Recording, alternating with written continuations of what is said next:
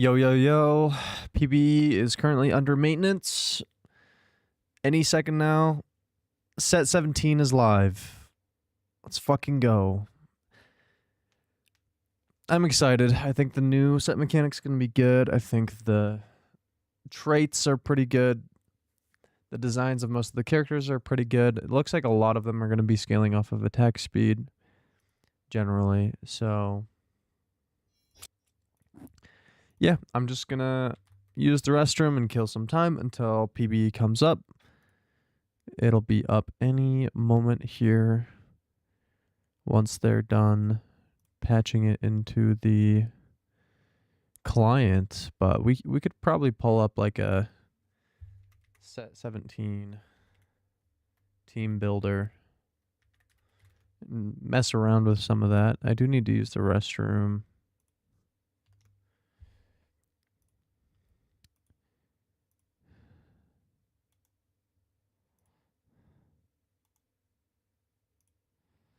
Tactics.tools. Okay.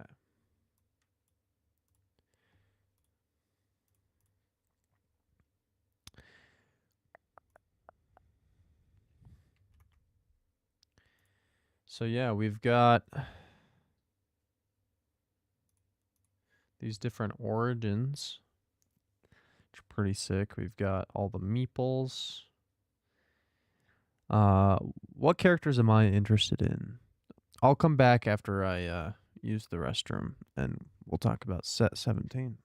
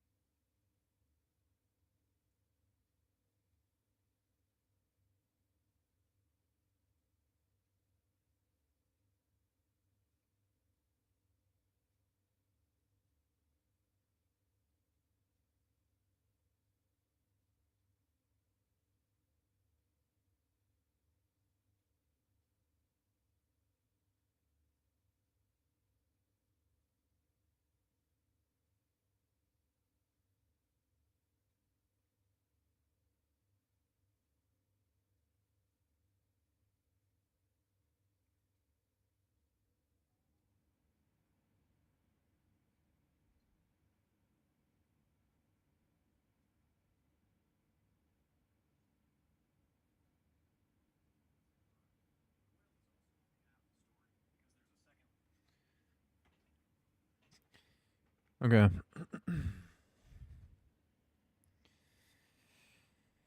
Ba-da-da-da-da-da-da.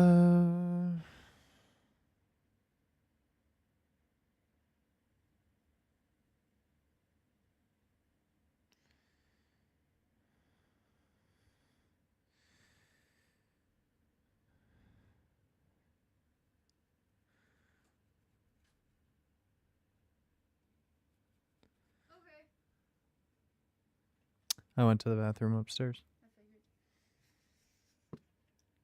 I love you. Hi, stream. Love you. Fiora seems pretty sick. Arbiter seems like a fun trait to play. I love you a lot.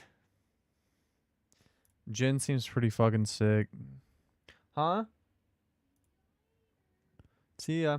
Graves is the most ambitious champion they've ever made. He has his own full fucking tech tree. It's insane. Sona might be kind of cool. I don't know. Darkstar's kind of meh. Ross is kind of interesting. Tom Kench is going to be pretty interesting.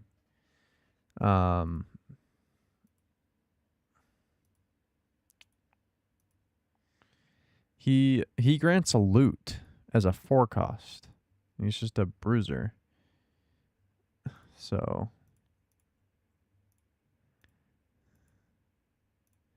I don't know how this fucking site works.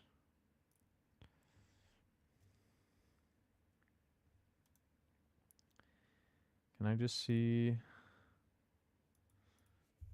set 17? Sweat.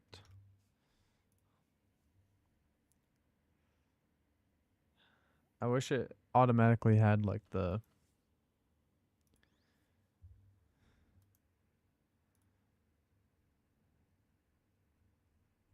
I think it's this.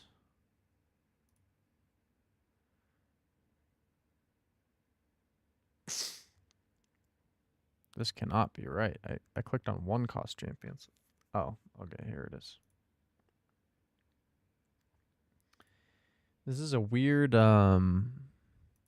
structure. I don't know why it's like so vertical like this.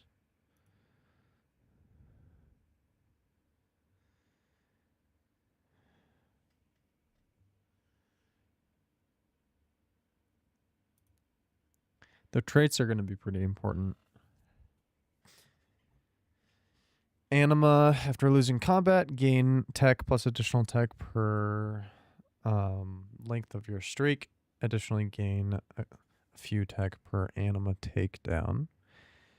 You have to have 3 to start. So, finding the Jinx, Briar, and then either Alawi or Aurora are going to be really important to look out for.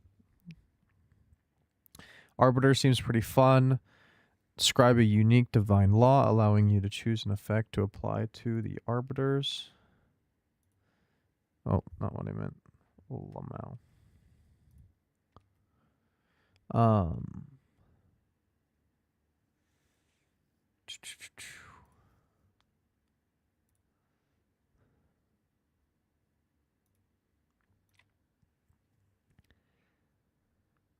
Arbiters.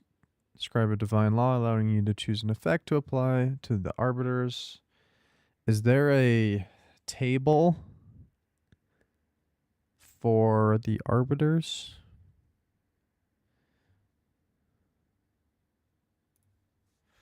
Arbiter table set 17.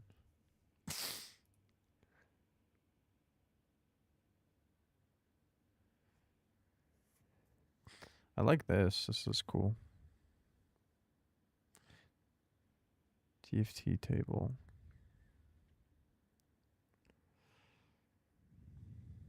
Traits. Yeah, this is much better. This is much cleaner. I like this website way more. can begin inscribing laws at 2, and then add one more in, and you get an enhanced law effect. So I'd imagine you wouldn't play... Oh, what the fuck? Is this in Chinese? Or is that Japanese? This is Japanese. This is Korean. This is French. So this must be Japanese, but it's just kanji, so I can't read it. Dark stars create a black hole that consumes enemies with less than 10% of the max health. So they have an execute. They also gain 30% AD and AP at 4. I wish I could see the table for Arbiter, but I don't think there is one. If there is, I'm too lazy to go find it. Timebreaker, when you lose, gain free rerolls. When you win, store experience. Yeah, so I think there's going to be a couple important things to highlight for the very beginning of the game. You're going to want to keep your eye out for either an Aurora or an Alawi, as well as Timebreakers. Because if you can find Ezreal plus one of the 2 costs, you automatically gain either free rerolls or experience. So you've got an engine. Like, everybody's going to be playing Timebreaker probably, if possible. Space Groove is activated at 1, so it's an easy splash trait. If you have any Space Groove units, they gain attack speed and max health regen. And so Nasus, having it like a Nasus would be an easy splash with Bruiser, I think, just to throw in and be an okay tank. Primordians.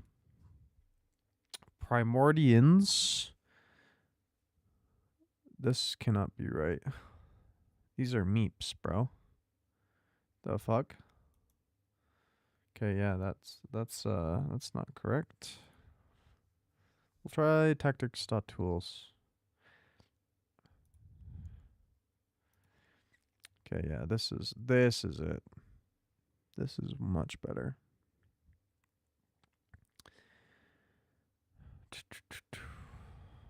Where are we?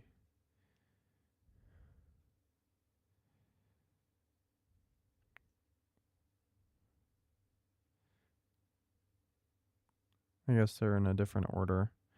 Bulwark is Shen's passive, gives him a a sword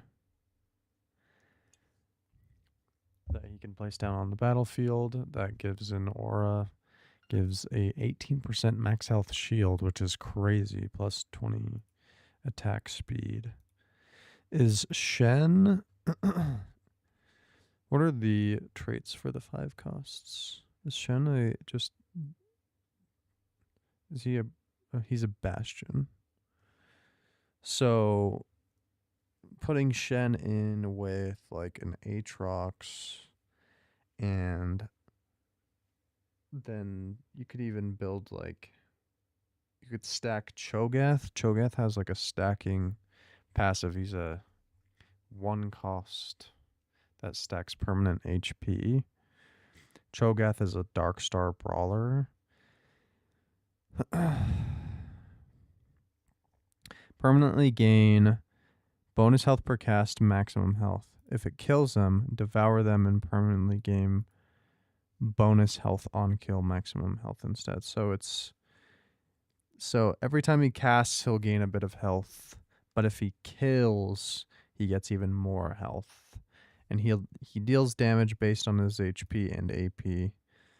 So you could build, your Warmogs or whatever, but he already has Brawler. So I would imagine like you would want to build like a Warmogs plus like a Archangel staff. And give him a little bit of mana regeneration, not a ton. And maybe even you want him to generate mana. So like Protector's Vow isn't terrible. Adaptive Helm might not be terrible.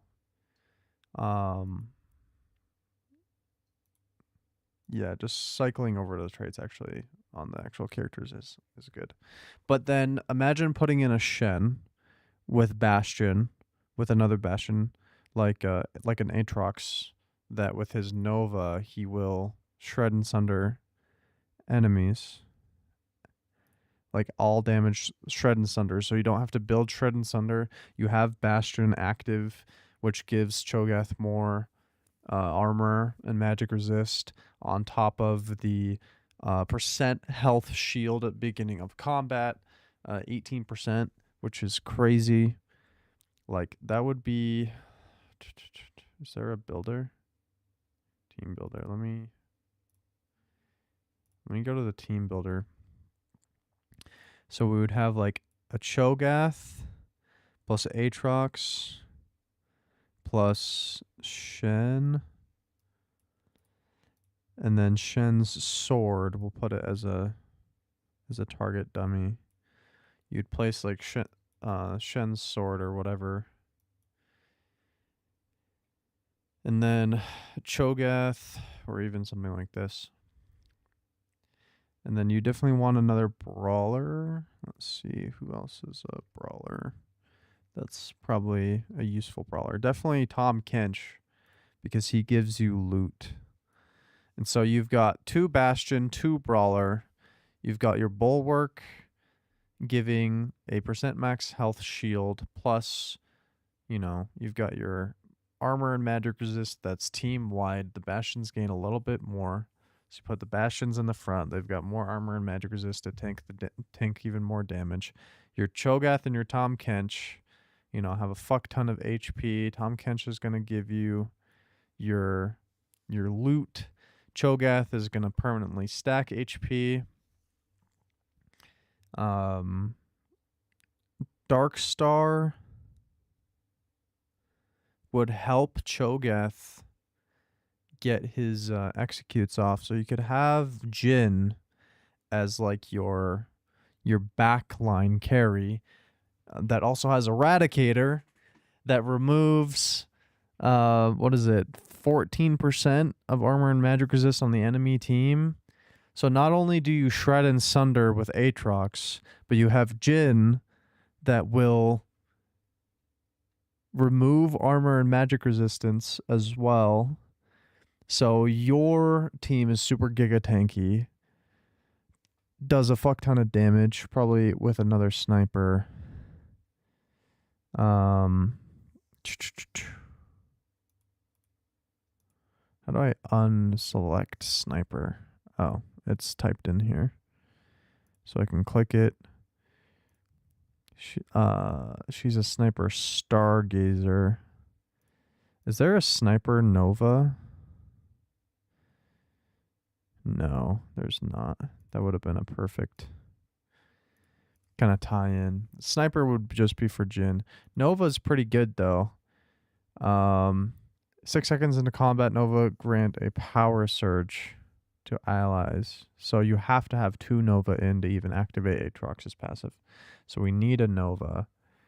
Caitlyn, she's not a sniper. She's a Fate Weaver. Maokai is a brawler. So this is good. We could do one more brawler.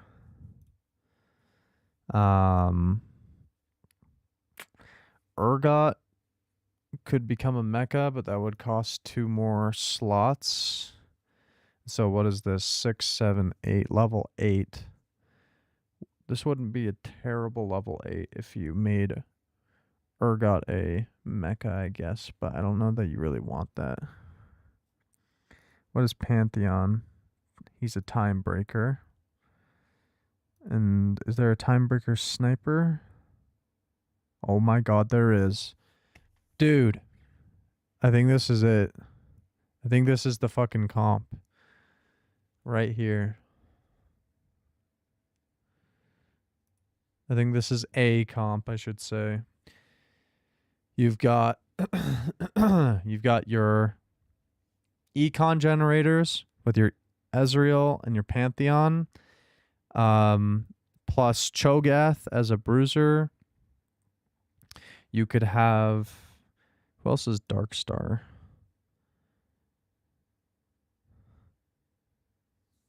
So you could have another Dark Star in there, like a Lysandra, which is a replicator. That'd be a great starter that goes into this composition.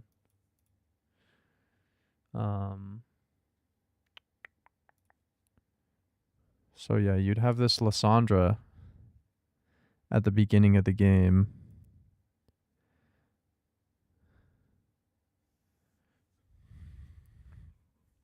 To activate Darkstar and Replicator for Pantheon. Cho'Gath would have Darkstar and Bruiser active. And then Ezreal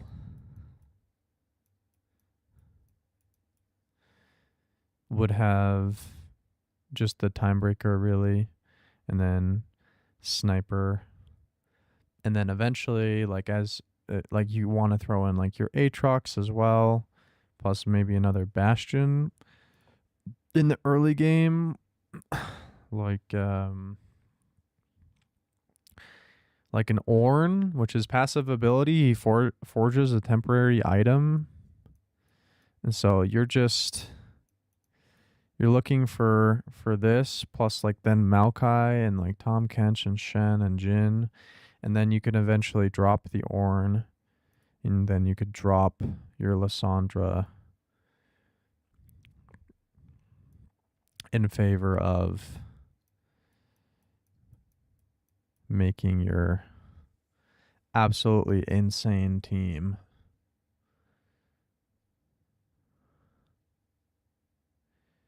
Yeah. Or you could even do this maybe and have Cho'Gath go to the edge. Try to chomp here. What is Pantheon's ability? Starting to cook already, man. Pantheon is a 2-cost. Pantheon gain AP shield that also scales on HP and durability for the duration. Over the duration, deal true damage per second, scaling off of attack damage to each second to enemies in a cone. So yeah, he gains a good shield. He casts twice with Replicator and deals true damage. Yeah, this Pantheon is going to be insane, actually. So he'll do it in a cone. If he stands up here, he'll still hit anybody that's in the corner, I guess. Or maybe going over here might be better. Let's see the Maokai's ability. Gain more max health from all sources. What's his Nova passive? Allies heal 15% max HP. So it's just the synergies are off the fucking wall. Converge an X shape of vines on the target, dealing magic damage. So having him over here, he'll probably walk up to this and target either this square or this square, and then pull, vines from the corners, probably. Unless we want him here, and if he attacks, it would be... Which squares is that on the opposite team? If he's here, this is the mirror image. He would barely miss this corner and barely miss this corner. But if he's here, which is where Shen would be, if we swapped, I think this is correct. Yes. Okay. He would miss this corner, but he would hit, or I guess if he's attacking this person, he would miss. But if he's attacking this person, he would hit, I think. I think this is how it's shaped. I'm not actually exactly sure. Either way, probably putting him here. On this spot, the mirror image would be this. Yes. And that would hit the back corner. That would hit the safe back corner if he walked up to that spot.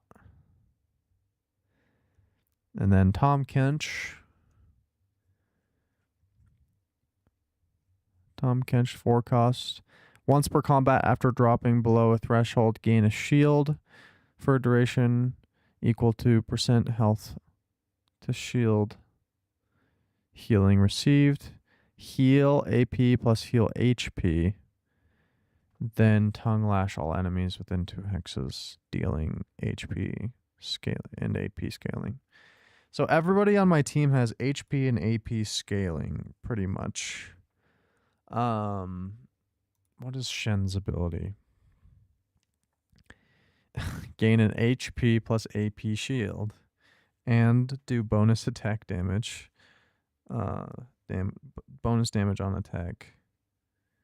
Starting from the 3rd cast, gain true damage instead. So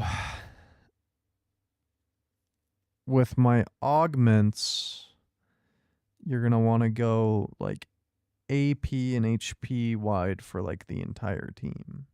And then for like Jin being a backline carry, he wants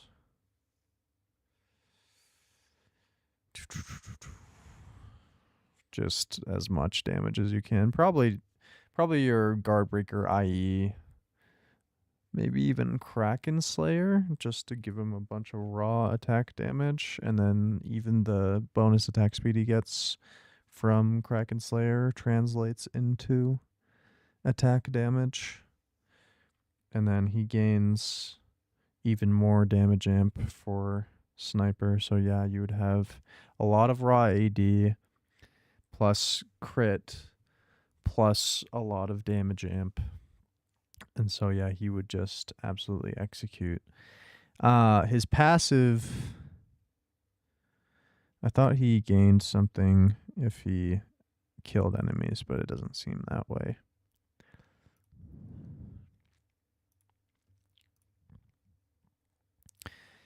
So yeah, Cho'Gath permanently stacks throughout the entire game. Your Ezreal and your Pantheon are giving you XP and free rerolls to be able to hit the comp pretty consistently. Like, this would be a safe comp to go for, like, every single game, probably. Like, you could build... You could build, like, Archangels for the Lissandra in the early game, right? Because she's definitely an AP user. Lissandra. Darkstar, Shepherd, Replicator. Hurl a dagger towards the current target, dealing magic damage she casts twice to the first target. After hitting its initial target or at its final destination, the dagger explodes, dealing secondary magic damage to nearby targets. So she'll do a lot of splash damage. But you could also just have the Archangels on the Cho'Gath because, you know, just scale that damage as much as you can. Honestly, the Cho'Gath could have Bloodthirster, Warmogs,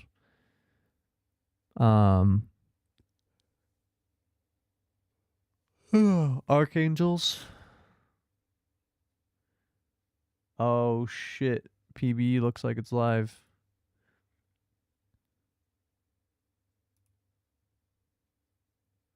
Is it?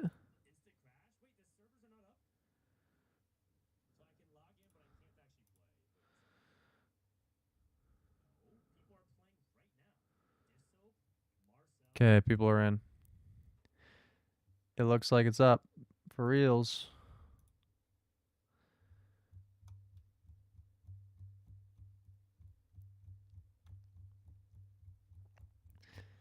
Give it to me, baby. Come on. Oh my god. The space gods, baby. They're on our side. Should I play as Pangu Garen?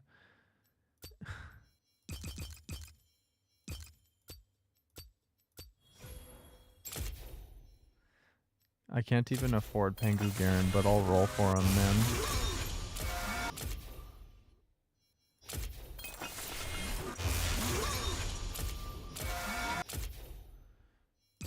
Or even the Earth Stadium is pretty sick. I'll go for the Earth Stadium. That'd be fun.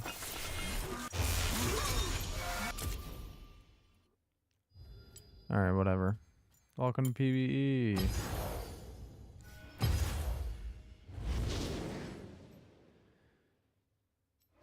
Sure, why not? Space Gods is live! Let's fucking go, baby.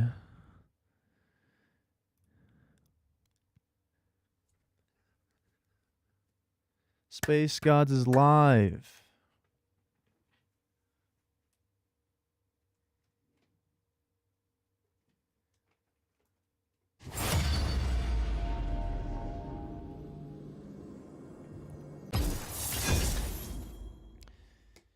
Dude, I'm so excited. Let's fucking go. I gotta set up the that team planner I had. Go ahead and bring this over here.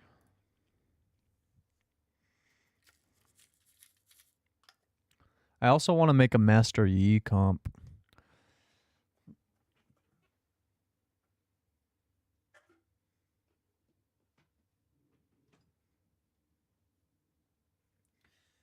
Failed to connect. Guys, is it just me having this issue?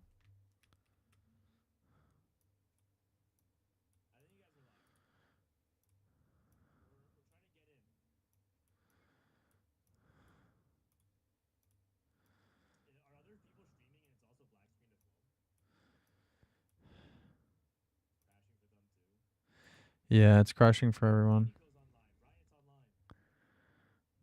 Yep.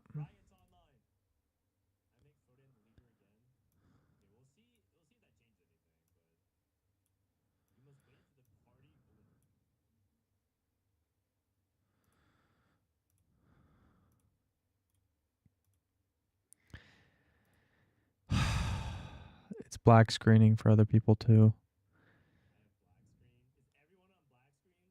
Yep. Yep. Everyone's fucking black screen.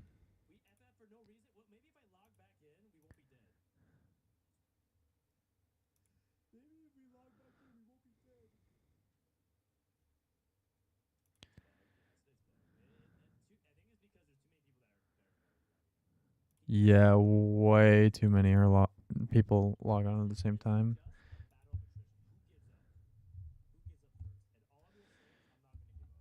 That's true. I'm not giving up.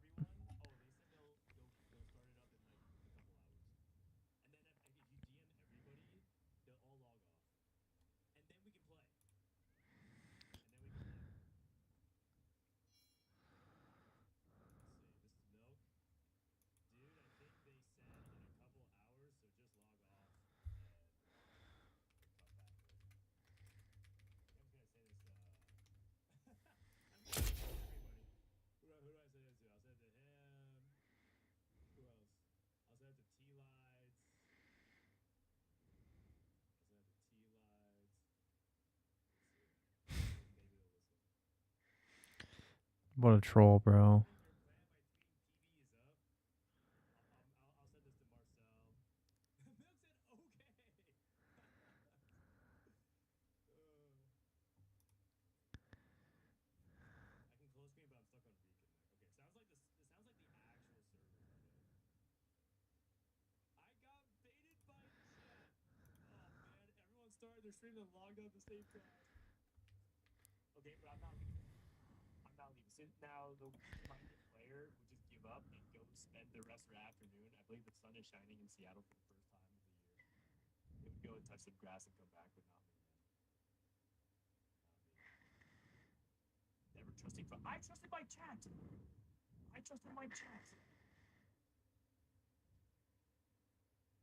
TFT Space Gods is now available on PvE. Good luck and have fun. Mort! Why did he do this to me? Weird. It's live, but it's black screening, man. Everybody has the same issue because we're all so excited to play this, man. It's kind of the same story every fucking set. Okay, so I guess the question would be if it works with solo queue. More tweeted before Robin that PB's up. That's the problem. That's true, actually. That's true. I think I am in game. Okay, guys, I think I'm gonna have to try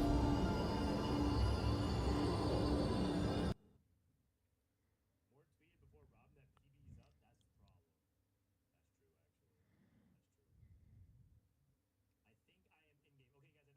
one solo. I think the key. Wait, maybe we start a double attack. Yeah, just more black screen. We're not ready. Maybe I have to relog. If I relog, will I be able to get back in? Oh god. If I can't get back in, that might be it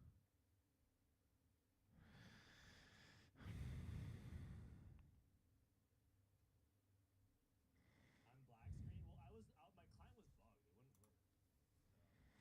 Black screens.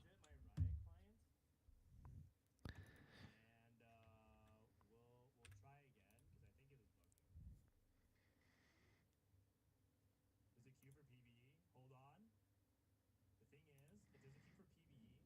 There's a queue for PvE. Hold on. The thing is, if there's a queue for PvE, maybe Riot will once again show that they are not above showing favoritism to influencers. Solo queue's bugged as well. It may be glitchy for me though. Because the thing is, you have to think of it this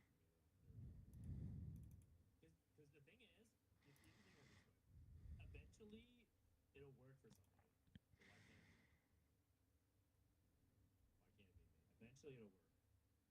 So why can't it be me? Why can't it be me? Eventually, it'll work. Why can't it be me? Knuckles, are you lying? Okay, I'm back in. Alright. And I immediately queue it up. Let's queue it up. Can I queue even though I'm technically in a match? Eventually, Riot will get it fixed.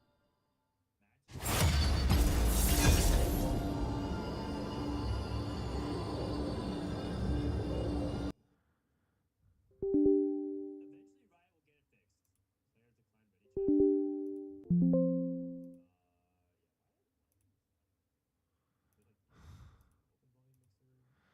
System error.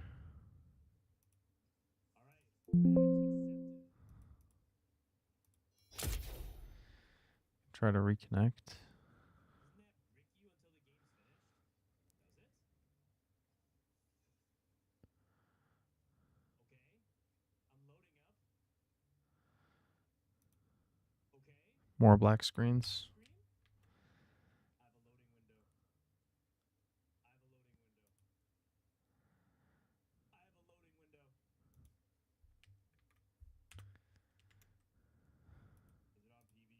Is it on PvE? Well, in a matter of speaking, yes. A loading window. Yeah. Wait, this one's out of game. Same thing for the past 5 minutes. Unable to connect to the server. Oh no. Come on, let's get in. Maybe let's watch another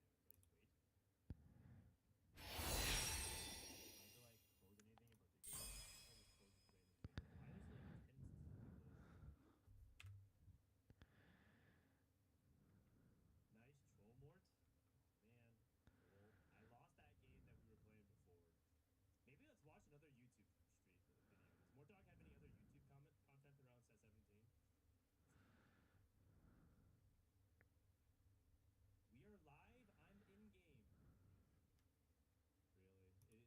Happy for you. You actually might be the exception. Oh wait. Oh, I'm back at. Wait, can I spectate somebody? Mini black hole. Interesting. What's the mini black? I think that's legit for the dark So wait, it's the mini black hole that executes?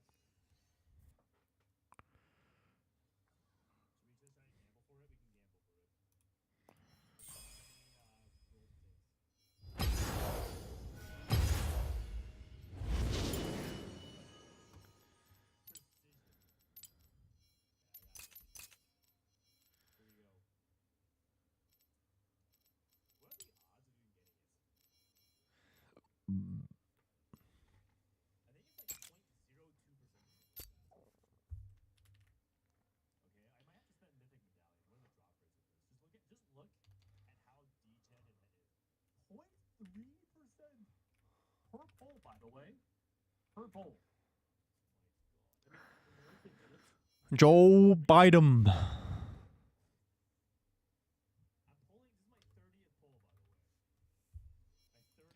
Joe Biden.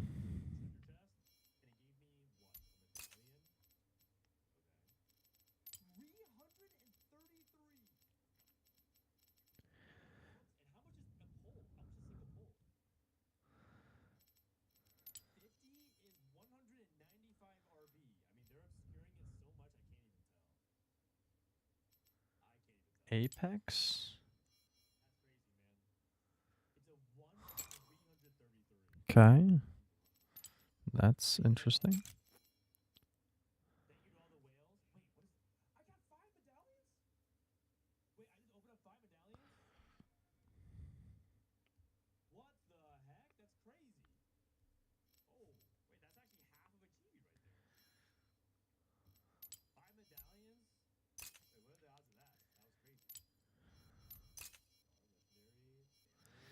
I think that this is the full comp, yeah.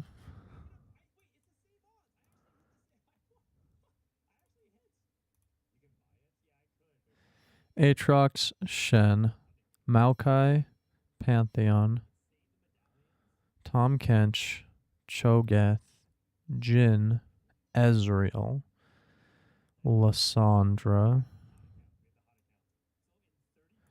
I have space for one more Dark Star if I wanted to put in Dark Star.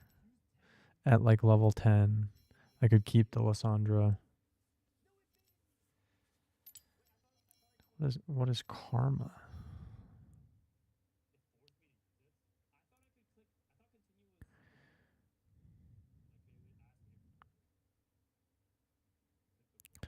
Voyager.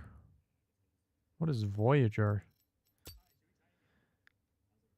Your tanks and fighters gain a shield for 15 seconds. Your other allies gain damage amp. Interesting. But yeah, you could have 4 Dark Star, 4 Brawler. Okay, we're gonna try again.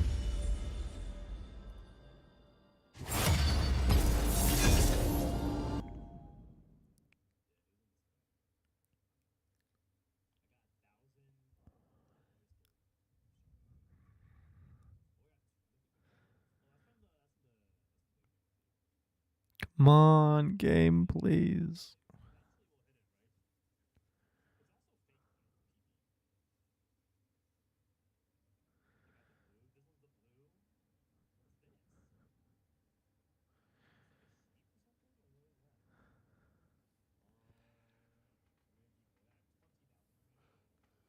God damn it, bro.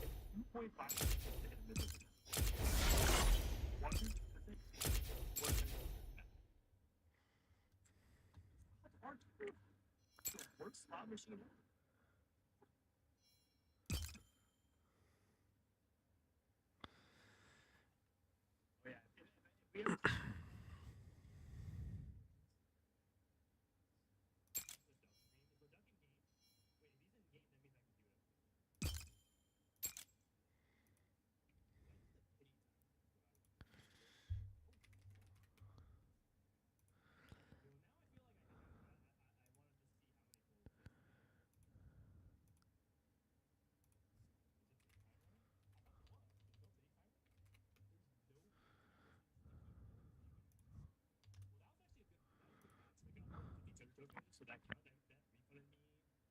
Well, I mean, I have the medal, but I thought. I mean, isn't it more exciting to open it naturally rather than just buy it off the? Oh, the medallions are the pity. I could try a double up game. See if that works. I'm not. I know. I'm just saying that if TFT was on Kick, this would be the premium content, right? We go from clicking on all the silver destiny augments to this. Okay, well not now. Now surely. Okay, eventually we'll hit.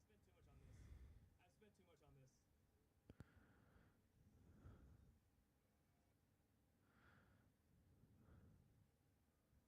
I've spent too much on this. Can you call Mort again to fix it? You think Mort Dog? Do you think Mort Dog is the lead gameplay? Oh no.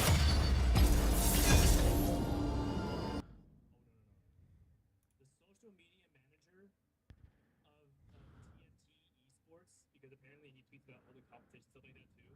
He's also a Twitch stream commentator with. It looks like it's He's also still black screening. You're telling me that this guy has 4 jobs. Fuck.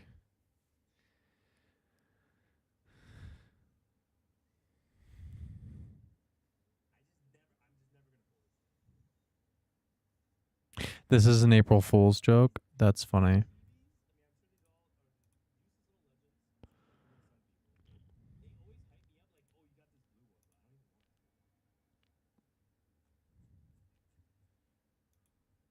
Maybe to some people. They always hype me up like, oh, you got this blue one, but I don't even want that. 231 pulls gives you a 50-50 chance to get mechanic. What?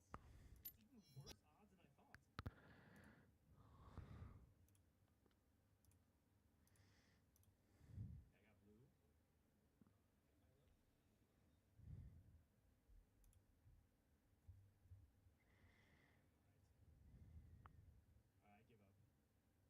Okay, I'm gonna buy this.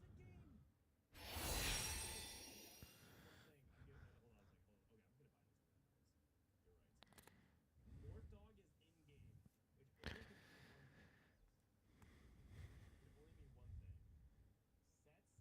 thing. Set 17 is out. Set 17 is out. I'm gonna do. Dude, we're on to set fucking 17. I'm a good boy. I spiked infinite LP for this.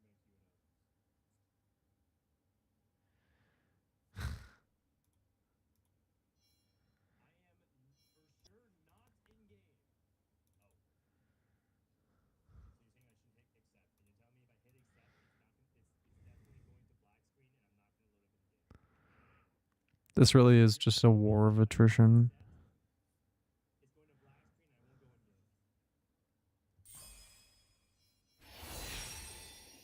Van 84. Set 17 right now. An unexpected error. You're that confident.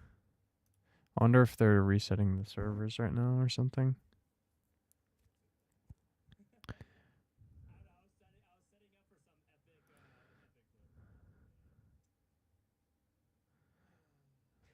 Van 84. Anything else? Okay, watch the patch rundown for 16.8. I actually haven't watched it for 15 minutes. Is there any Connection issue. set 17 content? So is it getting even worse or what? Fix the game. You can't do anything, guys. It's not doing anything. Let Mort Dog just enjoy set 17. Now, Inigo, on the other hand.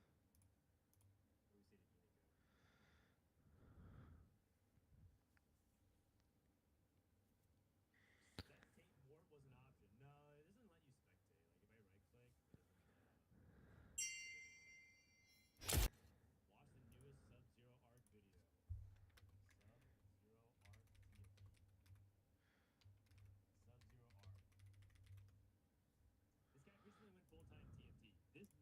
silver augment is an instantate.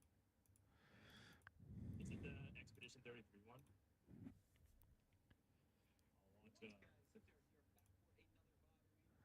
I'll watch bot reviewing? It's like fast forwarding. It's the Expedition 33 one.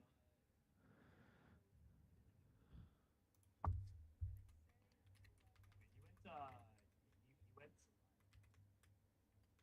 top left. But I'm reviewing a playtest.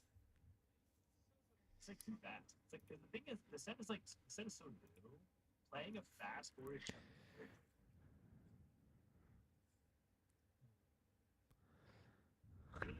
Version of it.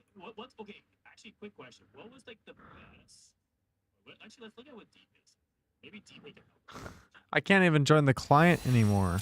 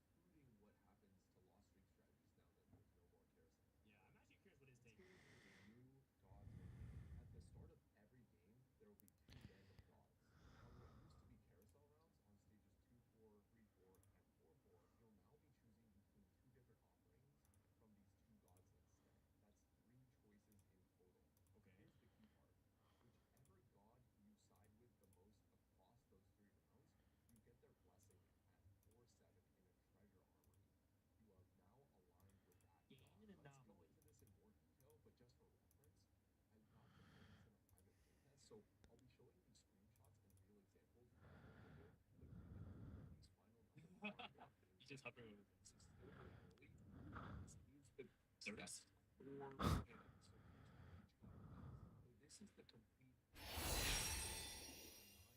Yeah, just vanity for errors over and over.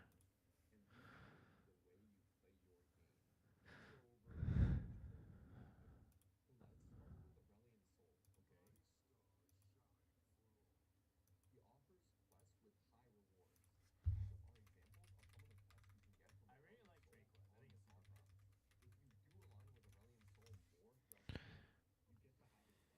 I think it's super fun.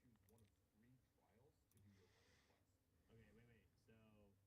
So pick your quest. So when you get Aesol's Blessing with the augment, you get to either gain 50. So if you click this, this is immediate power right now. You get 15, 18 AP, which is probably a little bit weaker than gold. And then this is that's a lot. It's like max power silver. It's quite. Okay. This is after combat's getting completed. So after 3 combats, that's right before the stage 5 carousel. And then after 8-player combat, gain +1 to all non-unique traits. It was been nerfed. 8-player combat. That is at the end of stage 6, you're gonna get this power. Wow. You get to have its blessing, or you get to choose one of 3. Okay, but 8-player combat is a lot. So if you like install questing from set 16, you're really gonna like Aurelian Soul's new offerings on the background, as well as his blessing. Let's talk about Ari. Yeah, it's with Kazan. So if you like doing captures or pastimes, you do a lot of good pattern on these new dots. And if you align with this is what I'm talking about. This is what I'm trying to keep up. If at least 5 players choose this, in addition to 2 players. So you can there's gonna be a lot of people yapping and typing in chat to tell you what they should be picking. But sometimes you don't even want that though. You want the tier, right? Like let's say you want this belt, but you need the gold. On most of your god rounds, on the treasure armory on 4-7, you can get for blessing, which gives your team 2 AD and AP per level, as well as gain 2 XP each round for the rest of the game. Let's talk about Evelyn next. Okay. He offers gold but has cost. He offers more gold than Ari, but there's always some negative effect that you might have to consider as well. If you do align with her throughout the game, you get her blessing, where your team gains 10% durability, but you lose one additional HP when you. This one's really good. Difference from Ari by not forcing you to level with her blessing. So if you just want more gold, you're just gonna have to pay a price. If you like playing on, everyone definitely offers that place. The next card is playing on the offers a blast from the past. But basically, with all of his offerings, you have to wait turns to reap your rewards. I'm just looking. I'm just waiting for wage to like 5-star shop, and then just get a 2-star 5. Like right there. I'm just waiting. I'm just waiting for him to do that. Yeah. I'm gonna check it on my phone first to see if that'll work.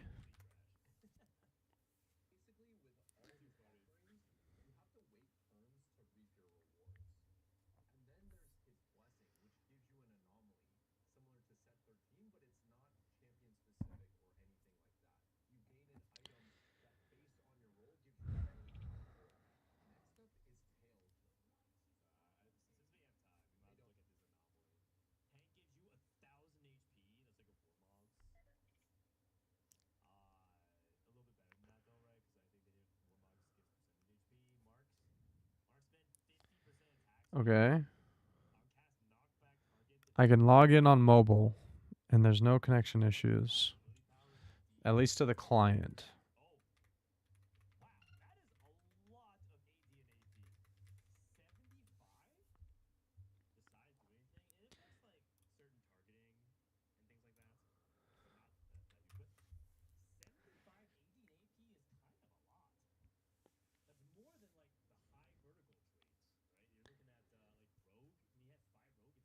Unknown player. Offline or online.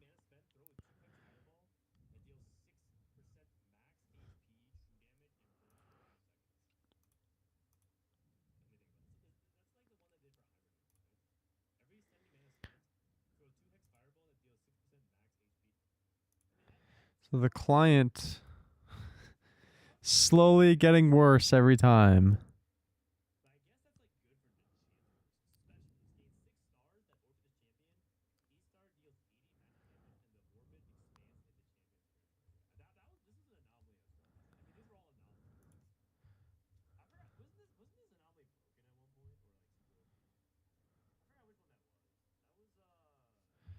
I can try to play on my phone.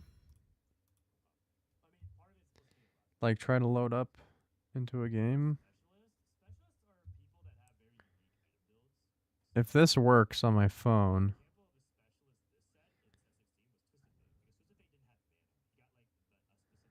that'd be interesting. I wonder if there's completely different servers.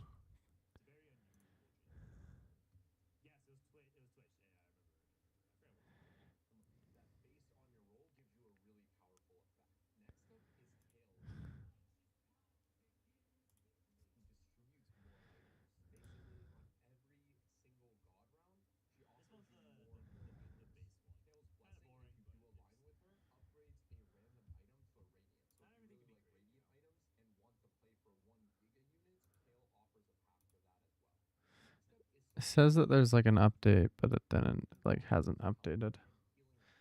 Okay. On my phone.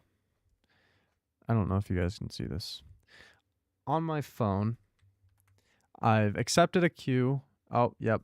And we got the same failed to connect screen. So cool. Very cool. Super epic and awesome and cool.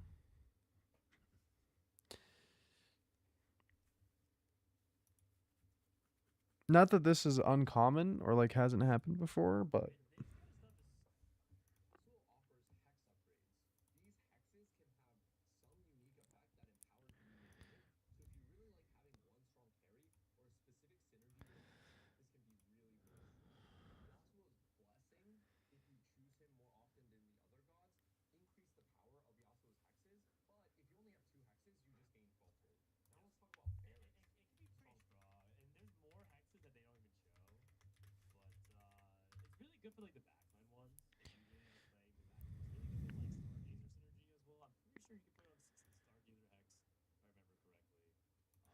Emergency maintenance in progress. The platform is currently unavailable while we perform emergency maintenance.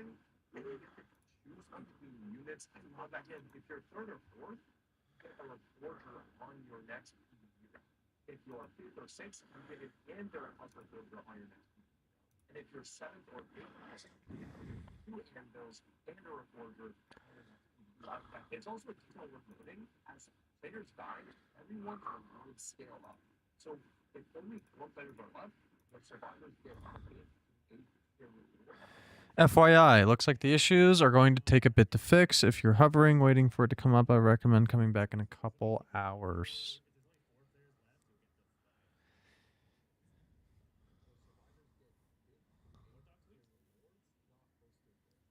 Damn.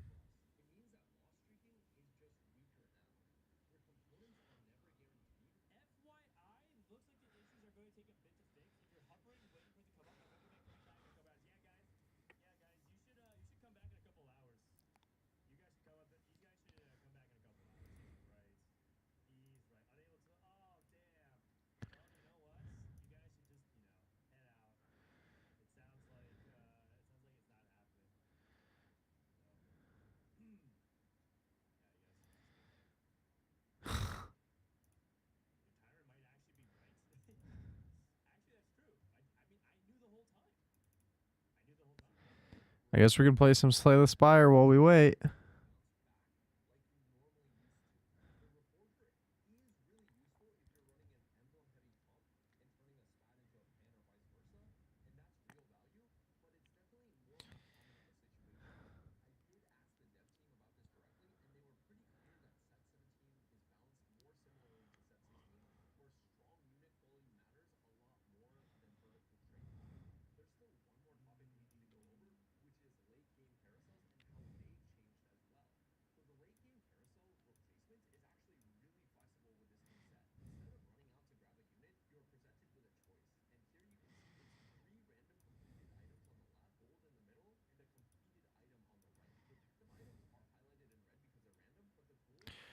Bro. Okay, I just want to start a new one because I didn't really think it through.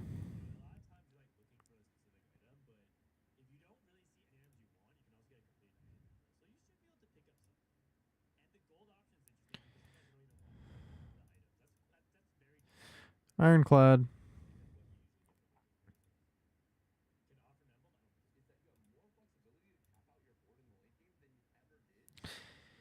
Remove 2 cards from your deck.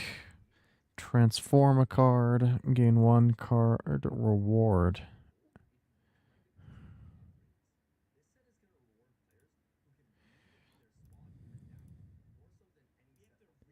Get rid of my strikes, baby.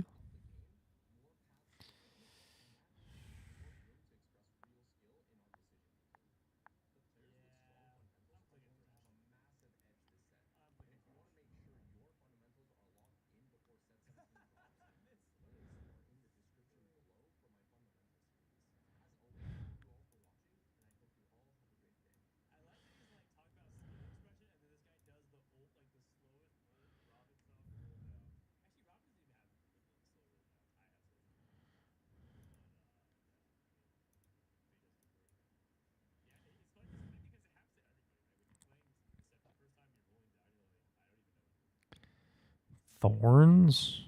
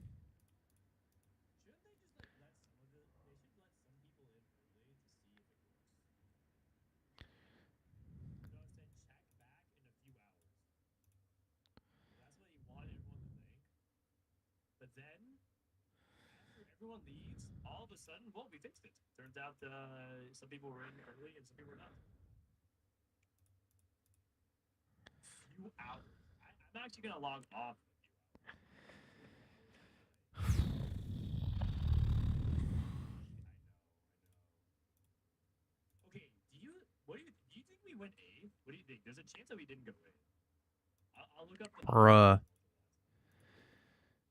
Insane amounts of gold.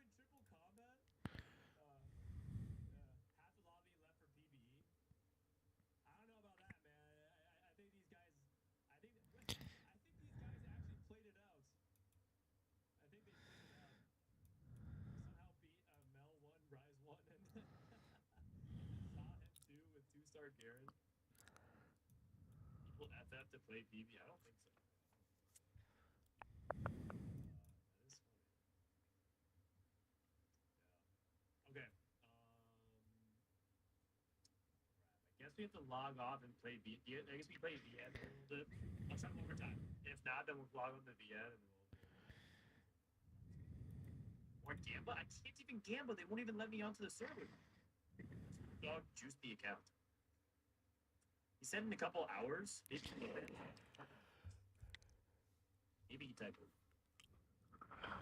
it's the mini black hole. So when you play Dark Star, you can you summon these two mini black holes, and you can think about like Freljord, right? It's like a tower that you can. So sometimes you just have like a little tower. It's a black hole. Log on to the plans.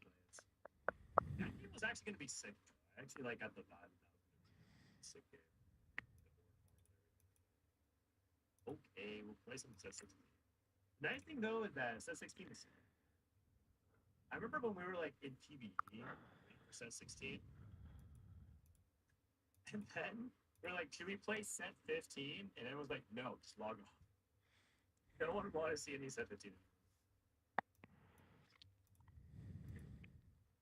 Okay, but if I queue up and you guys and PvE is up, and once again we get black screen, that'll be it. Set 15 was fun. I know set 15. I know set 15 by the end was okay. It was just that we suffered so much to get to the spot we're in. We're like a C tier. C plus tier. It's like it wasn't that bad by the end of it, but so much of the set was so much suffering to get to.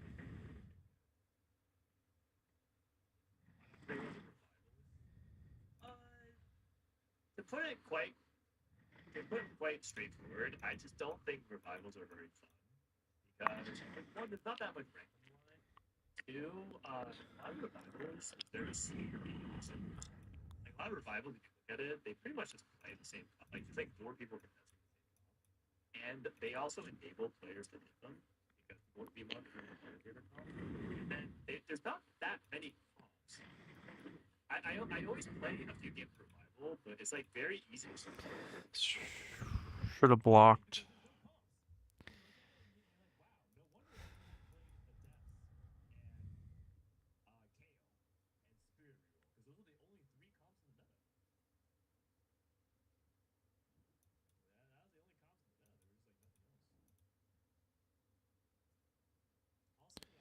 Bro is destroying me, man.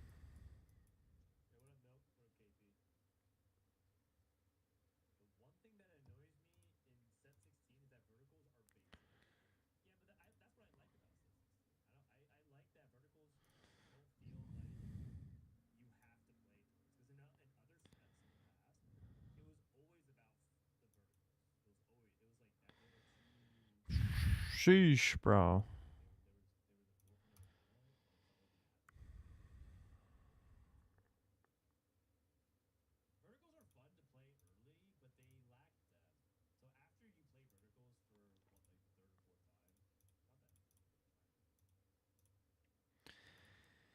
$538 gold to spend every time you play an attack or skill. Upgrade it. Gain 20% additional gold if you end your turn with no cards in your hand. Deal 20 damage to all enemies.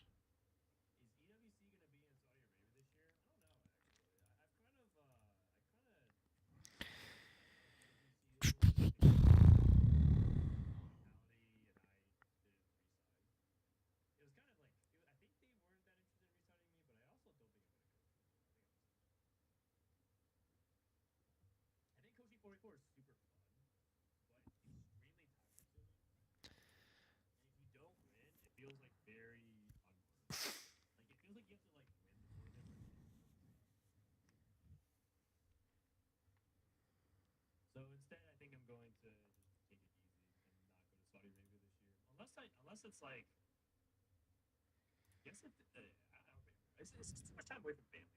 I just spent weeks away. Like my wife and family are so supportive. I spent weeks away to boot camp with Phil, sent to go with Luke, and that was fun. It was really really fun. But my wife's at home with my 1-year-old son, and she actually came to visit me.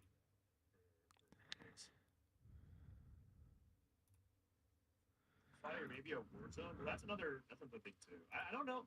I don't know if I would even feel. Bruh. Yes. Fuck yeah, dude. I hate bridges too, bro. Bruh. Who cares about potion slots, man? No one cares. W, what? You're super supportive, man. Saudi Arabia is not nice players. Although they take a really good, they took really good job of the, really good care of the foreigners. It's bad press if they're doing all the competitions, and then they're going the people that visit their country, get in trouble. They really want good people. Also, did this game crash? I think one guy's like having trouble loading in. What was the best set seven two? What was the best set seven two? Set 17 two. Let me see. Aurelian Sol Scene in TFT. Says I have strength, but I don't see the strength icon.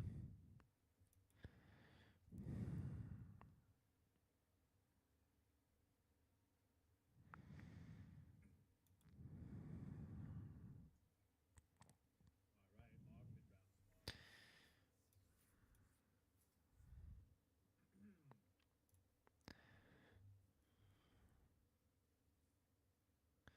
Guess I should have done it to this guy or something. How can you be playing? Oh, I'm playing set 16. Don't you worry about it. The Middle East shill era is so strange. Mr. Beast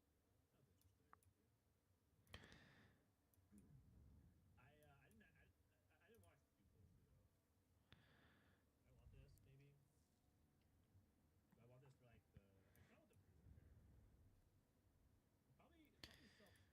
Ashwater, exhaust any number of cards in your hand. Strawberry, raise your max HP. Lose 2 HP. I didn't mind the Alawi. I wasn't sure. I already have Shell in my queue, right? I'm not counting this. That's how simply go with different combos, right? I don't even know like what I want Exhaust your here. hand. Dude, I have so many exhausts. But Jarvan's like a really good Draw card. 10 cards. Can't get Whenever lucky. you add a card that gains What is block to your deck, enchanted with I don't even know Nimble. who's voting for my augment, but Cringe, dude. Rek'Sai. Oh, Jhin.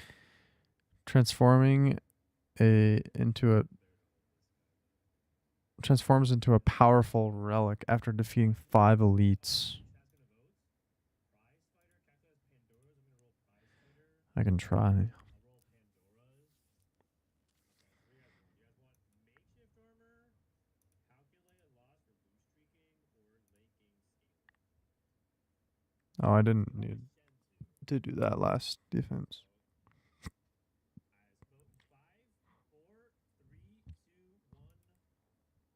Alright, let's vote in 5, 4, 3, 2, 1. Ooh, we're going late game scaling. Jhin too. I can play this and unlock the block. Is it rage blade actually? Rage blade play around tier, or is it voice staff play around claw?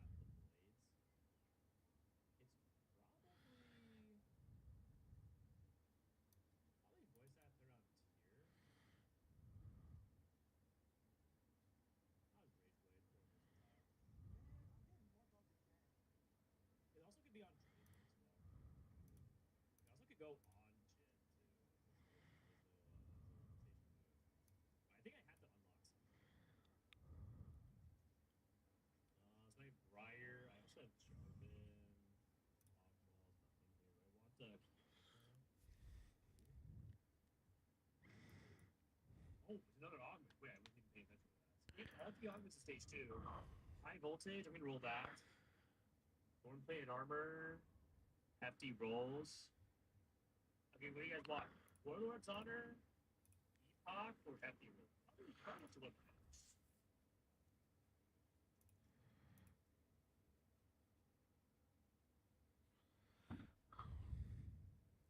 All right, we're gonna vote in 5, 4, 3, 2, 1. honest, should I be boarding right now? Fuck the fish, bro. I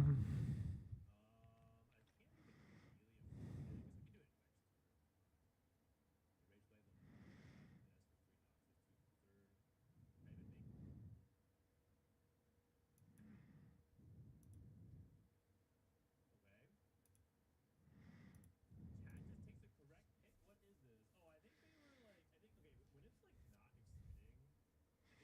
blade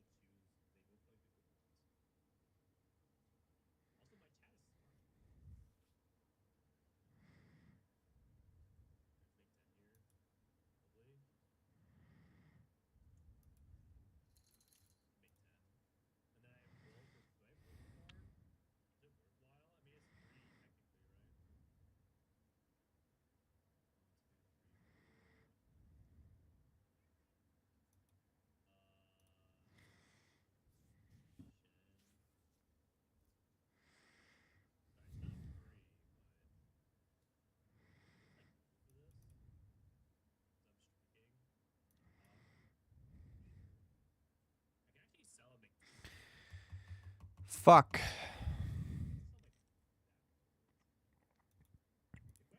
I forgot I didn't have the energy, dude.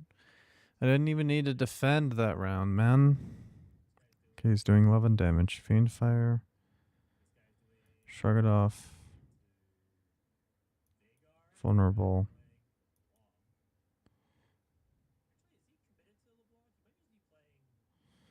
Bro, intangible is insane.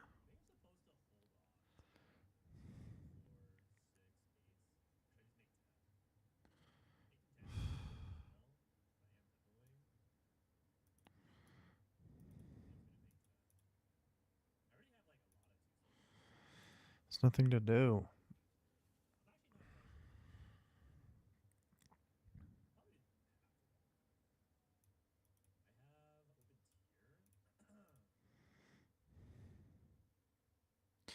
One-two punch. Strike. But I have to go grapple.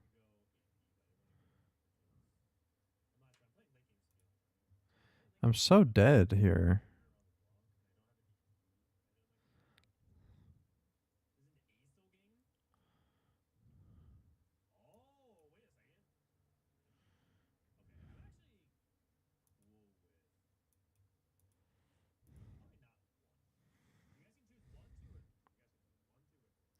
It goes through my shield.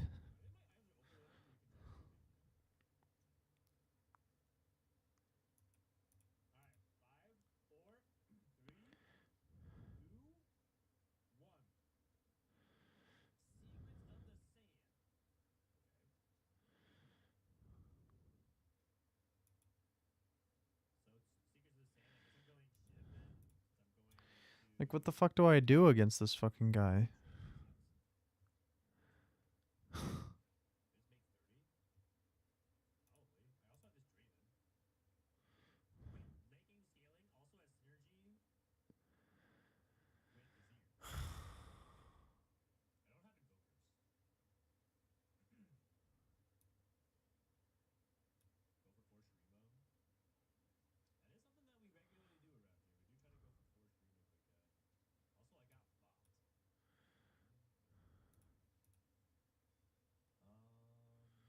Are you fucking kidding me? Bruh.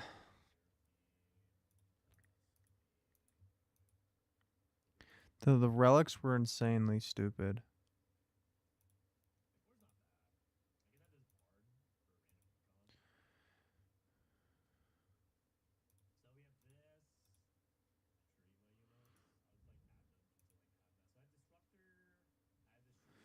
Lose all gold, choose one of two packs of cards. At the start of Elite Combat, draw two additional cards. I'll do that. I'll play against elites. Okay, emergency maintenance is still underway.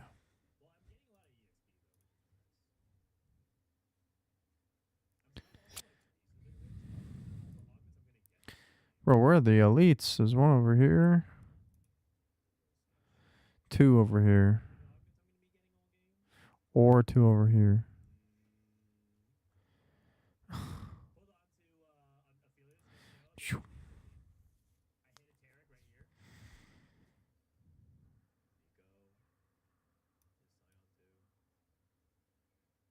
The part of it was just to get my econ going, right? We can also hold on to what's this? Let's hold the Malzahar for some perspective early game. Sell this. Get some bruisers.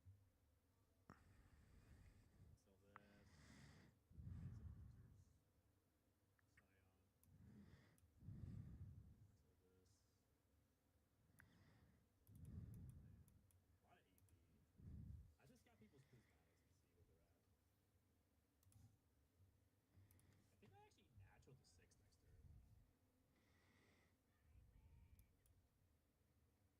at. I think I actually natural to 6 next turn. There might be a chance to play into failure as well. Scion 2. Oh, I could have just double striked him and killed him instead. Arcane though? Or is it Uh, okay. Quick striker. This guy took. What? This combo is so illegal. Cooking pot and trade tree? Oh my god. How is that even allowed? How is that even allowed? That is ridiculous.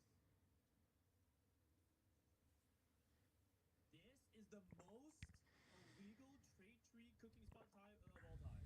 What is this? particle wall. Gain 9 block. Return this card to your hand. You would just infinite block. As long as you have stars for it. That's crazy.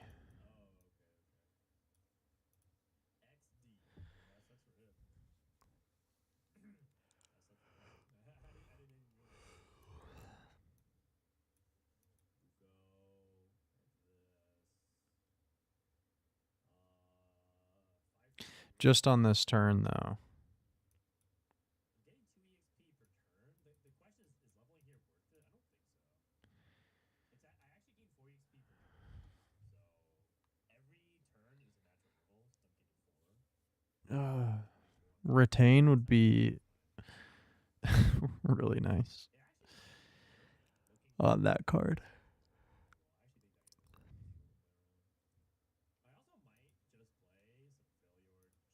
I think it's just triple block here. Because they have thorns. Like, why would I?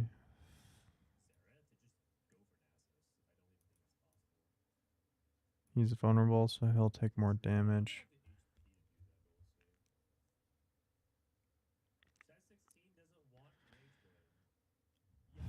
Cannot afford particle wall.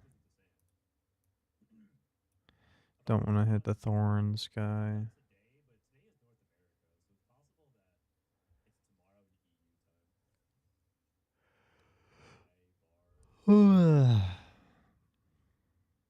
Venerate.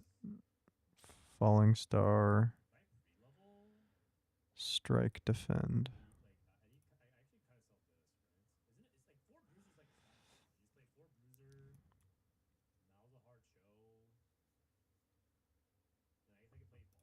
Clarity Extract. Draw 1 card at the start of your next 3 turns. Draw 1 additional card. Oh, it's a potion. I was like, is that a fucking relic? That's insane. Summon 4th Forge. Put Sovereign Blade into your hand from anywhere.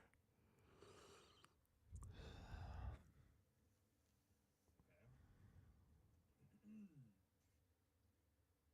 TFT servers only. Well, the thing is, PB is useless for 350 days of the year.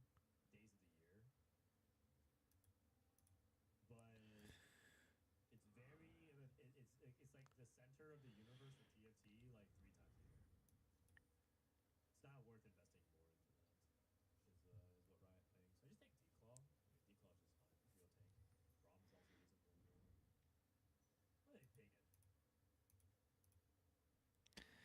What else is there to do?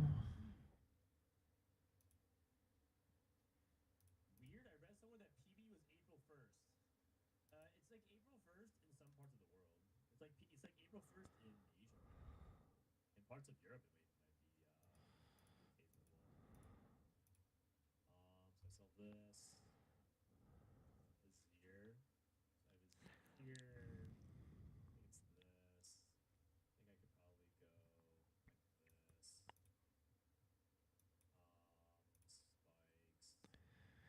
I think it's actually stronger if I put these items.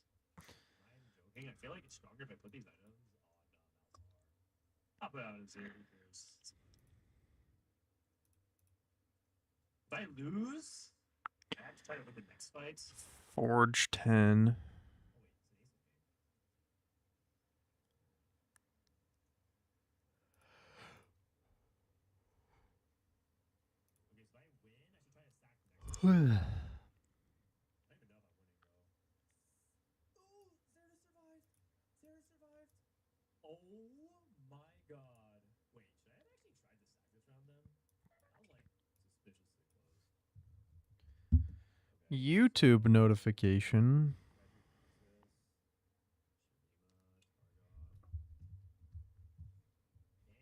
Shamima, Targon. And Tarek, Zoe in the same shop. And Tarek, Zoe in the same shop. Particle wall. It'd be one of those things. This guy's trying to lose. I set the position badly for a good portion of it. Summon fourth. It'll be fine, right? Like if I just position badly, it should be fine. I retain it. I don't have to. I could increase its damage to kill the other guy with spoils of battle. Summon monsters. What the fuck? This Darkstar Vanguard doesn't win. I'm playing Bard. I'm sacking my units. I'm playing 2-star tank. Board's awful. Anyone wants to join me? When you play Shurima Failure, did you ever? I forgot how the comp works. My brain's like not picking up. Did you want to join me? It looks like you did. I could come up with a new comp while we wait. That's fine. I mean, Renekton's a good unit. It's fine. Renekton's a good unit. Hidden cache would be good. Yeah, we just go hidden cache. No, it's fine. Like Renekton's a good unit. It's all good. Oh my god. Oh, it just increases the forge. If that's going to be the case, forge 15 would be better.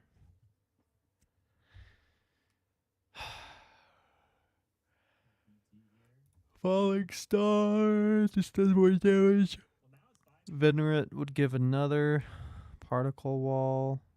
I don't have Would give more block. I can do Loris. Hidden cache would give 4. Visage is probably fine. I could go Sterix as well.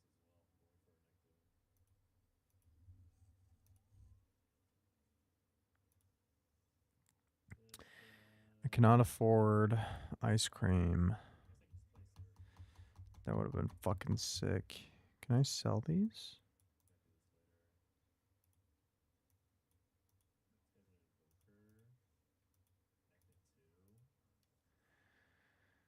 Remove a card. At the start of your turn, forge 4. I'll go Sterix on this guy. Okay. I have items on a naked Scion too. Okay. Sell this. Hold on to this. An Royal Gamble. Elite. Okay. Because then the Orn will farm me the items. Furnace would be great. I could play Kabuko. Hidden cache would be great. Particle wall. Particle wall.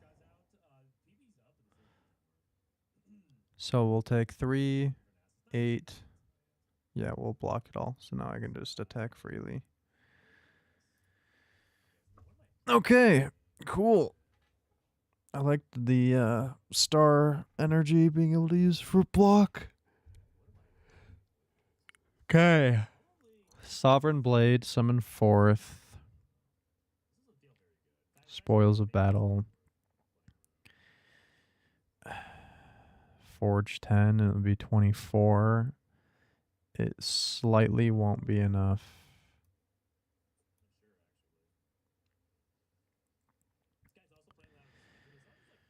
Still, it wouldn't be enough. Forge 8. But then I wouldn't be able... Well, I wouldn't be able to cast it anyway. I guess I'm just preparing. I'll take a fuck ton of damage this turn, damn. Because, yeah, 32, now it one-shots everything.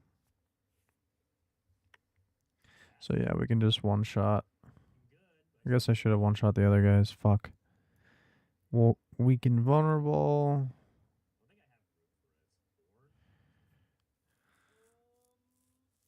I guess we just have to defend here.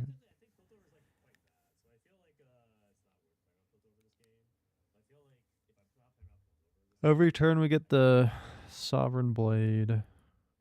We kill someone. Particle Wall.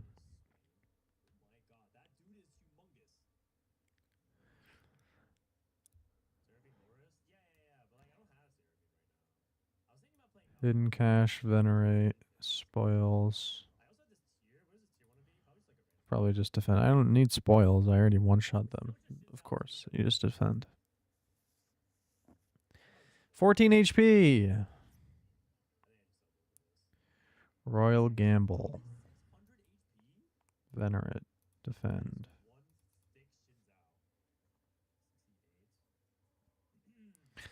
Okay. I'll live as long as I get... Well, I did not. Okay, well, I guess we just do Sovereign Blade. And then summon... Or not. I guess we just defend whatever.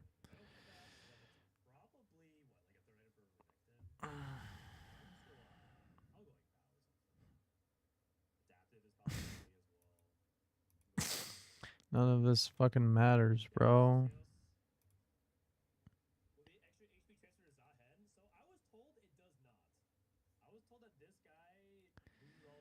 Sovereign Blade. Okay. Warpaint. Upgrade 2 random skills. Okay. Defends are upgraded, sadly. Alignment gain energy. Let's go. Okay, I'm at 10 HP.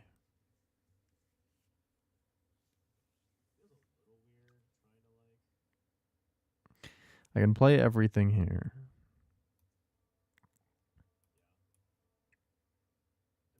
Venerate. Alignment. Falling Star. Forge 10. Defend. Sovereign Blade.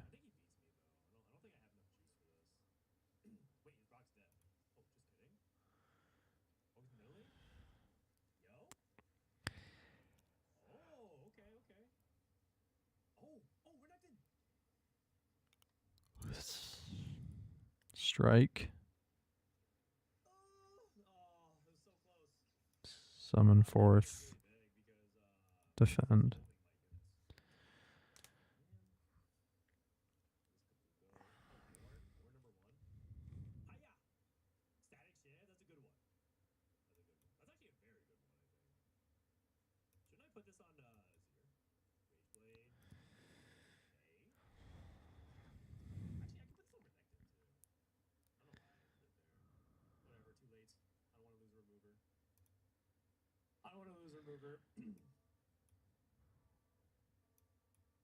Okay.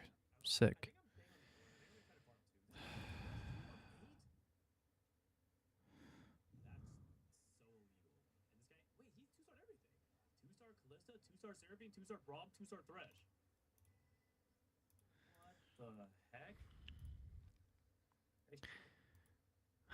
Okay.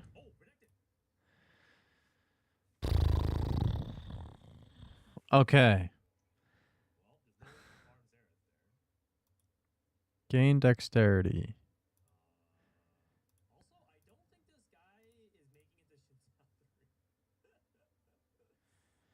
Draw an additional card for the next 3 turns.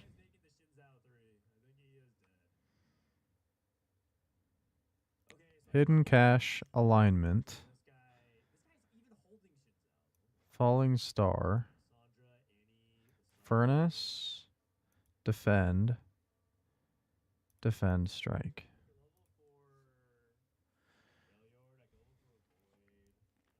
Yo, what's up? Right now I would be playing Teamfight Tactics, but the servers are having issues, and they're currently under emergency maintenance, so we're just waiting for them to come back. So just playing some Slay the Spire until the TFT servers come on. Right, what the fuck? Well, yeah, I mean, this kind of happens most PBE cycles, like the day that the new set comes out, everyone starts joining at the same time and absolutely fucking sets their servers on fire. So it's kind of how it goes, unfortunately. Okay, particle wall. Spoils. Yeah, particle wall will be enough defense. Summon 4th spoils. Spoils, summon.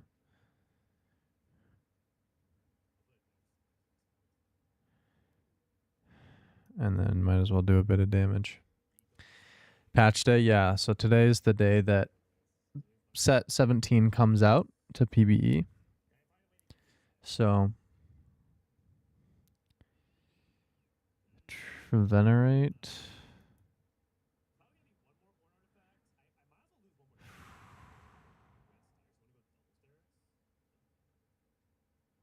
I die here, I think.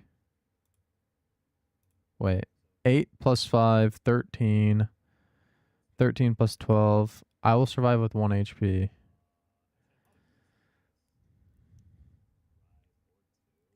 Didn't know that there's a PBE for TFT. Yeah, I mean, it shares the same PBE as League of Legends. And I feel bad for all the people who play League because goddamn, they die. They can't fucking play because everybody across the world wants to play the new set. And yeah, the servers are fucking flooded as all hell. So, okay, Sovereign Blade.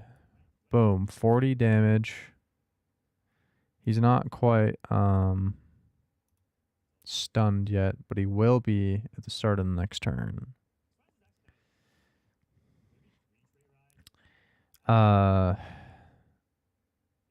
7 weaken vulnerable. Strike. Spoils. Summon 4th. Okay, he's stunned, so he's not going to do anything this turn. 62 damage. Okay, we win. We win.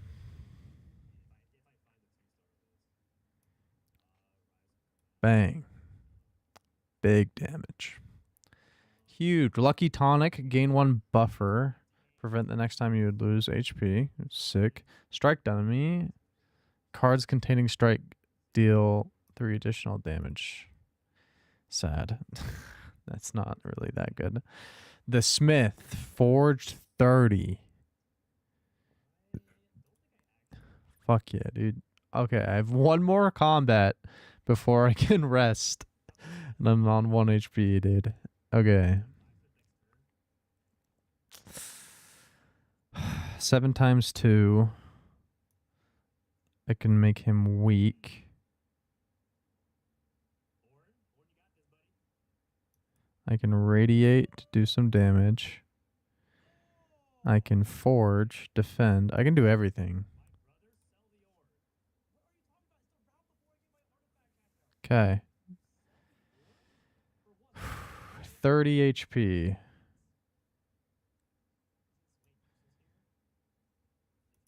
What's his special shit? Something is off. So I don't think I win simply by killing him here, but I can kill him here. Heist. They're both stunned.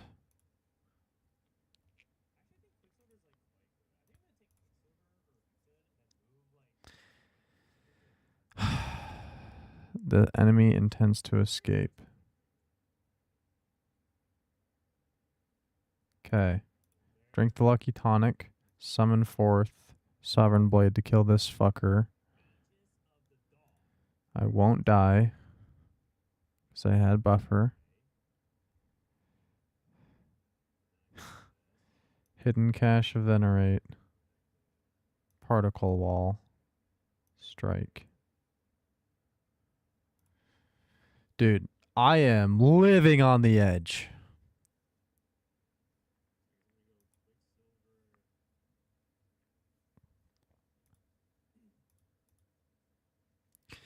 Choose a card. Cloak of Stars. Prophesize, draw 6. I'm going to go Cloak of Stars. Yeah, let's Smith right now at 1 HP, bro. Sounds like a good idea. Haunted Ship.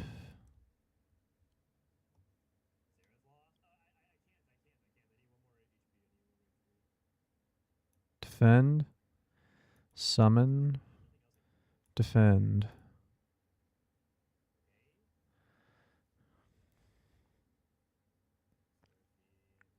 Hidden Cache. Radiate. Sovereign Blade.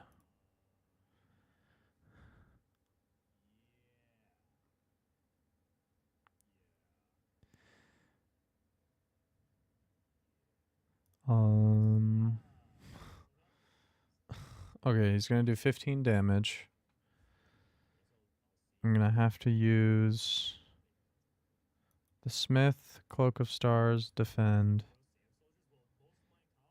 The energy will be wasted though, so it doesn't even do anything for me this turn, unfortunately.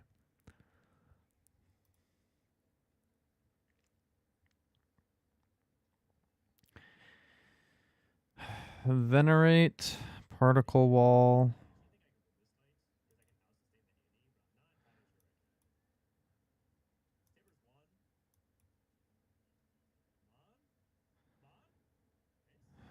Spoils or Furnace. Probably just Spoils, because then that'll be enough. Or I can do both, whatever. Okay, if I hit Sovereign Blade, I win here.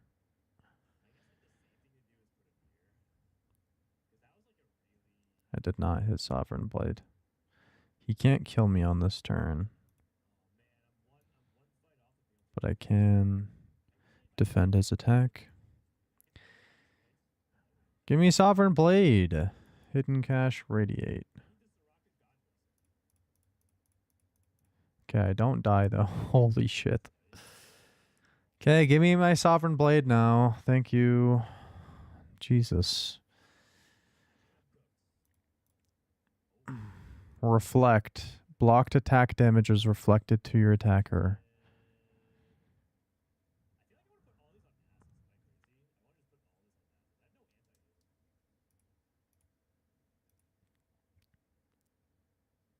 You stumble into a dimly lit shack and find yourself immersed in a very peaceful space containing an obsessive variety of tea. The man inside gestures to a selection of teas, each neatly labeled with a premium price.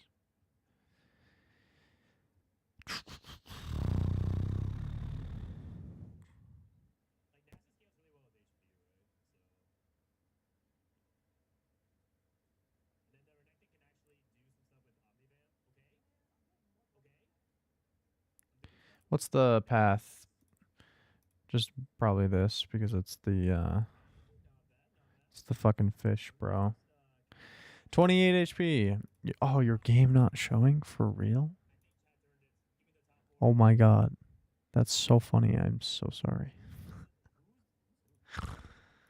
I did it because I was like, oh, I'll just wait and chat and watch YouTube. And then I was like, well, I'll just pull it down. Thanks, babe.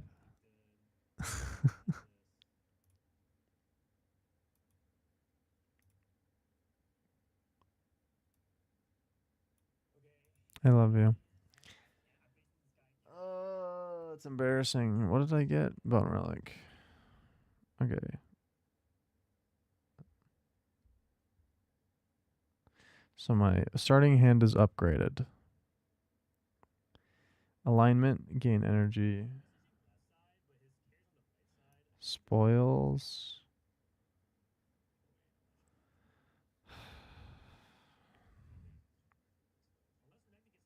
Falling Star. Sovereign Blade. It's an okay start.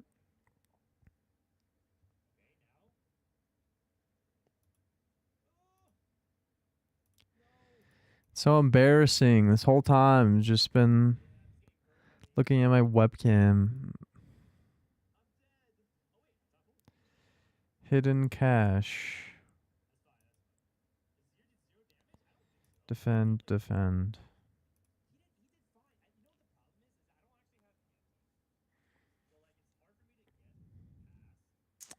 Summon forth. Furnace. Beckon.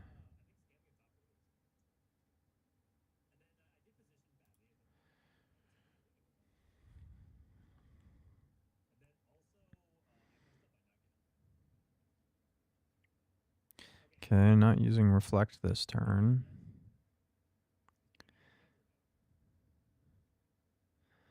Particle wall. Doesn't do anything. Radiate doesn't do anything. Is it really just a strike Sovereign Blade turn?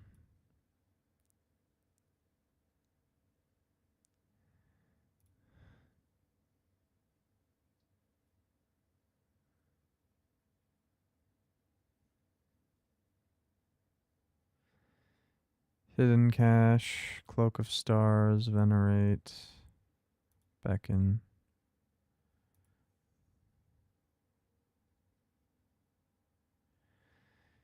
Intangible wears off. Sovereign Blade. Reflect's not going to do anything. Get rid of the Beckons. And strike.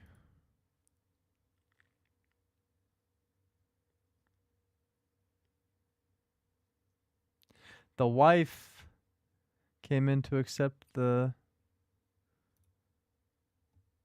the queue for Frodan. That's funny. I'm watching Frodan's stream to keep up with whether PB's coming up or not. Okay, 24 damage. I don't have shields. I don't have shields.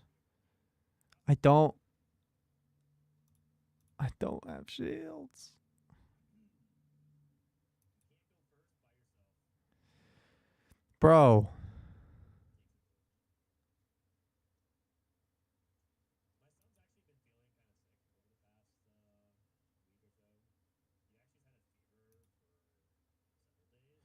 It's not enough. It's not enough. He's 7 HP. I didn't get a fucking defense card, man. God.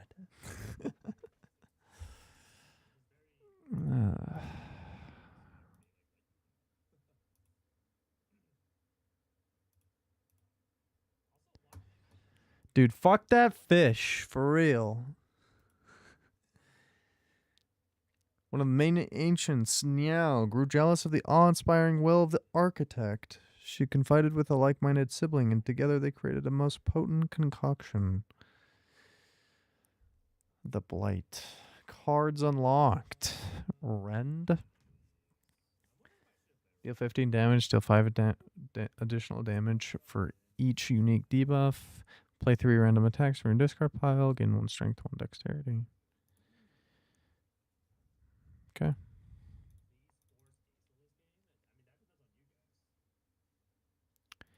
Okay. We can...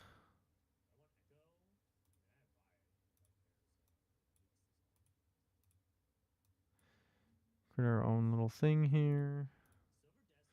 pull this over. Okay.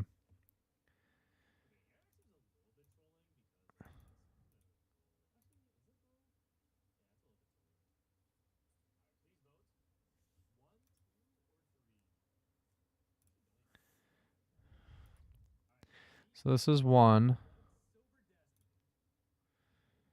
Link copied to clipboard.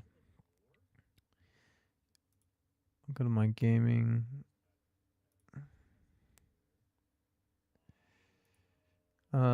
Text. TFT.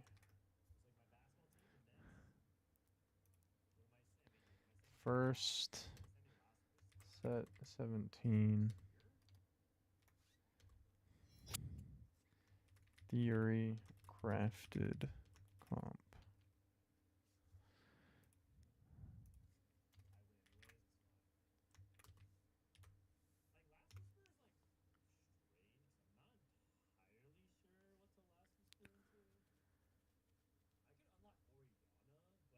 Wait.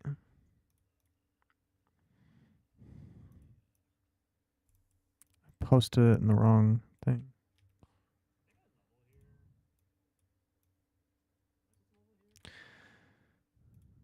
Delete message.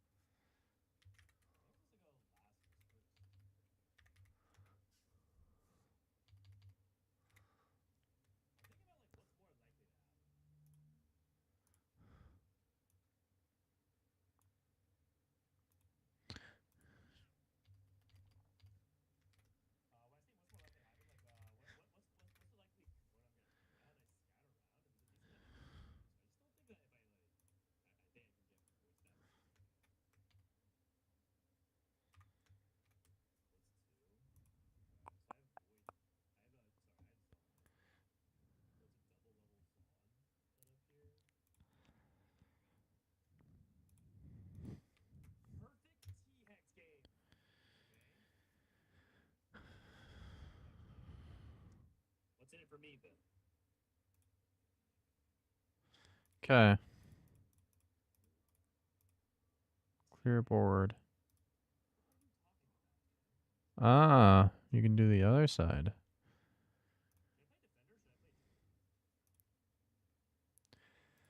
Okay. Who do I want to make a comp around? Master Yi. Okay, Master Yi is a Marauder and Psionic.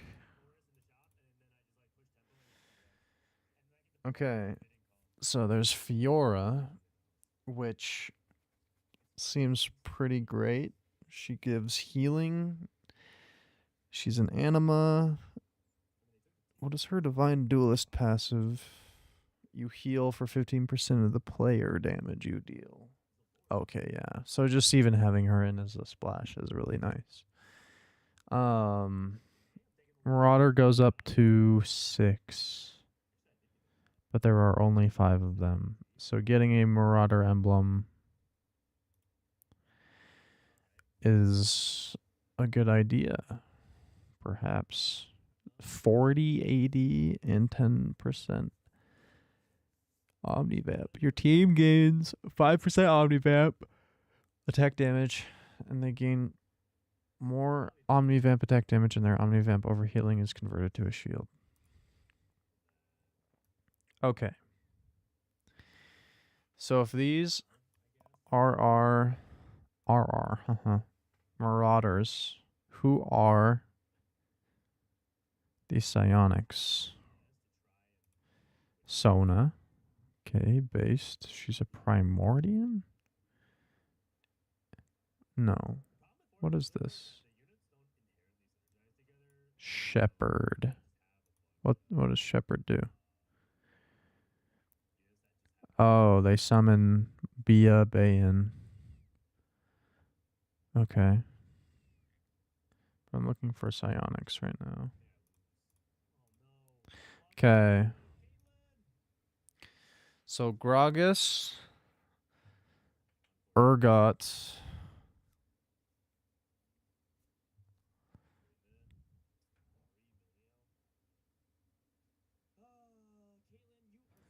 Master Yi.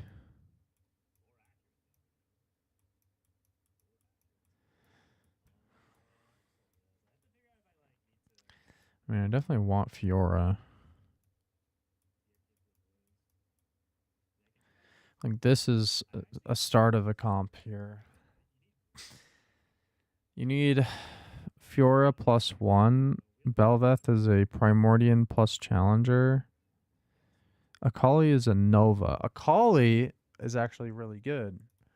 Because if we have another Nova unit, Fate Weaver is not even necessary because she gives precision to the entire team. Akali, allies gain precision. So yeah, we want Akali.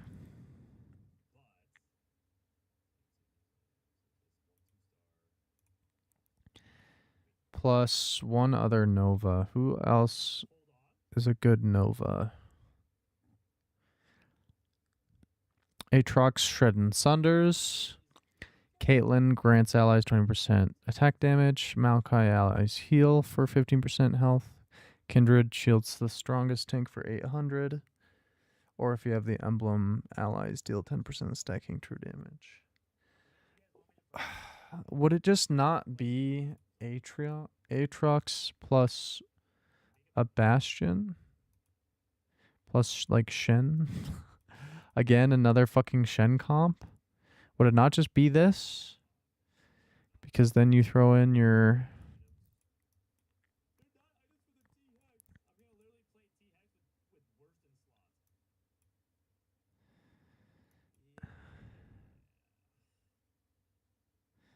What is Voyager? Your tanks and fighters gain a shield. What is this? 1, 2, 3, 4, 5, 6, 7, 8, 9?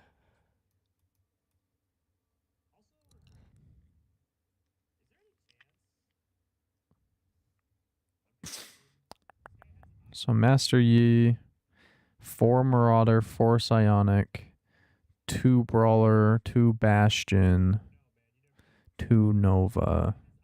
Ally damage, Shred and Sunders. What is... Caitlyn is a Fate Weaver. Meep is a Shepherd Voyager.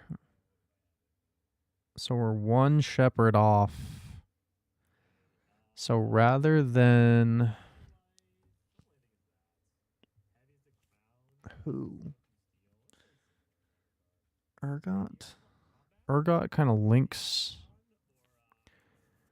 Gragas and Master Yi together. Like these 3 are kind of the main combo. Shen and Aatrox are a combo. Meepsy, Sona.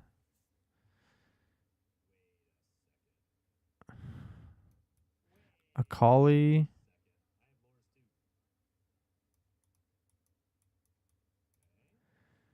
Fiora. How many people is this? 4, 5, 6, 7, 8, 9, 10. This is 10. I don't have enough for a shepherd.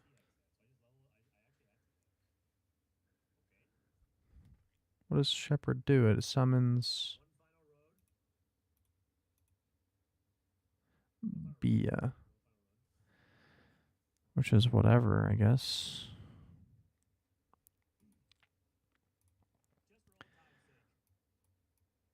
So the only trait not active here is Voyager, which is useful because it is a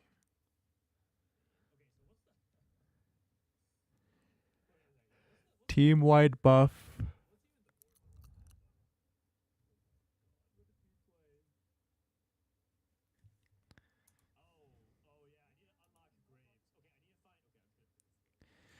Dark Star Voyager. Mecha Voyager. Okay, wait. It's 2 of 3. You'd have to get rid of one in order to actually turn Urgot into a mech. Akali is super worth it.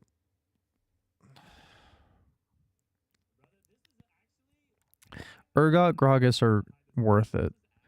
They give the entire team 7% more HP. Having the Bastion units in is worth it. Okay, maybe it's not the Mighty Mech then.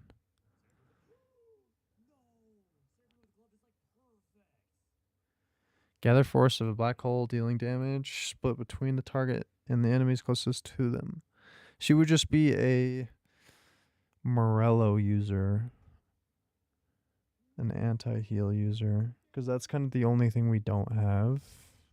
But Sona would also be a great Morello user. Yeah, passes to the nearest enemy with that one. She's an even better Morello user. Aurora.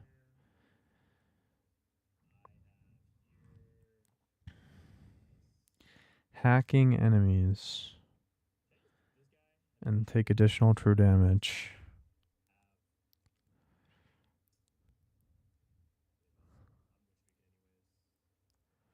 It would just be Meepsy plus a Shepherd emblem. If I ever get a Shepherd emblem,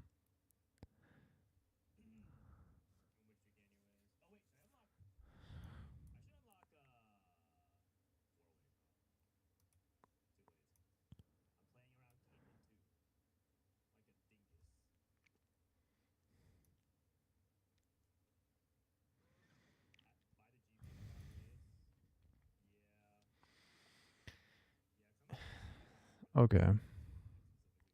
Share. Shepherd. Emblem. Master. Yi.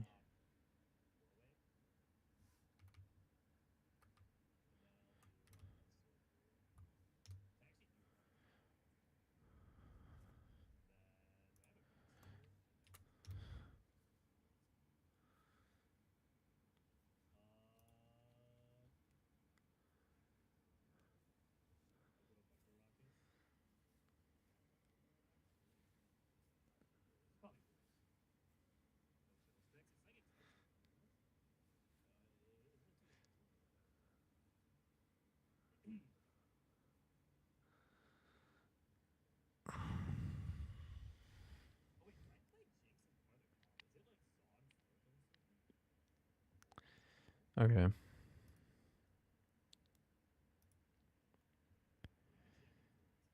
Riven. Timebreaker. Rogue.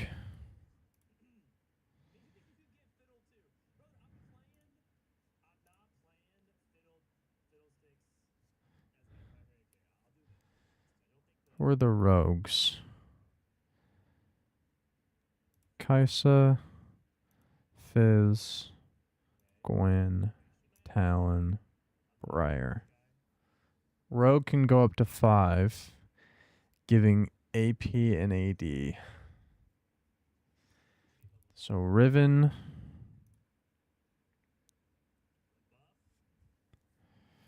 Gwen would be a good rogue to throw in, because she simply gets her space groove passive enabled no matter what.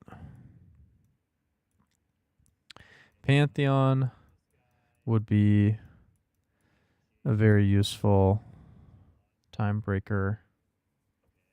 Allies gain 15%, timebreakers gain 50%.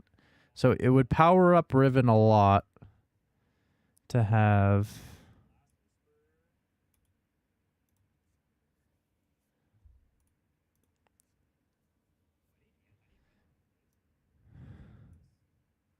five rogue, 4 timebreaker.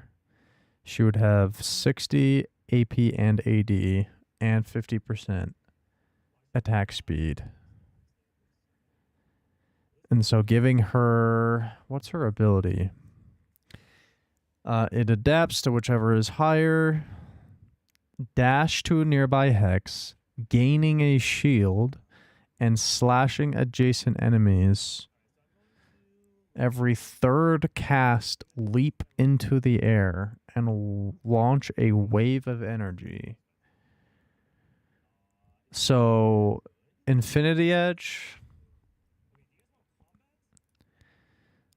plus Hand of Justice plus Rage Blade. Generally,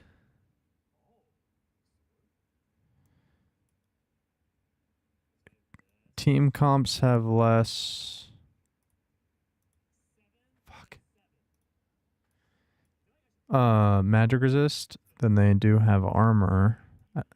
Or at least that's the case in League. I don't know if that's actually the case, but in TFT. But which one would be easier? Technically, Infinity Edge.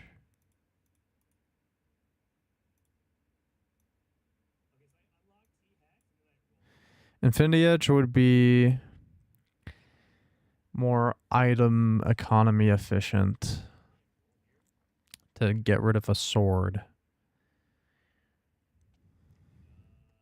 How many is this? 1, 2, 3, 4, 5, 6, 7, 8. This is level. Is this actually just 8? Okay. If this is 8, we could do a Stargazer, depending on what the Stargazer is.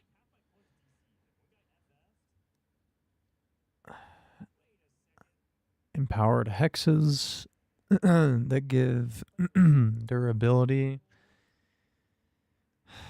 There is a brawler that we could activate. Fate Weaver that would just make Milio stronger. Primordians spawn swarmlings based on their star level. Replicator would make people cast their abilities twice. Sniper. It really isn't like a dedicated Riven comp per se, I don't think. Like you could play level 8 Riven comp like this.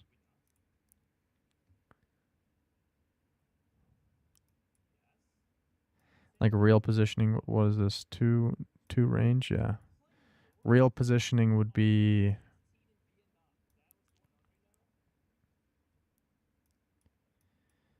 what is Kaisa? She's a 4. He's a 4. He's a 4. Kaisa on takedown, gain mana per kill.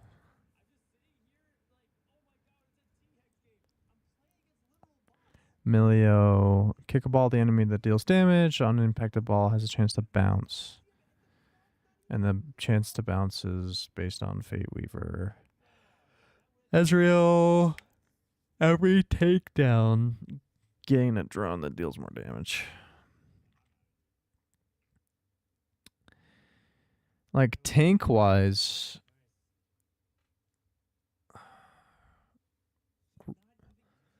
Rogue is more efficient with just 2 Rogue rather than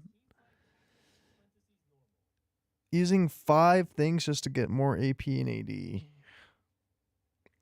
Like, she would hit really fucking hard. But maybe rather than Rage Blade, it would be Titans.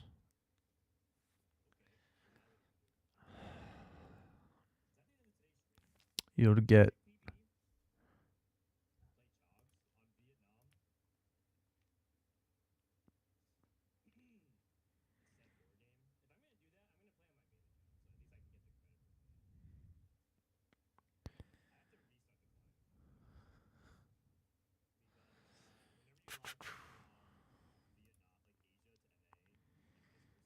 realistically,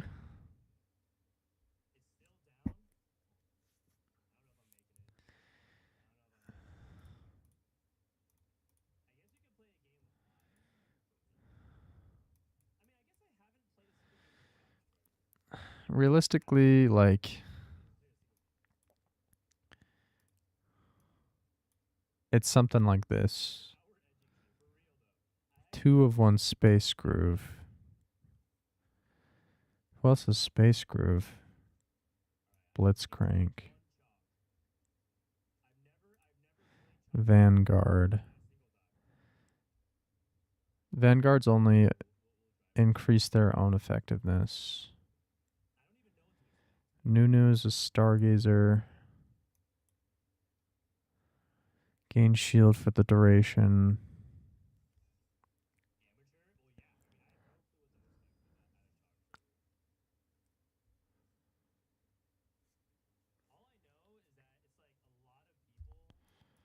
Blitzcrank is more of a damage dealer anyway. We have 1, 2, 3, 4, 5, 6, 7. We have room to make the Stargazers. Zaya's a sniper.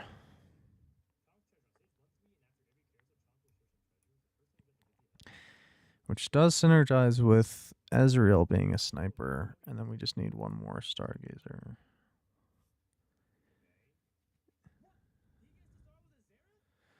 Lulu has different effects. Oh, she's also a replicator. What?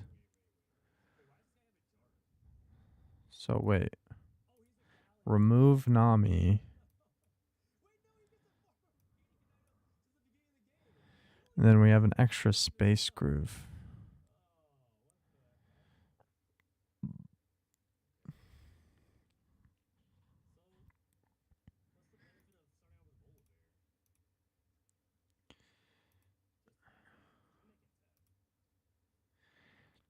Time Breaker.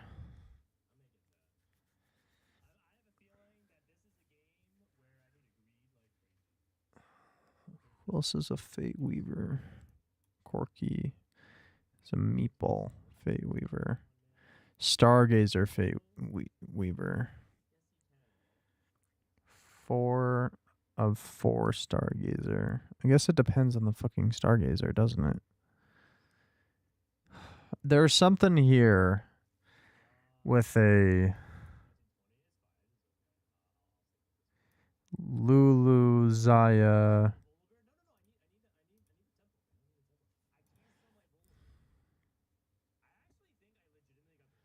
Bastion.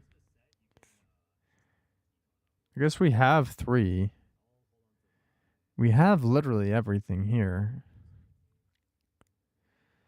Set 17 already out? It's technically out. The problem is connection issues. So black screening and stuff like that. They threw it into an emergency maintenance.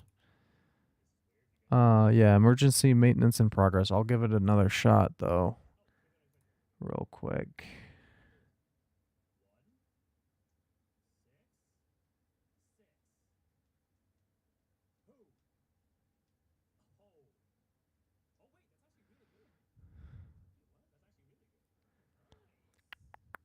Loading home.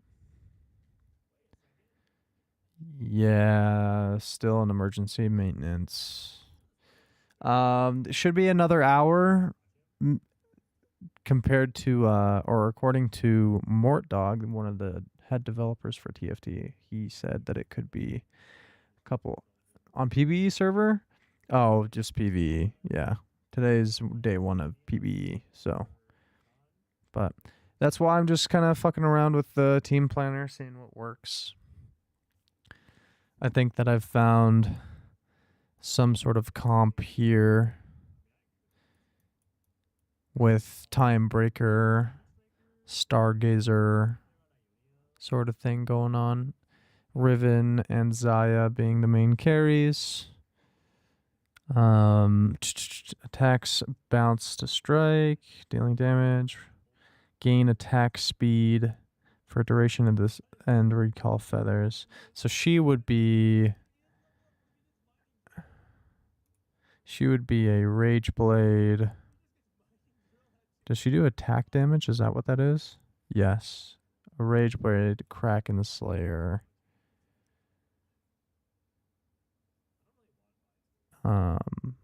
Fuck, 3 bows is kind of nuts to ask though.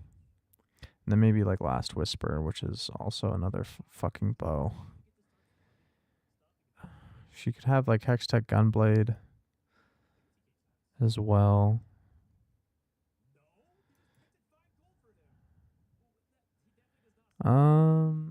What does Stargazer do? Good question, because it changes every single game. So even though it says here, like, oh, it's the Serpent, gain durability and poison. It says at the top, Stargazers chart a different constellation every game. So the hexes that light up, I believe, are different. They light up hexes, and then Stargazers do different things every game. Their trait changes. So usually 3 Stargazer is a pretty normal breakpoint from what I could see. But this Ezreal also has kind of like perma stacking, so you could itemize the Ezreal early game with like a Pantheon, and then throw in the Milio and the Twisted Fate, start getting into the comp, and then like a Gwen is a good item holder for Riven, because Riven can use either AP or AD. Sniper still same as before? Yes. Sniper gains damage amp per hex. Tom Kench is a really interesting 4-cost tank. He has Oracle, and every 3 rounds he grants a reward. So like component or gold or rerolls or something, or maybe XP. I don't really know the full table, but he's a 4-cost that has a unique trait. Like you would expect to see that on like a 5-cost. A cheap Ornn, yeah, kinda. Sure. Ornn usually does like artifacts, but Pantheon being a timebreaker. Timebreaker is really important. This is kind of the core of the comp here. When you lose, gain free rerolls. When you win, store XP in a temporal core. So kind of similar to set 16 Bard. You throw them in as like a econ engine. And so you throw in 2 timebreaker. You've got 2 2-costs and a 1-cost that are all your timebreaker units. Ezreal has a perma stacking mechanic. Every takedown, gain a drone that deals damage. So wait, is it a perma stacking mechanic? Or is it just a... it might not be a perma stacking mechanic now that I look at it. But I imagine having your Ezreal carry your items for Xayah, and then having your Gwen carry your items for Riven. Gwen... Space Groove only requires 1 person to be thrown in, so you can throw in any Space Groove, so you can just throw Gwen in at whatever time. She's another 2-cost. So finding the TF, the Milio, the Pantheon, the Ezreal, the Gwen, and even maybe the Lulu in the early game is pretty easy. And then this is like a fast 8 comp, I would think, and you just go level 8, look for the Tom Kench and the Riven and the Xayah, transfer over the items. Whatever the items happen to be, Riven can have literally anything. Riven is super flexible. So like you go for bows for sure, and then rods, and go for like Jeweled Gauntlet, Hand of Justice Riven with a 3rd random item. And then you go Xayah, Kraken's Infinity Edge. Is Riven scaling with attack speed? Because Timebreaker gives so much attack speed. Riven scales off of either AP or AD, but her cast only costs 20 mana. So the higher her attack speed, the more she casts, and she has a mechanic where every 3rd cast, she basically has an empowered ability. So the attack speed helps her cast more often, which helps her heal and do damage more often, and then, big ults or whatever. So Rogue also has the passive effect of Edge of Night. So she'll lose aggro, and she will stay alive for a lot longer. So like something like a Titan's Resolve would be super nice on her. that she can stack up. She'll stay alive for a bit of time. Obviously, the Hand of Justice with the Omnivamp. Like, I think that this will be her best build. So she'll have the attack speed from Timebreaker to get her casts off. She'll have healing. She'll have a lot of damage. She'll crit off of all the base stats that she gets from Rogue. Gives her a bit of base stats as well. So she will be like a really big frontline carry. And then Zaya will be the scaling backline carry. And then you've got kind of just trait bots the rest of the way. Lulu is a special unit. She gets a different secondary effect to her spell every game, and Stargazer also changes every game. So depending on the Stargazer, like, we could very easily do something like the right side here, where it's like these guys could easily play with one another no matter what every game. And then if the Stargazers look good, if the Stargazer path looks good or playable, then like having the Zaya activates Ezreal's passive, having the Lulu activates the Pantheon's other trait, and then having the Twisted Fate activates the Milio. And so you've got this comp looks bussin' with Bronze for Life. Yeah, I kind of enjoy the Bronze for Life comps. There seems to be a lot of traits in this set that have team-wide effects. So the Brawler gives 70% health to all your teammates. I think on this comp it happens not to be the case, but I do have a different comp. Let me pull up the link here. That is also a pretty good Bronze for Life comp that I made. So we've got a Master Yi comp here, where Shen places down his sword. That's what this dummy is representing. And then he shields and gives attack speed to everybody next to the sword. But you've got, what range is Meepsy? 1? He's a tank. Okay. So I guess we can do like something like this. I don't know. The positioning isn't as important, but you have Shepherd, which spawns a thing. So we're going to have a spawn as well. Like, we're just going to have a bunch of fucking units on this board. You've got Bastion, which gives armor and magic resist to your entire team. You have Brawler that gives you 7% HP to your entire team. You have Nova with Aatrox and Akali that allows everybody on your team to crit with their abilities, and gives whenever your allies do any damage, it sunders and shreds, so you don't have to build Last Whisper or whatever. And then you've got Voyager, which gives all of your tanks and fighters a shield, which the vast majority, literally every single character except for one, get a shield. So it's an even more effective shield because of Bastion with the resistances. And then Shen gives you this sword, which I'm representing with that training dummy, that shields 18% max HP and then gives 20% attack speed. So it's just omega shields with the Voyager plus the Shen sword. Super big shield because the max HP is increased with every character, and you've got resistances on every character. And then you've got your Fiora and your Master Yi going off, going crazy.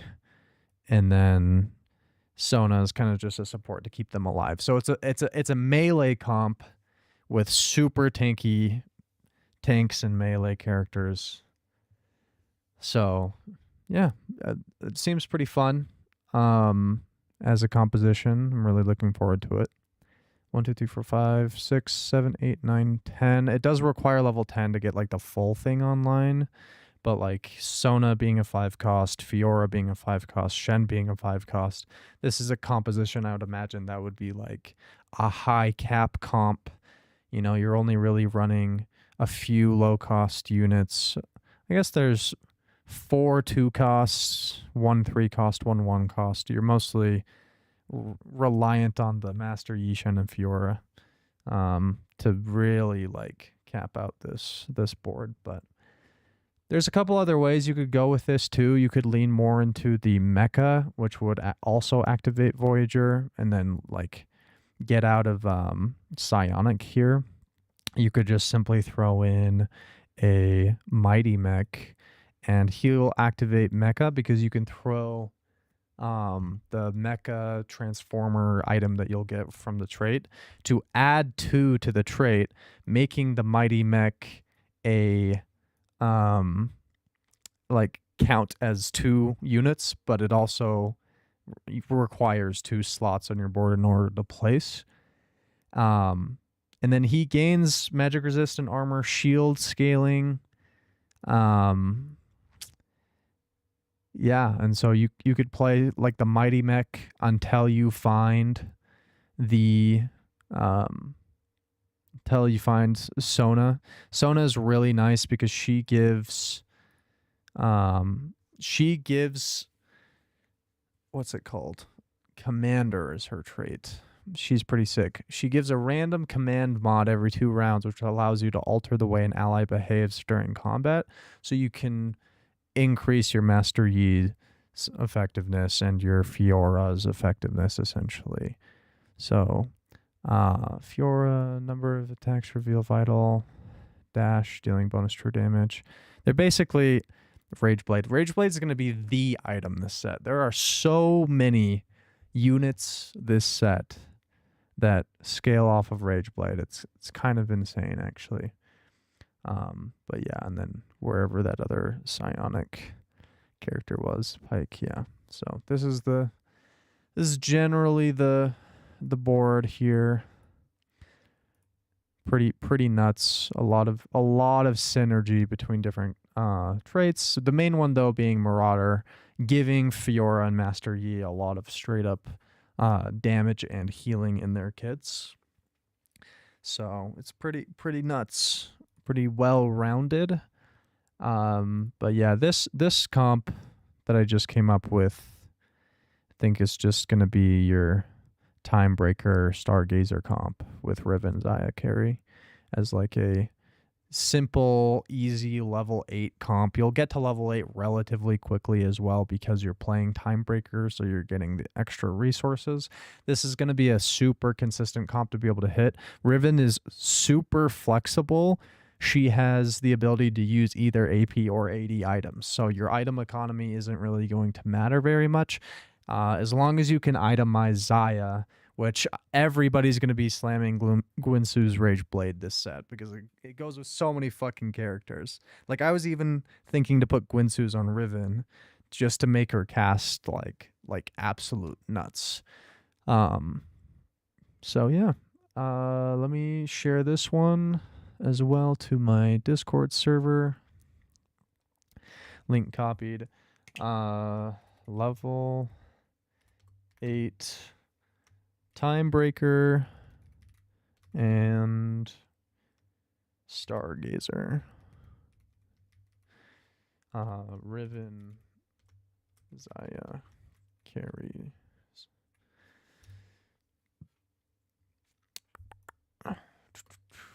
There we go. Pretty easy level 8 comp there. Let's go ahead and create a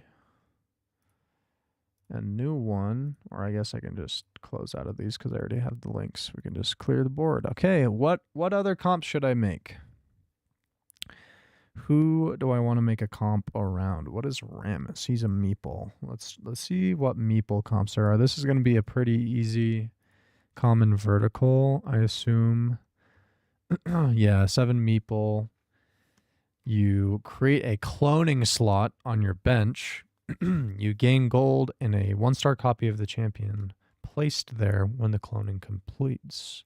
So many people will contest this for a Timebreaker comp. Yeah. Everybody's going to play Timebreaker at the beginning of the game. Holy crap, my voice is dying. But yeah, Timebreaker is going to be crazy. Nasus is why I don't know why there's a Nasus there. Okay. Meepsy, Fizz, is he ranged? No, he's a magic tank. Gnar is ranged, Bard is ranged, Corki's ranged, Vhagar's ranged, Rammus is a tank. Okay, so we've got Fizz with Rogue, so you could easily splash Riven into this comp.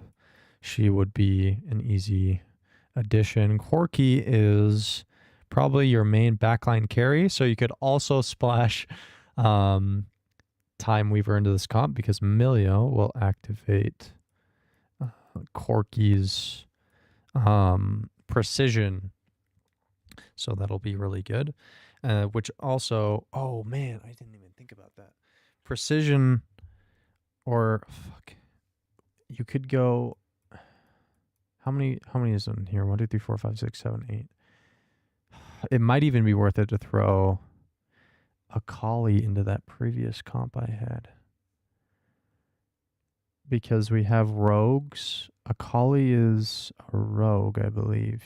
2-cost rogue. No, she's a marauder.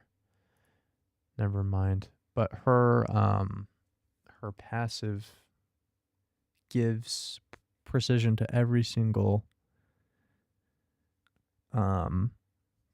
ally on your team. And so if you were to activate her Nova, which we already have a Bastion with Rammus, so that's an easy activation with Aatrox there. Akali, honestly, the Vhagar being a 1-star, we don't really need that. Bard is good because he increases meeples, but Gnar is also probably just a kind of lost cause here. But you need 7 meeple to like get some reproduce stuff, but then you could throw in your Akalis. Is there a Marauder that I would want to put into this comp? Oh yeah, Fiora. Fiora is just going to be a good splash unit because not only is she a 5-cost, but her passive is that you actually heal player damage, so little legend health. And she also wins 1v1s, so if you put like a Titans split their Sterix on her. Is Meeple like Yordle? I don't really think so. You gain... It's more like Battle Academia if you played set 15, where each Meeple gets certain Meeple with them. The more Meeples you have, which then are like an amplifier to their ability. So, for instance, for Corki, the Meeple bonus is every Meep that he has launches an explosive Meep at the target, or at least the cooldown scales with how many Meeps you have. So, yeah, Corki's going to be your big Infinity Edge, Guard Breaker.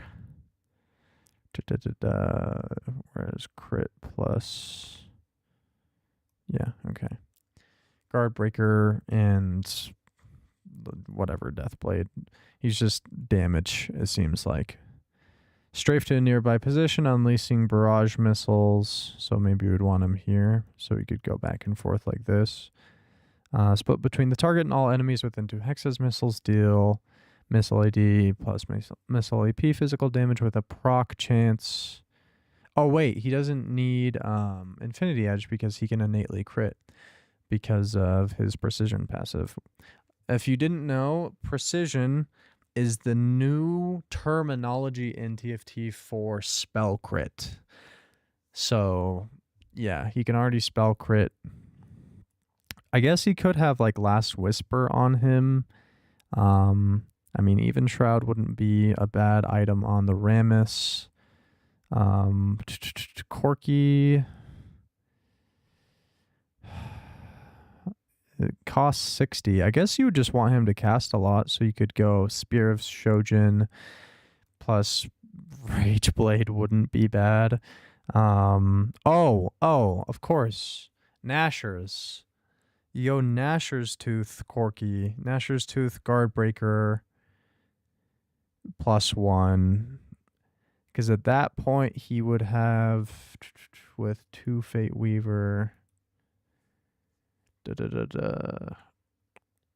chances on effects are lucky. But if you get 4 Fate Weaver, you get crit chance and crit damage. With Corki for the main carry is 7 meeple a must. No, because what 7 meeple really gives you, even though it does give you an extra meeple, If you find Bard, he gives an extra meeple to nearby meeples. So the main thing of 7 is the cloning hex. So you can try to roll for you can use that to get econ as well as get your 2-star bards, your 2-star Corky, your 2-star Rammus, 2-star Riven, potentially 2-star Fiora. You know, you can play a pretty simple early game here, it seems. Maybe add a whatever this is called, Voyager into the comp pretty easily here. Which let's see. What other Voyagers are there? Anima, Mighty Mech, Karma. Well, I guess maybe a Pike or something. What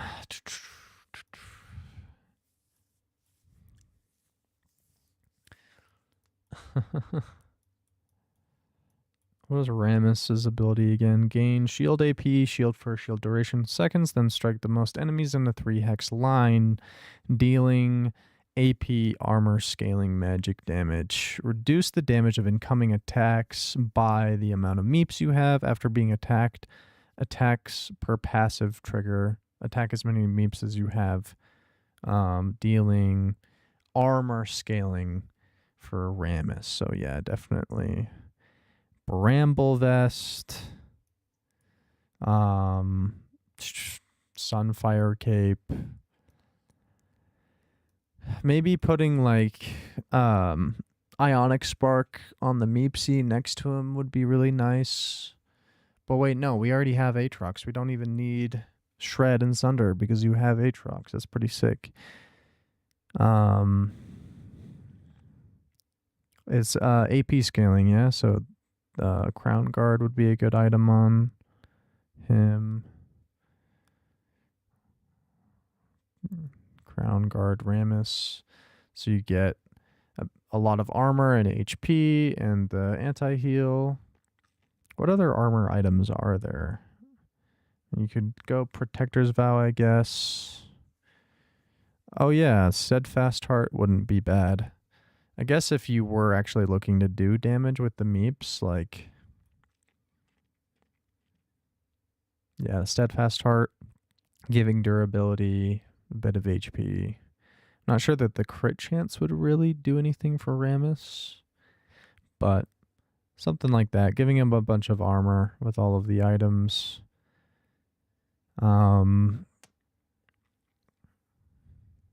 What does Meepsy do? Heal percent health, scaling with health and AP over duration. Slam target dealing magic damage and knocking them up to stun them. Meep bonus, water Meepsy's flower, increasing all incoming healing and shielding. Okay, so Meepsy increases all incoming healing and shielding. He scales off of HP. So we could have Meepsy be the magic resist tank and then have Rammus be your armor tank. So rather than having like one tank, you would kind of split between both, which means it'd be even more useful to have a Voyager here. But 1, 2, 3, 4, 5, 6, 7, 8, 9, 10. This is already level 10 with everything here. Having the 5 meeple, giving the HP as well as the meeple stacks. Like you could, maybe you don't even really need the Marauder for the Akali. Like having the Fiora is fine, but I wonder if Voyager would just be better, because that would give Riven a shield, Fizz a shield, Akali a shield, Aatrox a shield, Meepsy and Rammus a shield, and then it would give damage amp, I believe. Yes, damage amp to the backliners, so damage amp for Corky, which is great because with Corky, you're kind of just looking to do, you know, give him a bunch of raw AD to work with. So a Kraken's or a Deathblade or something, and then increase the likelihood of his lucky precision procking, as well as being able to cast more often. So this is probably Corky's build if I had to guess. Rammus, Meepsy, incoming healing and shielding. I guess he could have this if we wanted to take out Akali and Aatrox, because we already have innate precision here with Corky Milio. So the other Bastion would just be Shen as a better Bastion. At that point, I would just want to put tank items on Shen, kind of.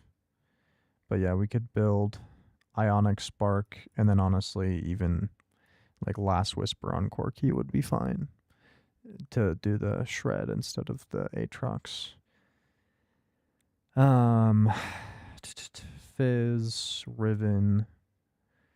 We would have the sword right here. Maybe even Meepsy or something. Because Shen kind of just does a lot of damage. Like, he is a Bastion, but he's not really like the tank. You could even do the Riven down this way. They'll walk up. And then she'll walk up to the edge. She could wrap around. Or if something happens where everybody shifts one, she could walk around this way. So it won't be that big of a deal. And what we've got now, 1, 2, 3, 4, 5, 6, 7, 8, 9, which means we have a slot for one more. Who is a channeler? Bard. They gain additional mana from all sources. Your team gains mana regen as well. That wouldn't be bad. Plus his ability, summoning a flying saucer of the current target lasts a certain duration. Each second it deals magic damage per second to the target, plus split magic damage per second to enemies, split between enemies within a secondary range. So he would be really good at also spreading either shred or anti-heal with wherever Morello is. Yeah. So something like this. Dark Star. Is there a Dark Star channeler by chance? There is. Mordekaiser. Cool. So we'll also activate Dark Star and channeler. And I don't think there's really anything that's not activated besides Shepherd. So this is another comp. Here we go. You could add Shen and Bard in kind of as your level 7s, but you're looking for Karma, Corky, Karma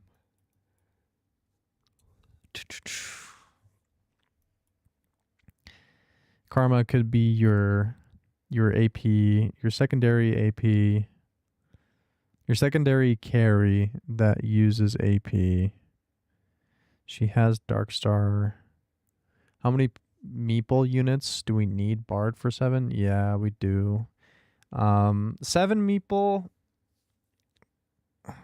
I think that's something that you're going to look for when you have an emblem, because getting to level 8 just to have like an okay chance at seeing a legendary, you like realistically you would need to go level 9 to really hit the 7 Meeple to like guarantee to find the Bard. Like if you find a Bard early, like on level 7 with a 1% chance to see a legendary, if you find Bard, then yeah, go 7 Meeple, start reproducing just to at least gain econ. But yeah, unfortunately you do need that. So it would be like an emblem thing as well to go 7 Meeple to also reproduce. But this could just be a simple Meeple comp. Yeah, pretty good Meeple comp. Karma. This is straight up magic damage, so something like this probably. What does Meeple Emblem do? they just gain the meeple trait. You just need an extra meeple trait really in order to get that going. But let's try. Let's see if the PB is live.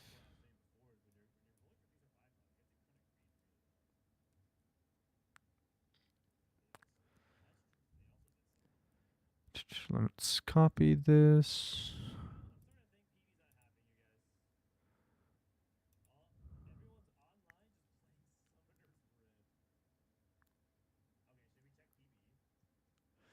I'm checking it right now to see if PB is back up. But I do want to share this to my Discord server. This would be a meeple quirky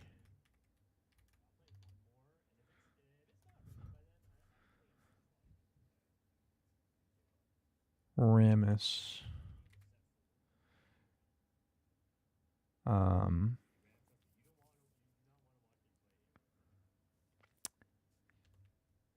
Sure. It doesn't give any stats. Well, Meeple does, or I guess like the Meeple emblem does give some stats. Like it gives a bit of armor, but it's not like an item you would want on your main tank or whatever. Like you would just throw it on your Shen. And then at that point, I might not even like play Mord. I would play. If you had Meeple emblem, you just throw in whatever other Meeples to make it happen. Maybe not the Gnar.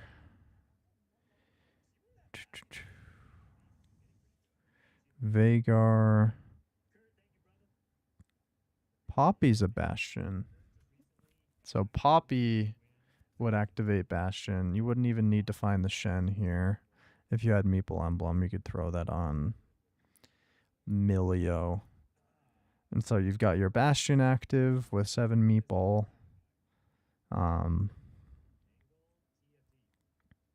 You could throw in the Mordekaiser to activate your Channeler Dark Star. So this could be your 7 Meeple variant if you had Meeple emblem. Eventually, of course, you'll find Bard, but likely it will be, you know, Gnar instead of Bard for a while. Or even Vagar for some reason. Either one of them. Vagar's a 1 cost, so I'd imagine he would be worse. But yeah, generally, this would be your 7 variant. Edit message. 5 Meeple Corky Ramus. Meeple emblem.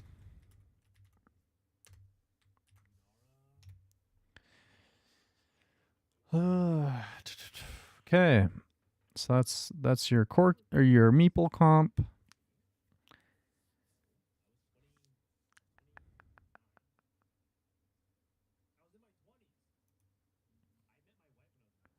There's the Zaya comp.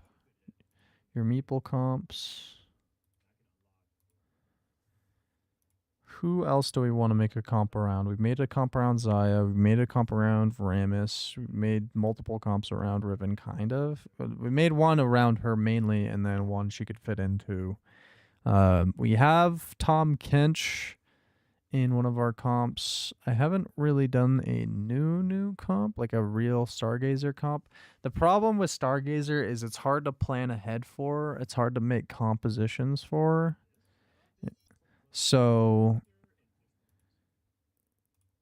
we're kind of just at the point where, like with Stargazer, it's going to depend on which Stargazer it is, because it's going to change the game plan completely every time.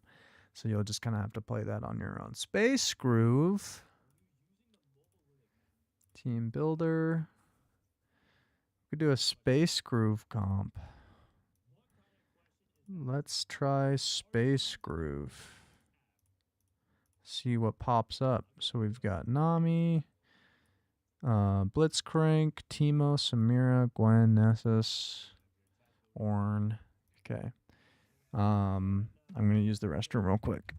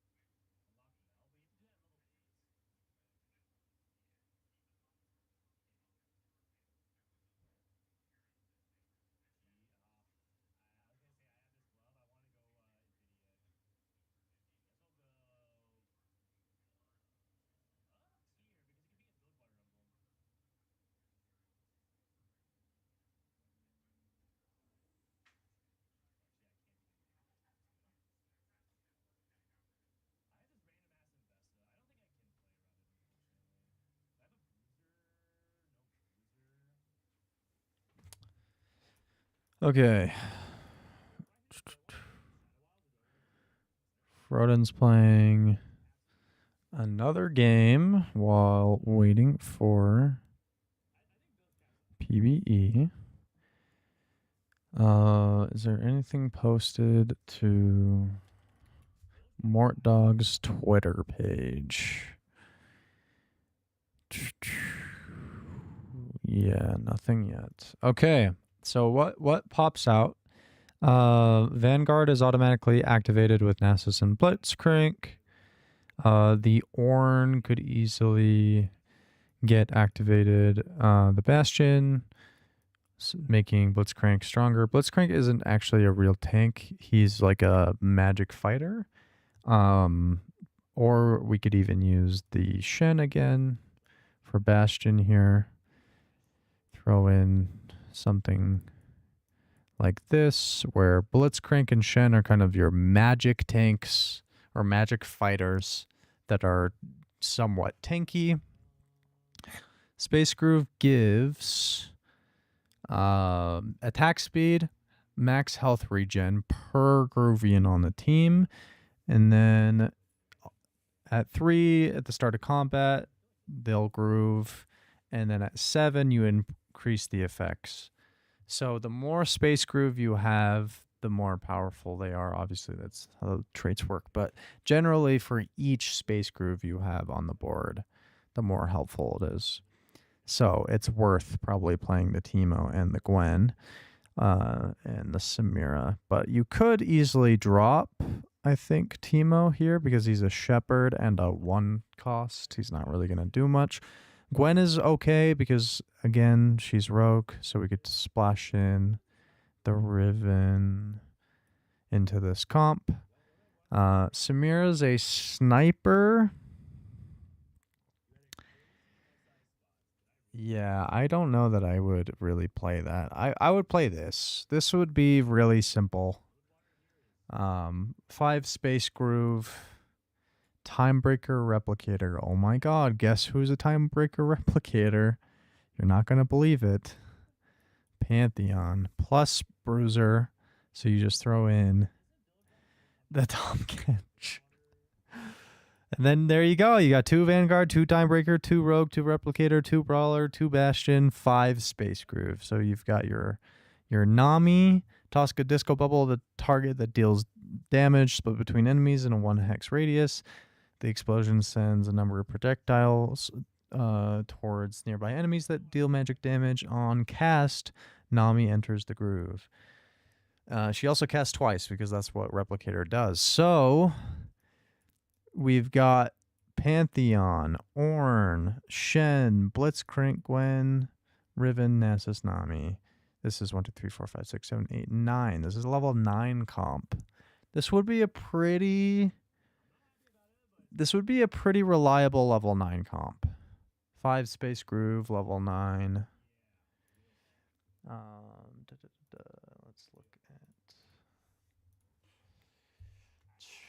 look at Fast 9, Timebreaker. They're all using fucking Timebreaker. Fast 9, 5 Space Groove.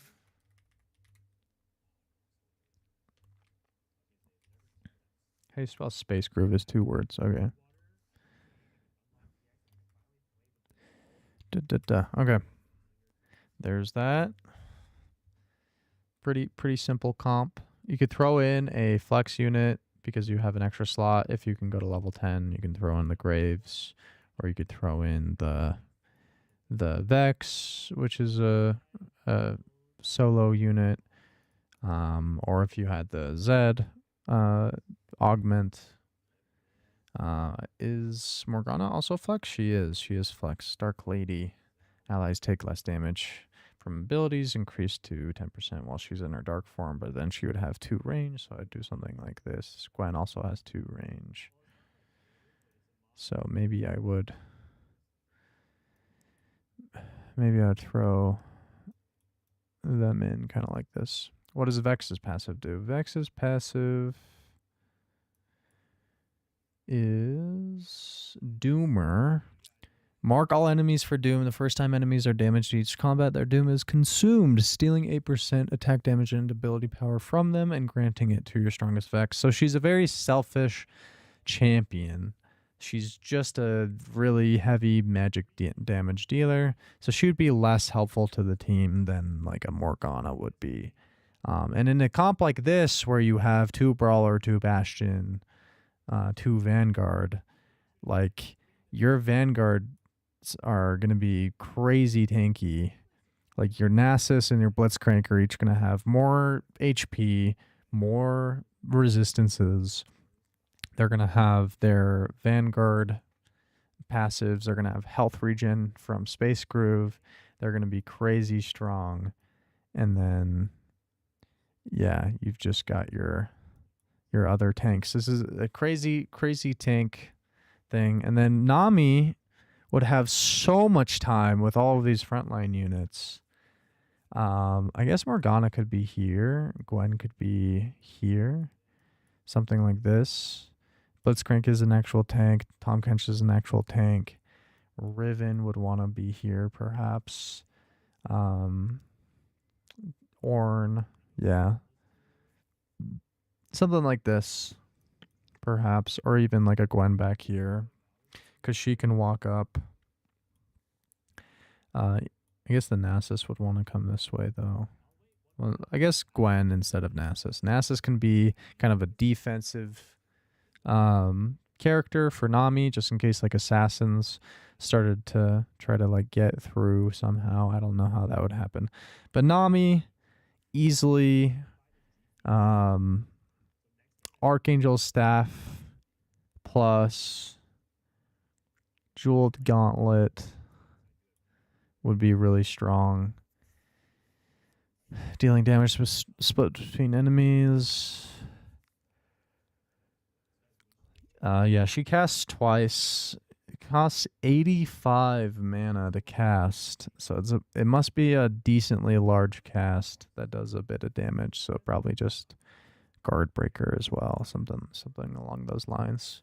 But she'll scale and do damage.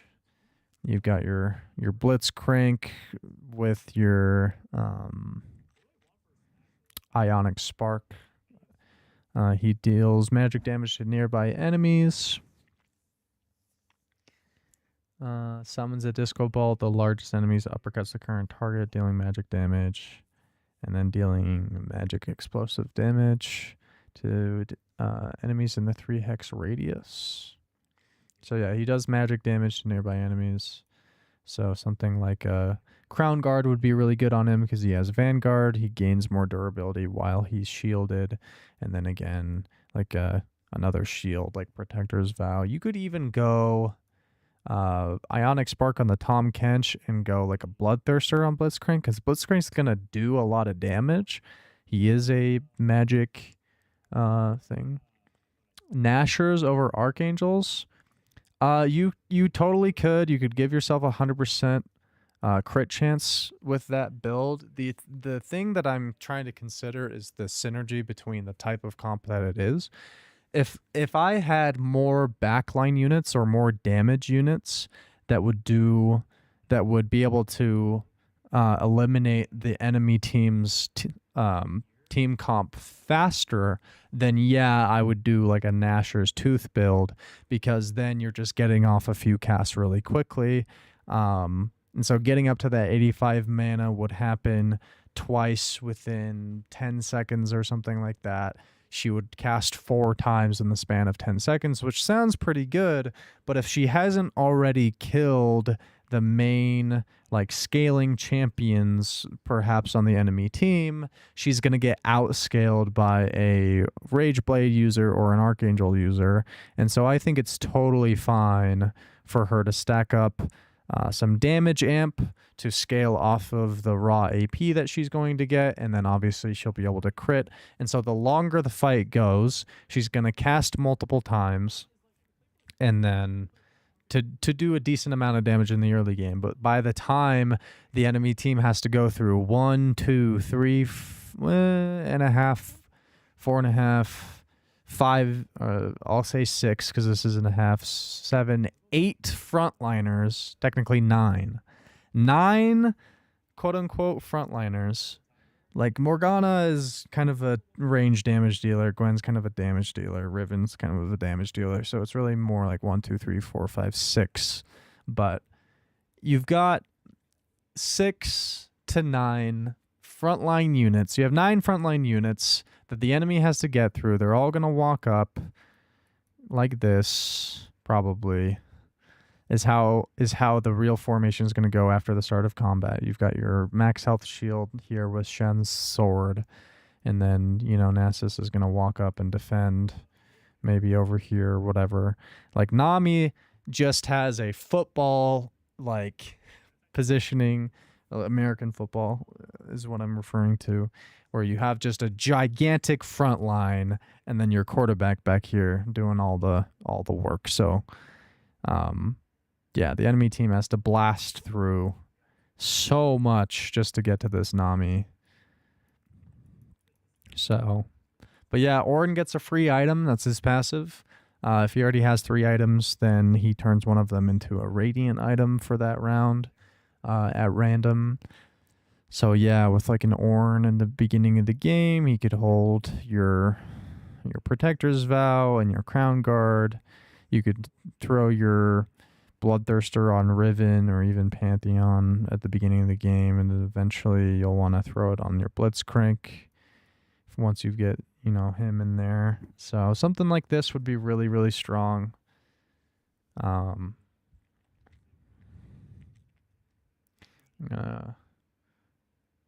Copy the link and edit, because positioning is also nice to be able to see. Yeah. I'm posting to my Discord server all of these compositions that I'm making.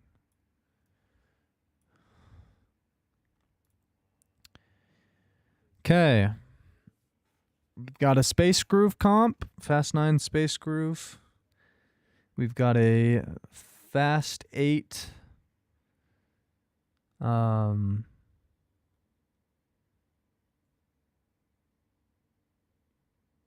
Timebreaker composition. Not sure why.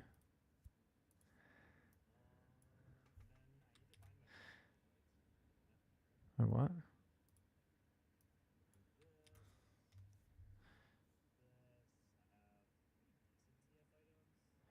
Okay, cool.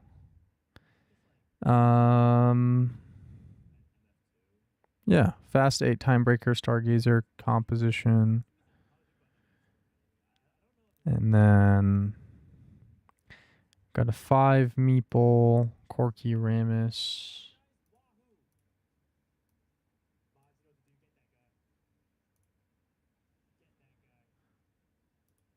I heard PBE was up.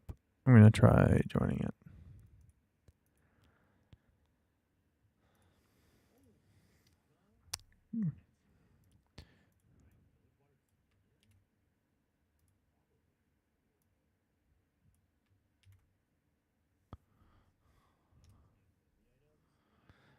Yeah, 5 Meeple, Corky Ramus, 7 Meeple if you get a Meeple emblem.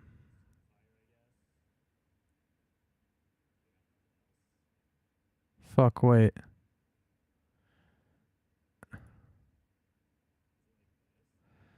Can I undo that? Did I just fuck up my 7 Meeple setup that I had? Oh, I did. I replaced both of the links. Whatever. Sedge. Do I still have it up here with the Meeple emblem? No. That's okay. The 5 Meeple one is going to be the one that's most common. Obviously, if you get a Meeple emblem, people will just flex and do whatever they're doing anyway. For that round, clear board.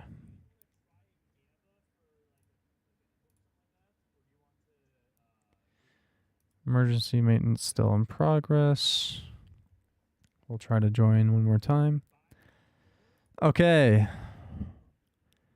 Shepherd comp. Looking to do a Shepherd comp.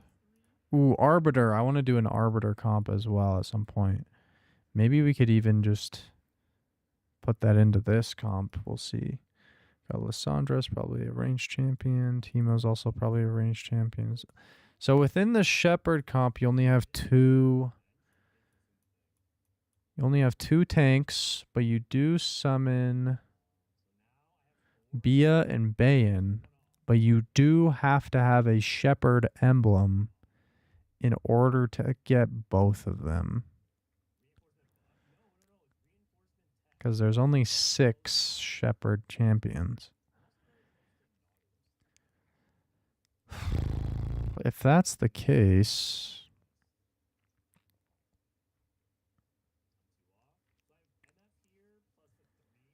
Teemo's an easy splash into Shepherd because he has Space Groove, which gets automatically used.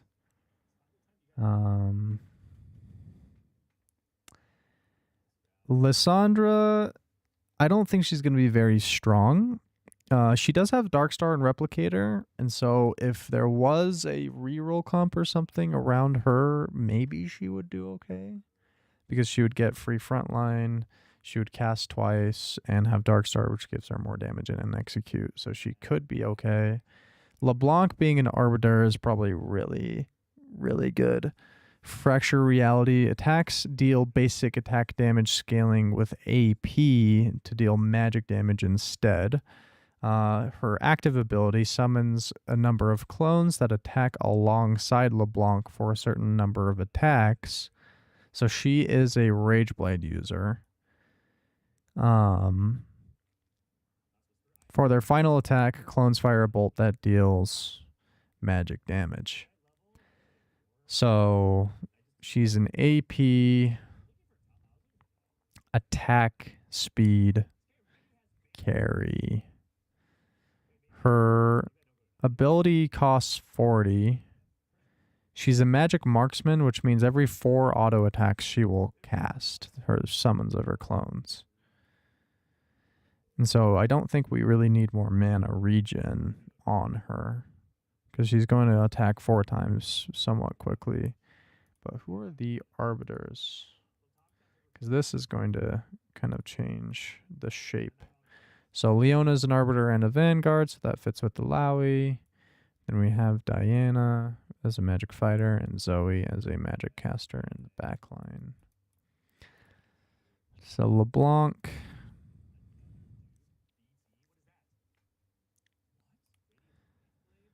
For Arbiter is the one that changes the laws.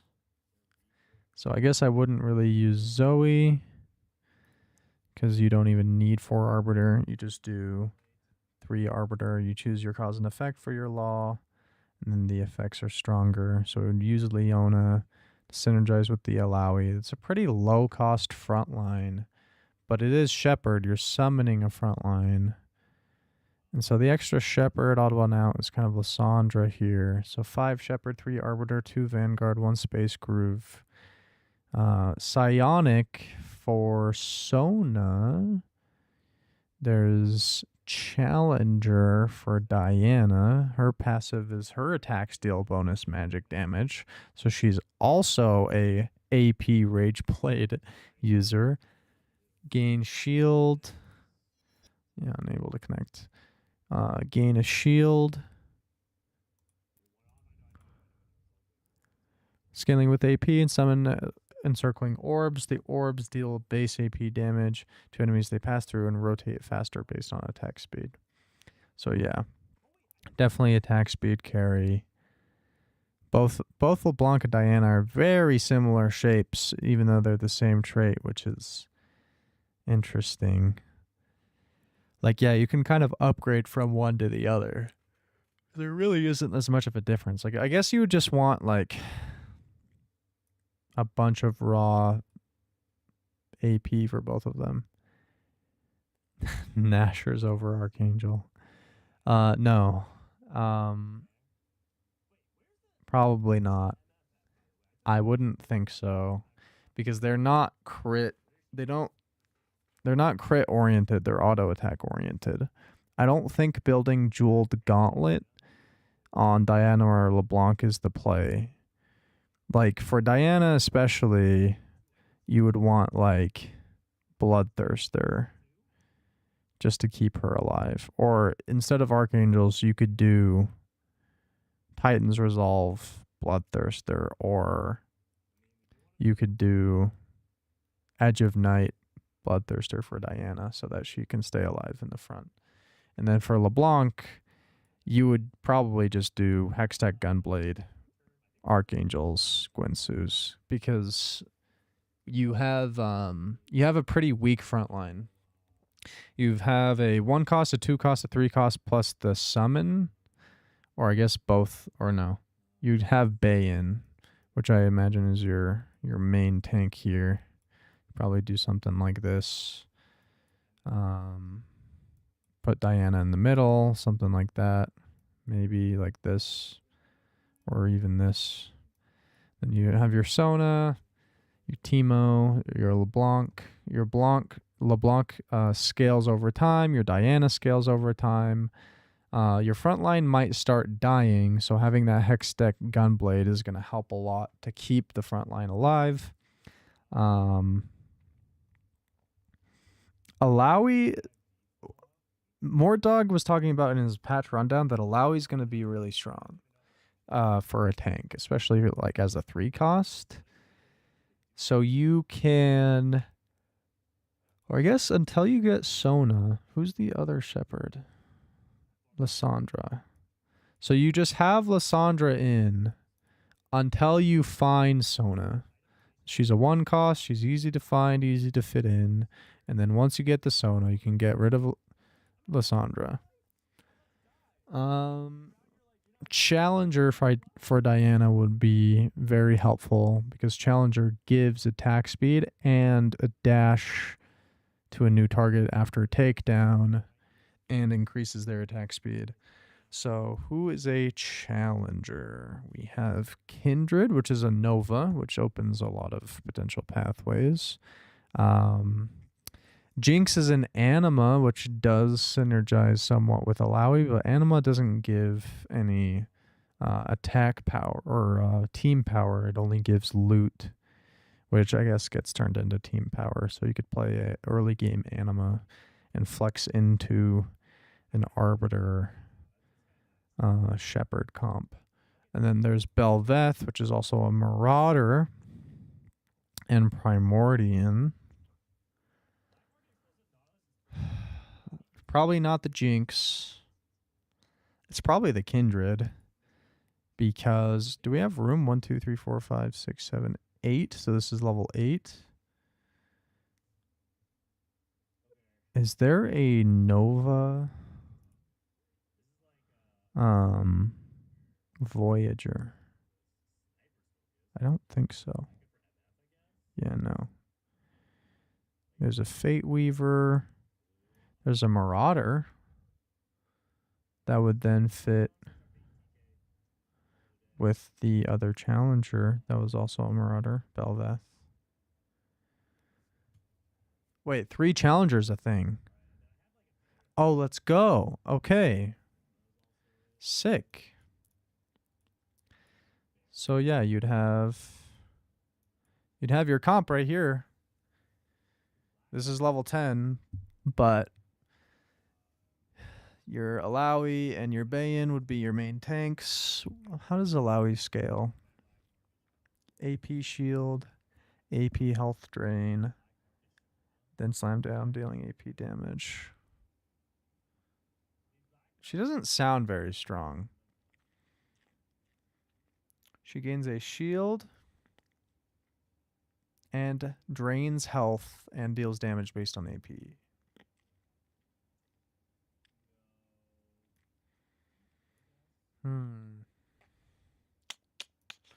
She would be a good Archangel's holder, kind of, because everything she does scales off AP. And then probably just like a Warmogs, because that's the only way she's going to get resistances. I don't have Bastion, so I guess adaptive helm. I don't know. It's probably something like this. It's going to be weird. I guess you wouldn't really have to have archangels because you're already trying to throw the archangel on LeBlanc. Like, I guess you could use archangel on Alawi in the early game as your tank. This is kind of a 3-cost carry, 3-cost tank with 1 5-cost, 2 4-cost, so you can find at level 8.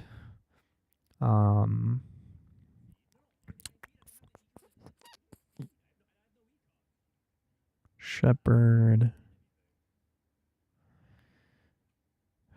Alawi, I don't know. Your generic tank items. Maybe even Spirit Visage or even more durability to scale with your Vanguard. Or wait, she's Vanguard. She wants shields. Okay, that's right. Okay, she's Vanguarded. She gains a shield with those items.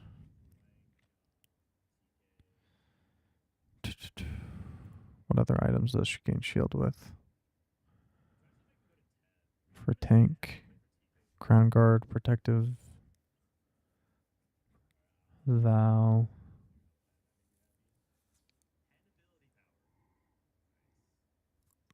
She could have Ionic Spark. That would help.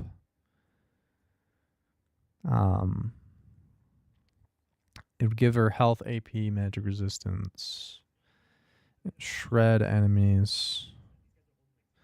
That would help LeBlanc do more damage, which in turn heals Alawi.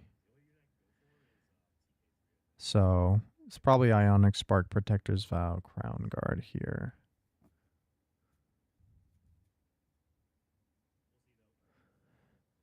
Yeah. Or you could have Ionic Spark on your fucking whatever it's called. Your Bayon. I don't know if you can put items on Bayon. And if you can't, fuck it, we put Akali Meepsy over here. Akali would also be really good in this comp because her passive gives crit. So LeBlanc and Diana can crit. Everybody can crit. She gives spell crit to the entire team, and then Kindred gives a shield with her Nova passive to the strongest tank, which would be Alawi, and she scales off shields because she has Vanguard. And so you just put like Bloodthirster on Alawi as well. And so she deals damage. She does health drain, which I think technically counts as damage as well as healing. So she would heal even more from health drain with Bloodthirster potentially. It also gives her a bit of magic resistance and AP. So yeah, Bloodthirster I think is just... Yeah, she's got 3 shields, plus an initial shield with Vanguard, plus another initial shield with Kindred. So Alawi will actually live a long time. And then any damage she takes that is normal damage, she'll heal up with Omnivamp or heal with her... Yeah, she has everything. She's got 1,000,000 shields. She's got 1,000,000 sources of healing with this composition. And then the Leona...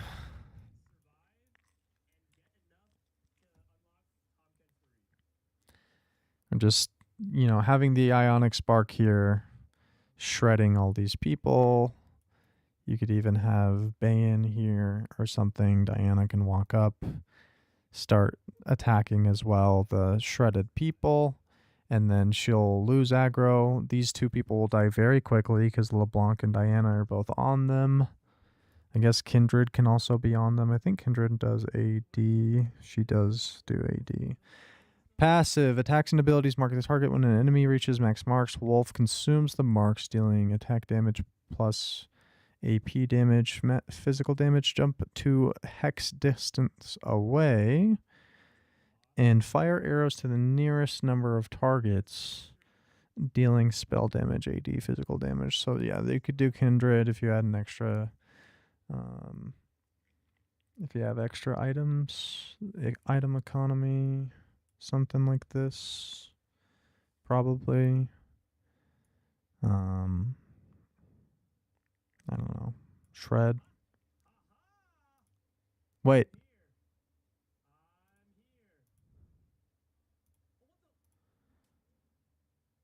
I thought I heard PPE up. Nope. Wait. There's a 3-star Annie. What the fuck? 3-star Tibbers as well. Wait. 3-star Orn. Crazy. 3-star Orn versus 3-star Annie. Who wins?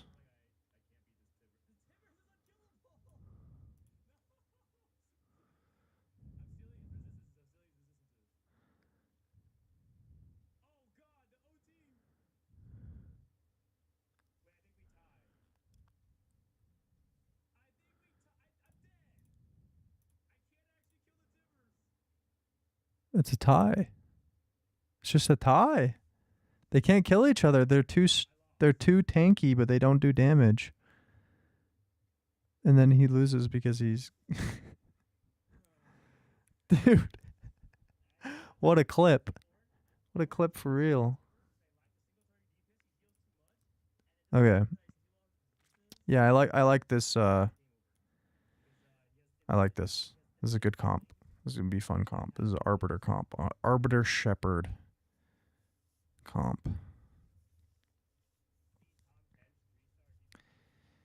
Teemo.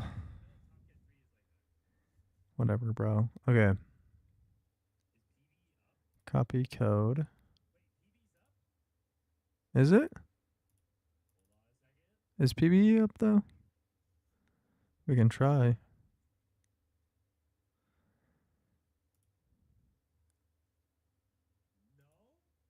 Wait. Yes.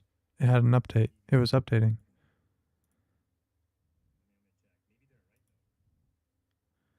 There's a download happening.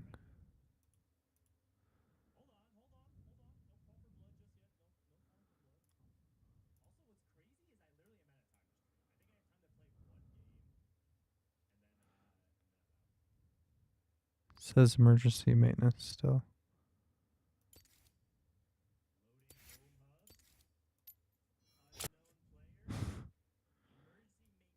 Yeah. Permaban. Permaban.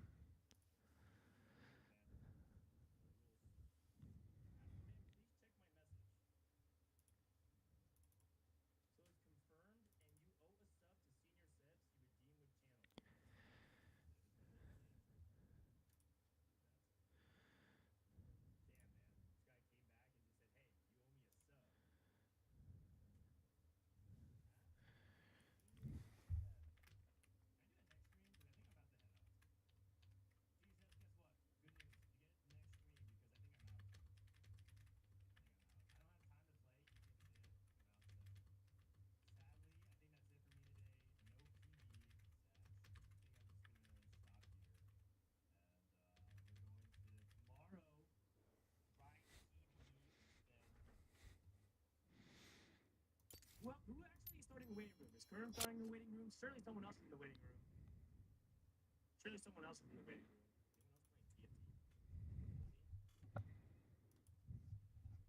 Nobody. D-Pay, the hardest worker, still playing Teamfight Tactics. Reg, I mean, T-Lights is playing Slay the Spire right now. You guys go hang out with T-Lights. Guys, go hang out with T-Lights. Sorry that we never got there, but tomorrow we'll grind some PvE, and it'll be great. I'll catch you guys then. GG's. If you guys missed any of the broadcasts for Worlds, it's on YouTube, by the way. Some people want to check out the Worlds bots. It's on the Frodan bots on YouTube. If they're looking at plugin. See you guys tomorrow, and say hi to Greg. Drop a Greg in for me. You'll know what it means. I love you all. Peace.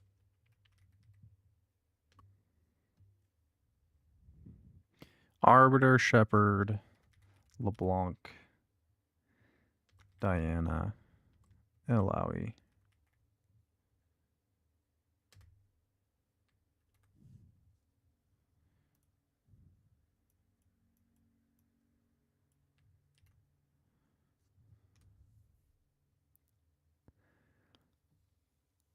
Okay.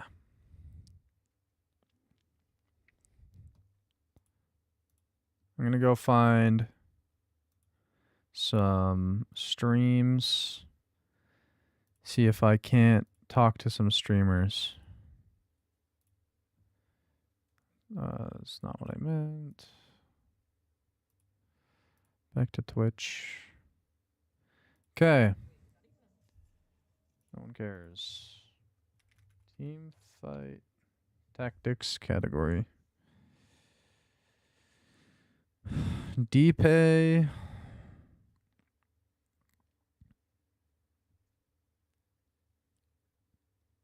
I don't know any of these fucking guys. What about YouTube? Twitch is cringe anyway.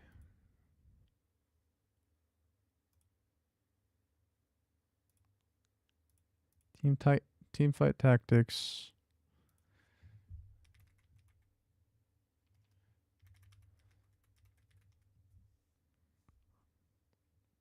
Live. Me, of course.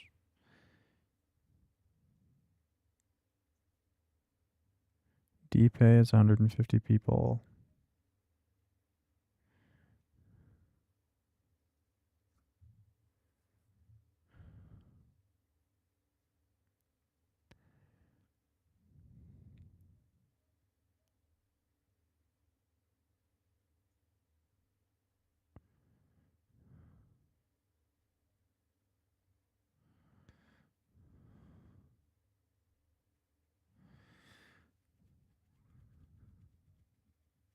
Double lift. Need to have like an idea of where our items are going. I think we were kind of building them slowly. Like the adaptive needed to be made there because there's nothing else we can make with those items, and it's a really good item on Loris. And then Sword Overflow was okay, but then we ended up with weird. We ended up with more Warwick items than we ended up with like tank items. So we kind of got bailed out that we got some good tank items, but I think it was mostly okay. I think our decision making early on was like we were thinking too hard about Ari, when someone else was already like committed to it. So I would think even with the Yasuo too, you would want to think about Yone. So yeah, people in low masters or whatever are just gonna contest you no matter what, and you're gonna. Still talking about set 16. Is he the guy who won Worlds? Who won Worlds?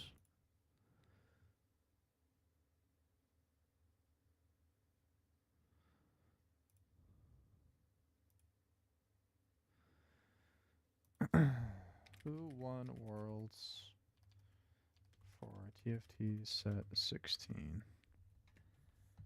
Darth Nub.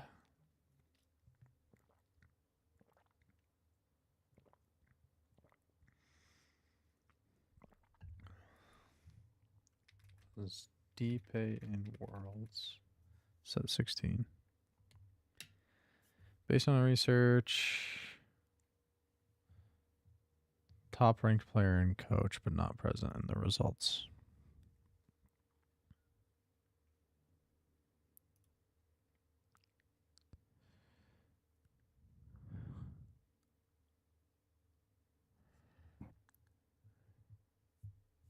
Well, it's been a couple hours, Mort.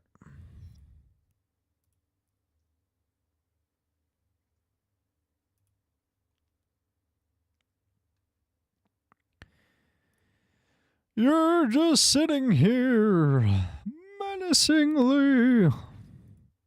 Anyways. Got my 5 Shepherd comp, 5 Space Group comp, 5 Meeple comp,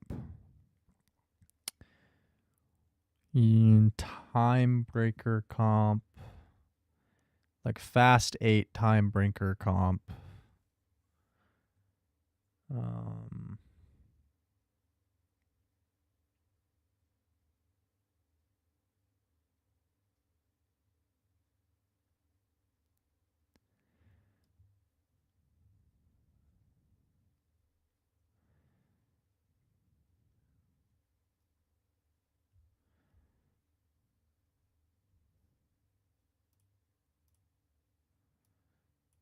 Cho'Gath.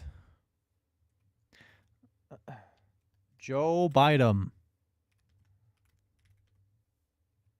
is back. Joe Biden.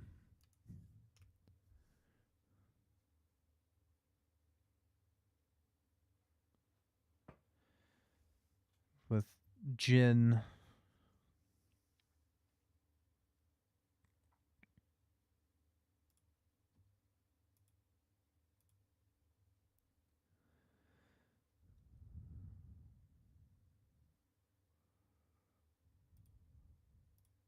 Who else is a replicator? She's Space Groove. Yeah. 1, 2, 3, 4, 5, 6, 7, 8, 9. Level 9. Shrimple as.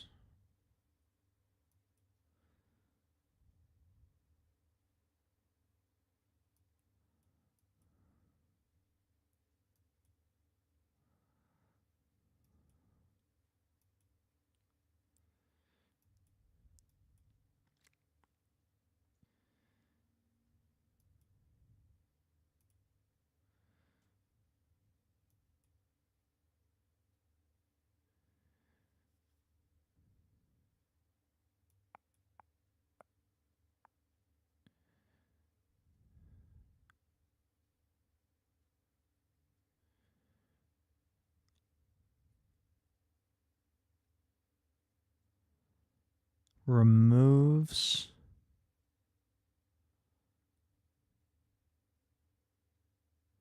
armor reduction armor. Okay.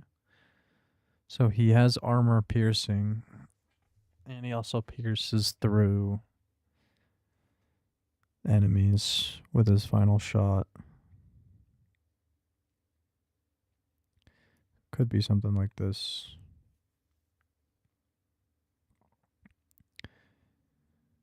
Tom Kench. APHP. He's a brawler. Probably just wants like Crown Guard, Warmogs, plus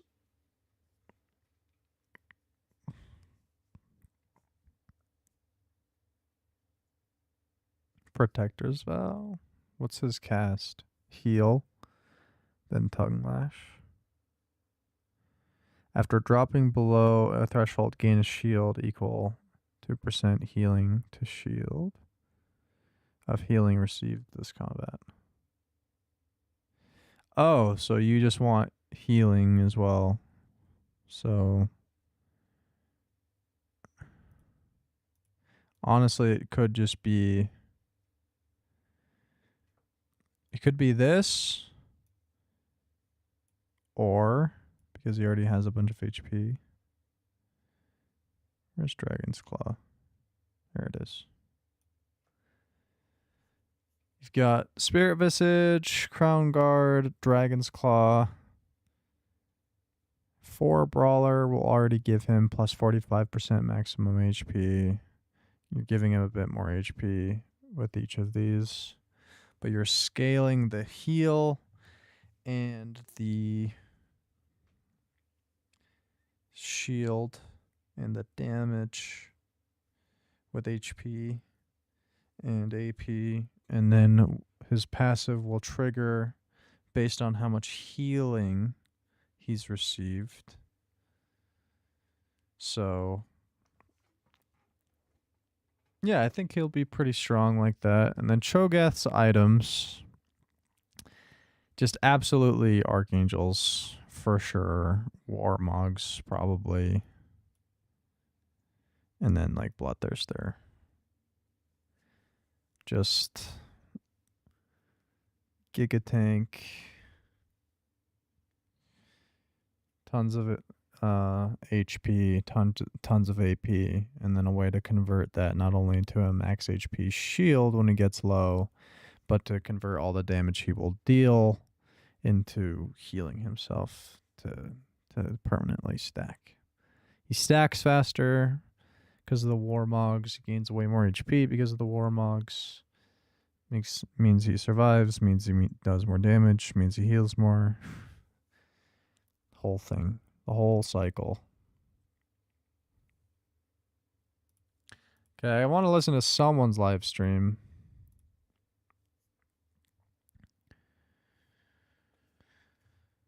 I'm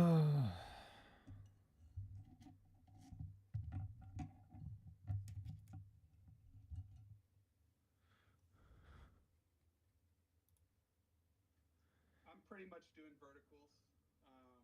Maybe that's holding me back. Okay. What's the vertical you enjoy the most in this set?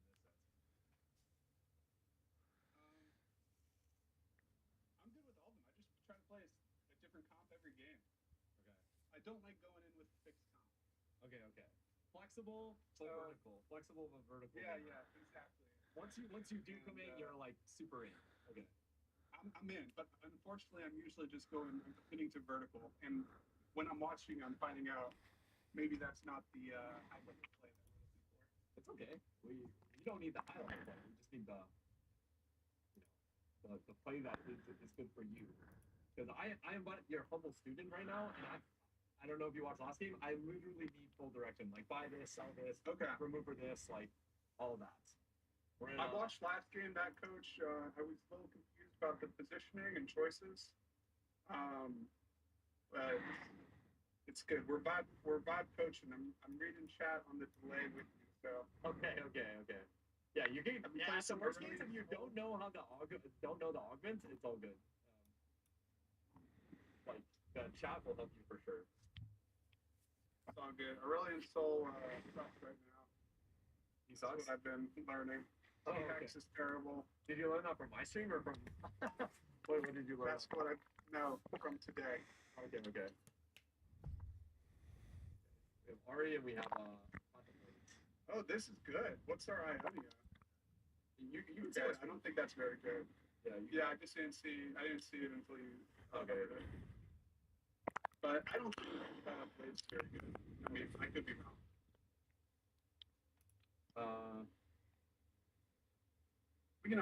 We can put it in and buy our shop with it. Okay, buy. Yeah. PB is up, maybe. PB is up, but we might need to FF here. we might. Okay. You might need to. We might need to defer this coaching session until later, potentially.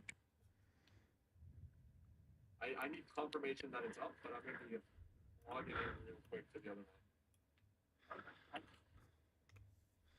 I hear rumors that PvE is up. PBE.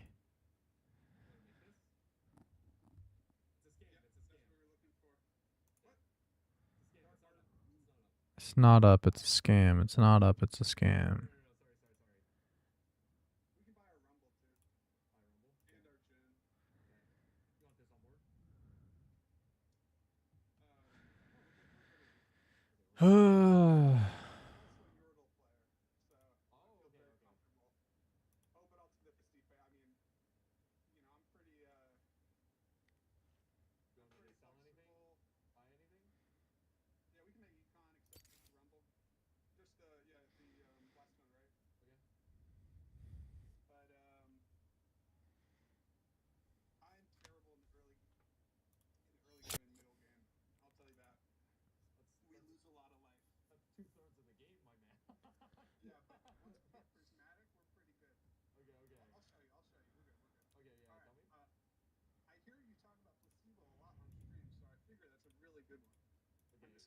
We can roll that one.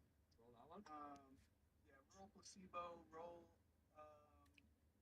table scraps, and we can roll critical success. And we're gonna take fire action probably. Okay. Anything you want? Oh, Pandora. Okay. Oh, okay. Well, okay. It's like Ari in the fire hex. It's a little delayed, and we put Rumble instead of. It's all good. Instead of June. Yeah. Okay. Interesting. Okay. I'm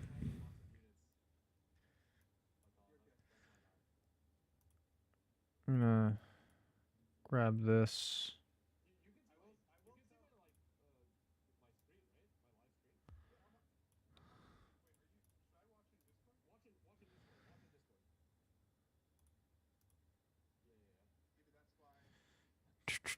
Yeah, I just didn't even care to play, bro. Like, I played, got up, started losing, and I was like, okay, I don't want to play this shit anymore. Flexibility, execution, compositions, items, and econ were terrible. But my flexibility is insane. My compositions are insane. My execution is insane. But my items are bad, and my econ is bad? The fuck does that mean? How am I so good at everything else? Fucking perfect. Anyways, I'm just a flex player, I guess.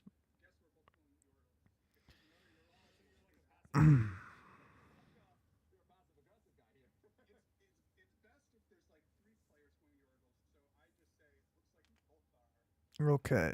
Oh. Team builder, set 17.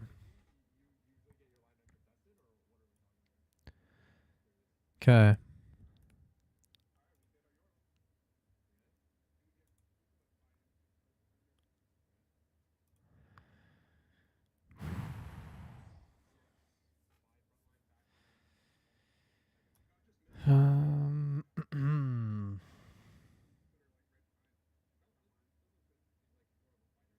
I've kind of done a comp around all of the 5 costs. I haven't done like a straight up Dark Star comp though.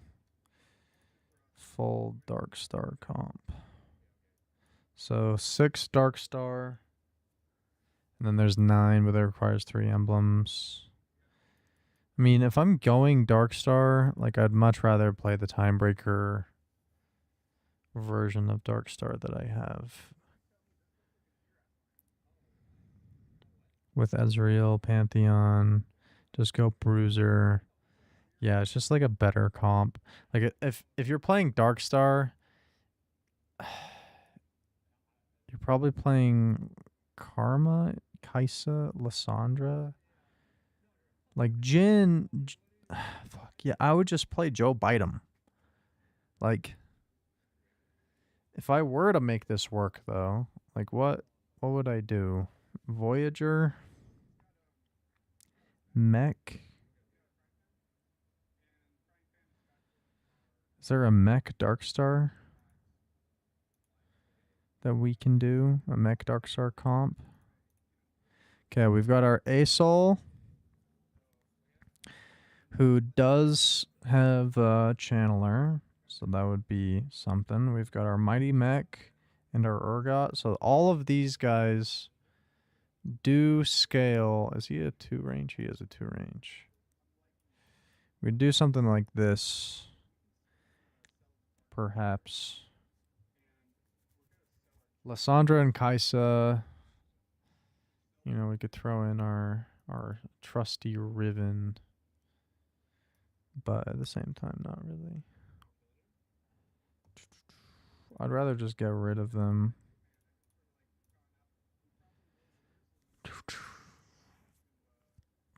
Marauder, Sniper, Vanguard.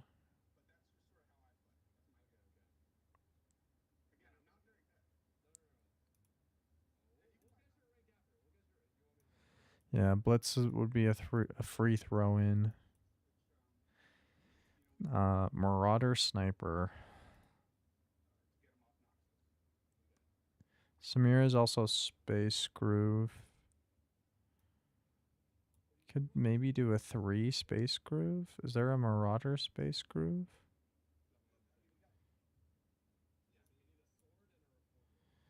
Fiora's a Marauder. Well, I don't know if it would be Jin at that point. Like, you're not even playing Darkstar. You're just playing...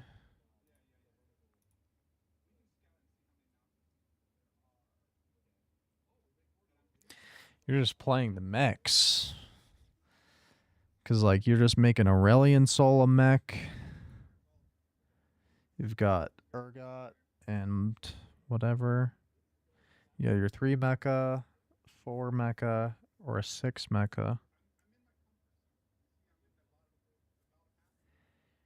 Precision engineering. +1 max team size. So you would have 6 taken with 3 plus 1. So you could have 4 people on a team. You could have 4 people on a team at level 6. At level 7, you'd have 5. At level 8, you could have 9. At level 9, you could have 10. What the fuck am I saying? At level 9, you could have 7. And at level 10, you could have the full comp. So you could have all Mighty Mechs active. Aurelian Soul flies around. Blitzcrank. Yeah, it's probably something like this.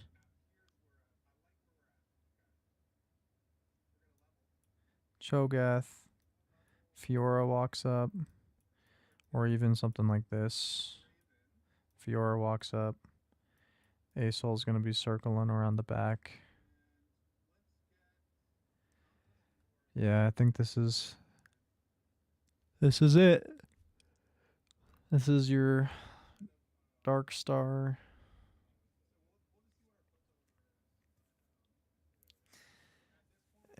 Maybe instead of Urgot, like Fiora's good,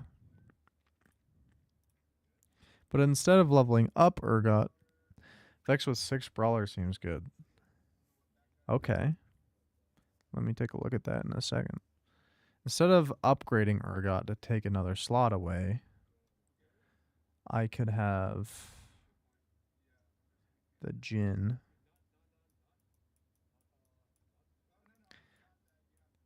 Could have the Jhin plus...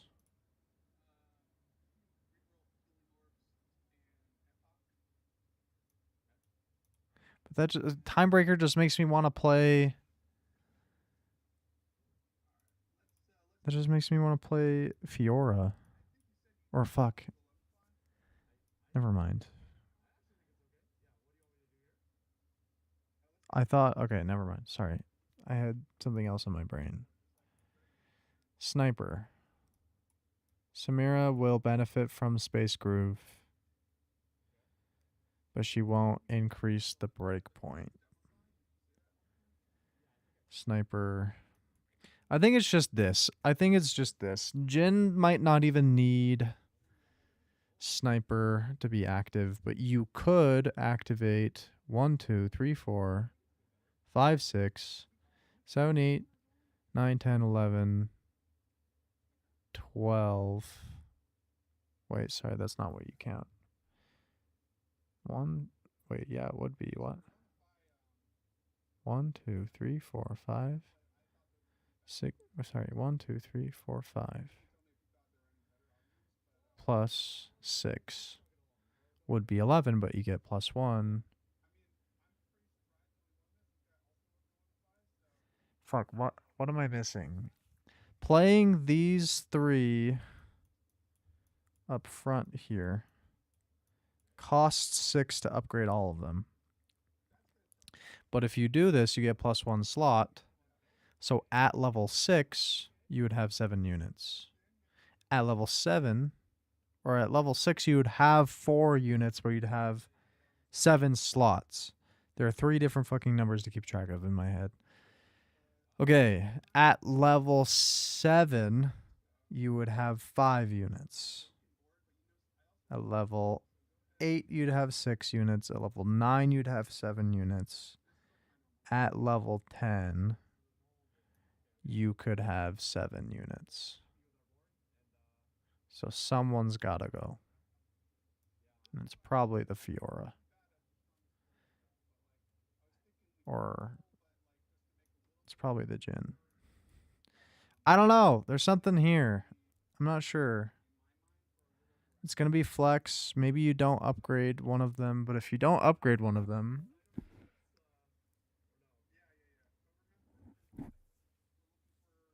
I don't know. I don't know, man. Something like this.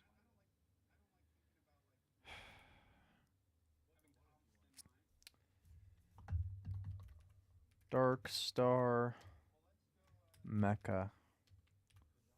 That's what I'll call it. Dark Star Mecha. Okay, clear board. Brawlers. Show me them brawlers. Okay. We have...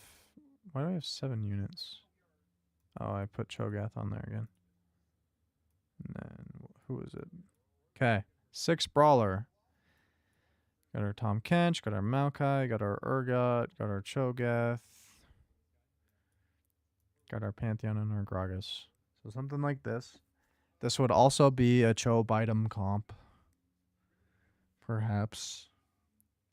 It would give a lot of time for Vex to siphon stuff. Maokai is a Nova.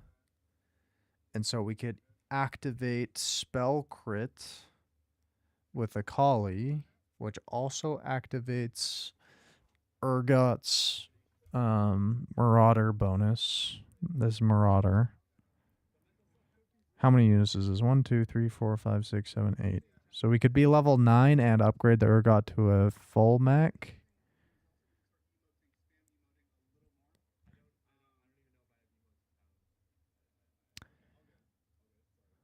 Almost 6 a.m. there. Think you gotta go to bed. All right. Thanks for watching stream, though. Appreciate it, man.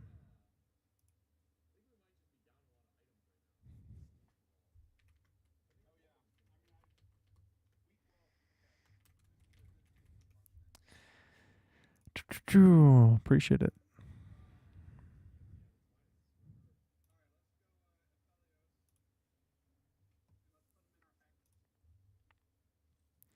If this is 8 units, we could be level 9 and upgrade the Urgot. Or Timebreaker. There's not like a Timebreaker Dark Star. Those are separate. There's a Dark Star Replicator, though. Lysandra. That would upgrade Pantheon. That would upgrade Cho'Gath. Or hold. Yo, what's up, Luke? How's it going, bro? I'm waiting for fucking PBE to go live. I've been waiting for... How long have I been fucking streaming this bullshit? I've been live for... Oh, it doesn't even say... Oh, yeah, it does. 4 hours. 4 fucking hours of waiting for PBE to go live. Bro, must be in Asia at 6 a.m. or something. Yeah, true. Bro, have a patience of a holy person. I'm not a holy person. I never will be. I don't believe in shit like that.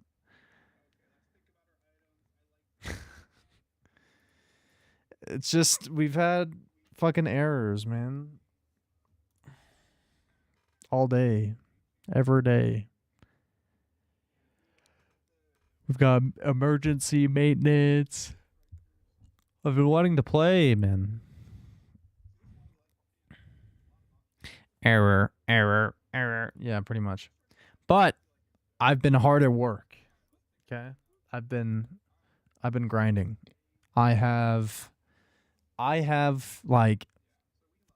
actually counted. Hold on. Let me just finish this comp real quick. I've been making comps in the team planner for the game. Do something like this, maybe? Is there kale in this set? I don't think so. Nope. No kale. But I've been making a ton of comps, dude. Check this out. Look. Darkstar Mecha, Arbiter Shepherd, Fast 9, 5 Space Groove, 5 Meeple, Corky, Fast 8, Timebreaker, Stargazer, Shepherd Emblem, Master Yi. I mean, you could just play this Master Yi without Shepherd Emblem, but it helps if you have it. Joe Bidem, fucking Cho'Gath carry. He has infinite health stacking. So yeah, I've been grinding, dude. It's the first time I've seen anything from this set. Well, I'm glad to be the first one to show it to you, dude. I've got ideas for comps. Let me just finish this one real quick. I'm so close. I can feel it. Is it really just that shrimple? 1, 2, 3, 4, 5, 6, 7, 8, 9, 10. I mean, Vex would be cool. I don't need Vex. But we could just go Bruiser Marauder. Have the Psionic bonus. Have the Nova bonus. Is there another Nova bonus that I would want that pairs in with this?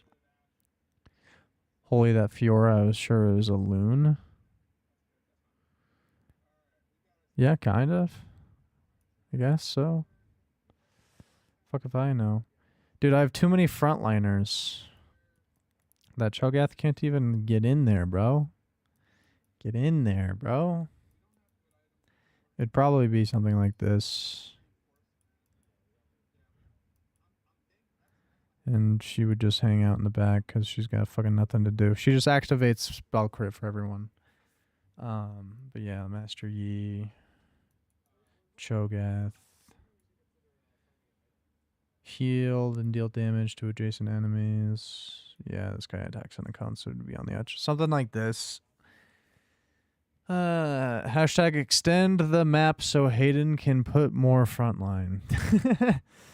Yes, this will. We'll put one more hex right here on the top right.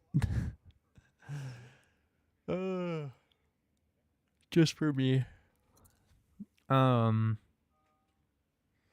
Yeah, there might actually be an argument to be made in TFT just to put one more row or one more column. Just one more.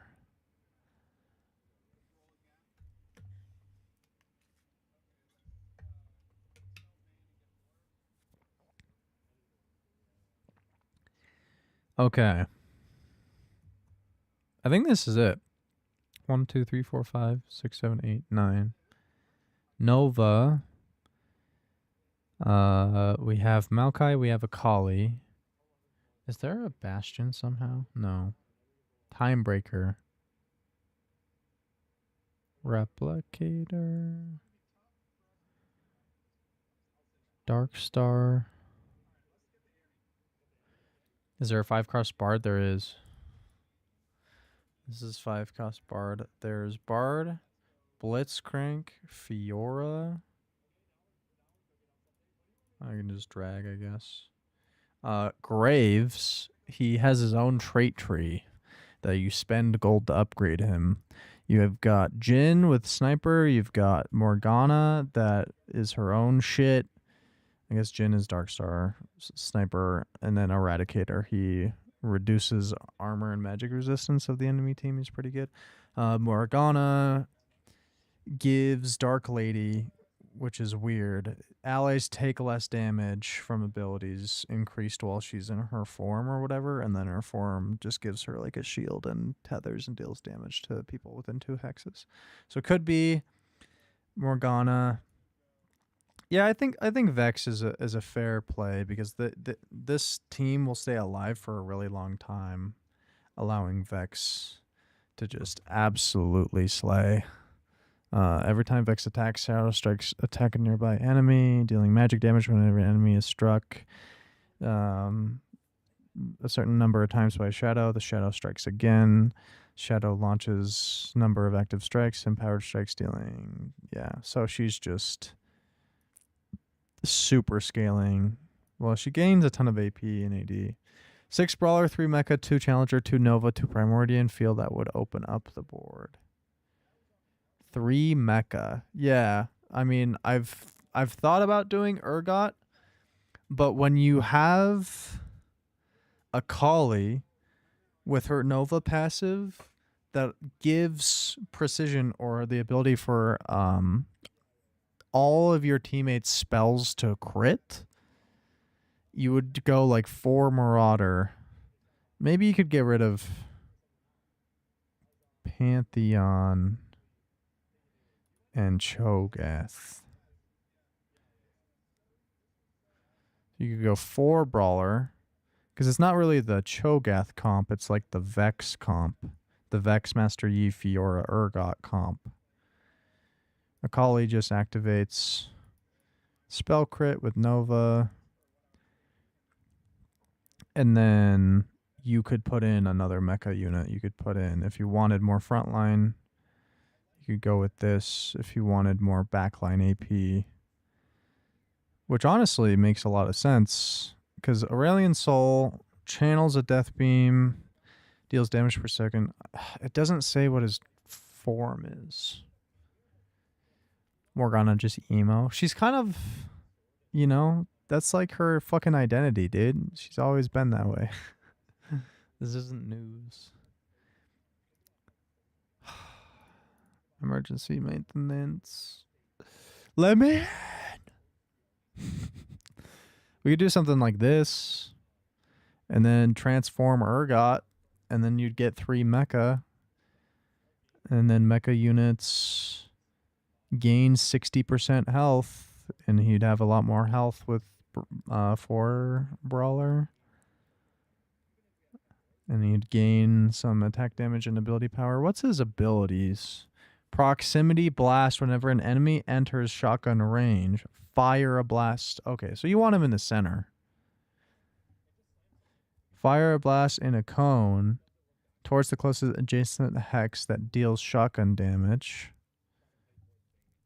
Physical damage with per hex fall off. Each adjacent hex has a shotgun cooldown. Active gain shield amount shield for duration and dash behind enemy targets. So you want Titans on him for sure. Probably like a Bloodthirster to scale off of his HP. Because you want him to have a lot of raw attack damage, which he gets some from Marauder, he gets some from Mecha. But getting the AP gives him a bigger shield. Giving him the AD makes it so he does more damage. Then you got the Bloodthirster to keep him alive. And then I don't know. Does he doesn't really scale off attack speed. It's a cooldown. It's just a cooldown, so you want him to stay alive. Sona, 100% you need her. I mean, Psionic. No, not for this comp.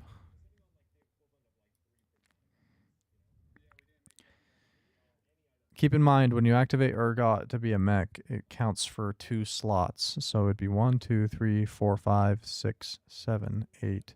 Level 9 is this, so we only have room for 1 more. Assuming we even make it to level 10. And so it could just be a Graves, it could just be a Morgana. You know, this would be strong, I think. Hello, Raiders. What do you mean Raiders? There's no raids here.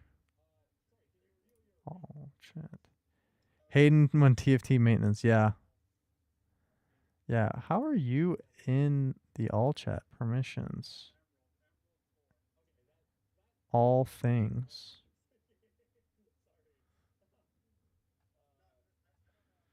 Okay. Base. General info, workout routine. I'm going to move that to self-improvement.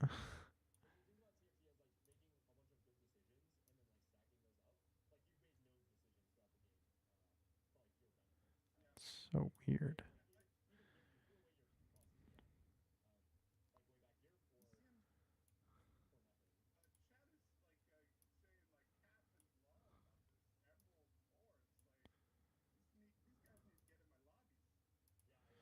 Permissions.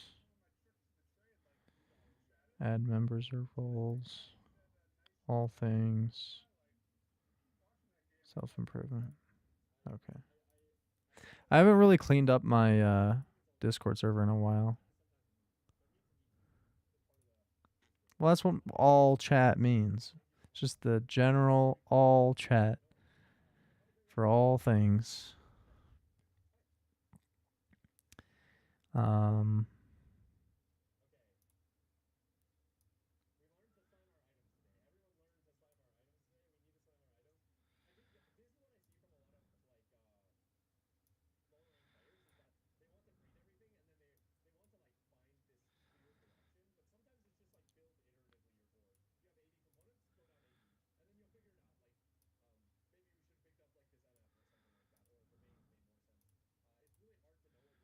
skincare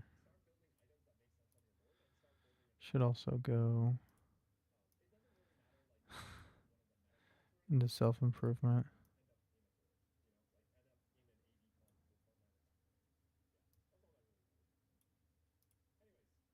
Okay. I've got like random chats that are like just for me. I've got weird shit. Anyways, good gif, good shit. Yeah, I think this is good. 4 brawler, 4 marauder. That's a good comp.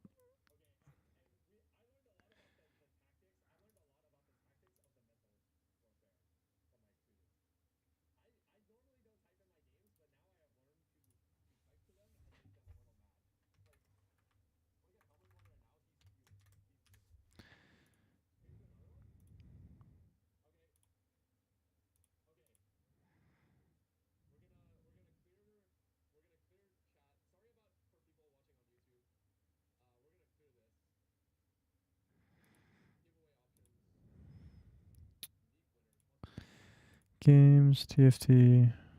Okay. 4 bruiser, 4 marauder.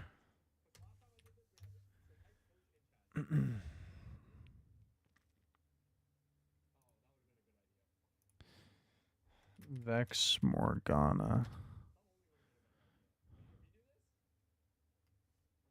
/ Graves.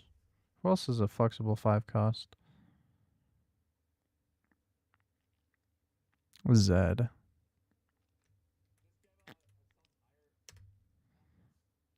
You could have either Morgana or Vex, or like any mix really of like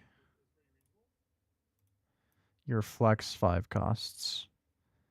So like if you're going into a game with like, I don't know, you could just play around Urgot pretty early in the game with this starter. With Gragas, Akali, Maokai, Urgot. Really easy flex. Find your Tom Kench, find your Master Yi, level 7, and then go for your legendaries. Go for your Fiora, your Graves, your Zeds, your Morganas, your Vexes. And you could play 6 Brawler until then as well. You could have the Cho'Gath. You could have the whatever other one it was, Pantheon. You can have them in the early game as well. Even though Cho'Gath permanently stacks, he just doesn't really like, I don't know. You could just go 6 Brawler and not have any legendaries. But at that point, you're basically just playing Cho Bite 'em. So why would you do that? So, you know. Is Graves a 2 range? He's a 4 range. Or I guess he changes each game, so does it really matter? But yeah, I'll edit it.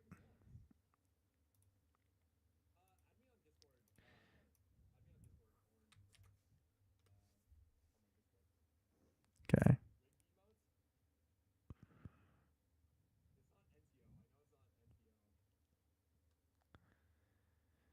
All right. Can we get in game yet? How many fucking comps have I done? 1, 2, 3, 4, 5, 6, 7, 8 fucking comps, bro. 8 comps. I gotta put these into the game. I wish the client would at least load. so that I could go into the team planner and make the compositions so that I could just have them in the game ready to go. And then it's like, okay, I got Timebreaker, or I got Bruisers, or I got fucking Space Groove, or I got Meeple, or like, and then I can just check the server status here.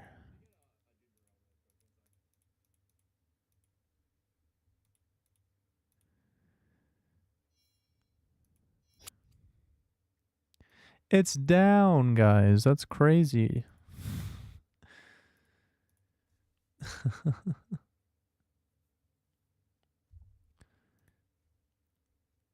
Was the Hello Raiders a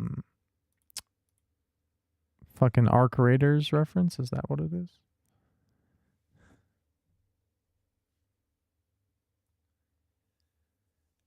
Hello, Raiders.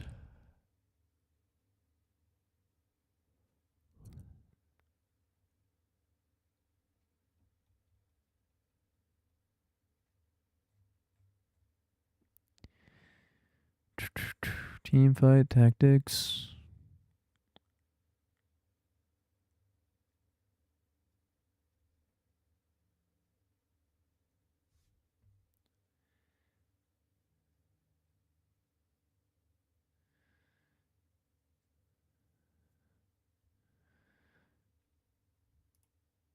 What's guys? Subderek here, back for another VOD review. Today, bring you guys another one of my games from the playtest for Set 17. Set 17 is going live tomorrow on PBE. I had originally heard that it was going to go live on the 1st, but it turns out they did the thing that they usually do with PBE, where they say it's going to go live Wednesday, but All right, I'll be they back. aim for it to go live on Tuesday, and so that's what they're And saying I'm this gonna make time. myself is some food. They're aiming for it to be live tomorrow. Cannot wait for it to go live so I can play so many games. Probably gonna do some viewer games later in next week. I'm probably gonna do like Project PBE stuff. I also did have my first stream this morning as a full-time TFT player, so that was an absolute blast. If you guys haven't followed my Twitch already, please do. I'm gonna be live every single day. I think I'm gonna do it at 8 a.m. Pacific time, which is Yes. I think that's what I'm going to be doing my streams consistently from now on. That time just feels really good for me. And what also feels really good is this new augment, Expedition. I didn't realize that actually it's Expedition and it's 33. It's like Expedition 33 reference. So that's pretty cool. I never played the game, but I heard it was really good. This is the most broken silver augment in the game. They must nerf this. So if you guys want to have a crazy game, play it on PBE. If this makes it to live, I don't know what to say. So, what this augment does, at the start of each round, it gives you a bench plot here that you can just use to delete a unit. And it tallies how much the cost of that unit is that you're deleting. So, delete a 3 cost, you get 3, delete another 3 cost, you're up to 6. Once you hit 33, you gain a powerful reward, and boy, is it powerful. We will talk about it a little bit more. We get there. I throw 2 Arbiter in here, which is this new like admin style trait, and I see that I think maybe there's for each Arbiter star level you can yeah, I mean it's kind of trash low key. I was looking hopefully for some kind of like Arbiter, like one that generates gold or something for like interest or something, but I kind of realized like nah, there's like not that much going on here. So how do you play this augment? The question exists in my mind, because you could start, I could just delete the Samir here and delete a 3 cost and get plus 3 gold. Problem is, that is really going to hurt my economy, right? It's going to be a lot harder for me to get to 10 gold, get to 20, 30, 40, 50 gold if I start deleting 3 costs from RIP. So, my opinion, and I spoke to, you know, a global rank 1 player, Demacian Raptor, about this, and he said, yeah, I think I agree with you on this, is that, you should use the first few rounds to do exactly what I'm doing here, is int, make econ, just, you know, take a little while to get to your first 30, maybe 40 gold, and then start deleting units. This is going to delay your ability to get to that giant reward, but it's going to make it a lot easier to play the game, right? Because I made all those Rounds of interest, now I can make 30 gold here. Go into carousel, I'm going to get a 3 cost off the carousel. I'm going to get a 3 cost there. Take any kind of econ off carousel for sure. I don't actually know what the portals are here. Also, I guess you can see me listen to the... Am I playing the new... I think I was... I don't know why I turned this up like I wasn't gonna... I didn't turn on the new BTS album while I was in the middle of this game. We could have audio if I hadn't, or if I learned how to split audio, but that is for another play test. And yeah, I mean, we're here. I believe I probably do take the random boon here just for the extra 2 gold, and hopefully some kind of boon that gives me some gold here, and then, you know, I just need to take... I mean, any of these are all the same. A 3 cost is nice because, you know, it can be deleted as 3, and you can technically star level them up. If you get a 2-star 3 cost, then you can feed Expedition 8 gold. So that's a way that you can really, really accelerate your ability to get there. And I think that is the dream: 2-star 2 costs, 2-star 3 costs, even 4 costs. You know, you can find and feed to it. So those are you know, nice things that you can do here. And I do get actually some components here. Now I was going to try to feed it this Urgot, and then I realized, wait a second, this Urgot's just going to field onto the board at the start of the round. So at the last second, I buy up all of these units and field them just so that I can delete the 3 cost here. So if you start deleting 3 costs right now on 2-5, that means 3 costs, 3 costs, 3 costs, then another 6 3 costs if you do delete them on these rounds. That's 9 times 3, 27. It does mean that you're going to be cashing out on 4-3, right? You know, because 27, 30, and then 31 if these are, you know, 4-1 and 4-2, if that makes any sense, which is a little scary in my opinion. I'll be real. I do actually play a decent little meeple board here because if you are losing every single fight, which you often will be with this augment, I actually win a couple because we had some AFKs in the playtest, but normally, you know, you'd be playing 5 loss here, and the fact that I win these 2 is, I mean, just a blessing in a spot that otherwise, you know, I shouldn't have been able to have this.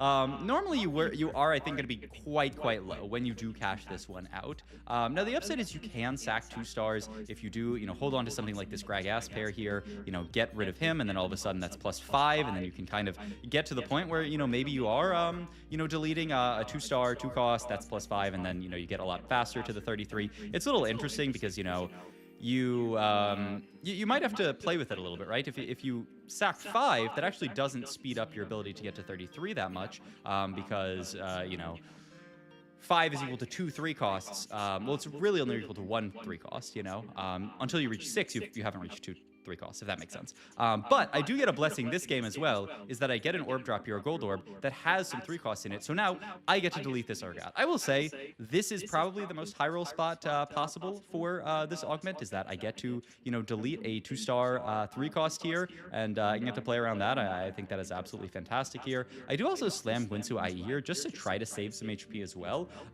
We will, you know, once we get to the big cash, talk about what it is here. But I do think when playing this augment, you should be thinking about playing very flexible augments or items, right? You should be slamming very flex items here. I'd like to take econ here just to kind of repair the econ because I am deleting huge units. But at the end of the day, I find exiles and I'm like, you know what, that's a good enough one. But then once again, I find another 2-star 3 cost. So now I can delete this. That's another 8. I'm going to be up to 25 here. So once again, like I said, this is an amazing spot for this. I do just end in this world where I can just... you know, really quickly accelerate, but this is what you want to be doing with this augment, right? Is making econ really quickly and then eating things like 2-star 2 costs, 2-star 3 costs. It's not unlikely that you'll find something at some point. You can even maybe like, it's low-key crazy, but I could see it, you know, take like a Varus upgrade, a Varus, you know, Realm of the Gods and delete like use a duplicator and make a 2-star 3 cost and then delete that. Like I could certainly see something like that working as a game plan here. And I do actually even level up here, just get sniper and play a little bit of a board, right? I just don't want to be dead by the time I get the cash out. Just want to save enough HP that I'm alive once I reach there, and have a little bit of a semblance of a board, because this cash out, while it does give you a lot of board strength, it does not, you know, completely build the board for nothing for you, and you're gonna have less gold than any kind of normal game.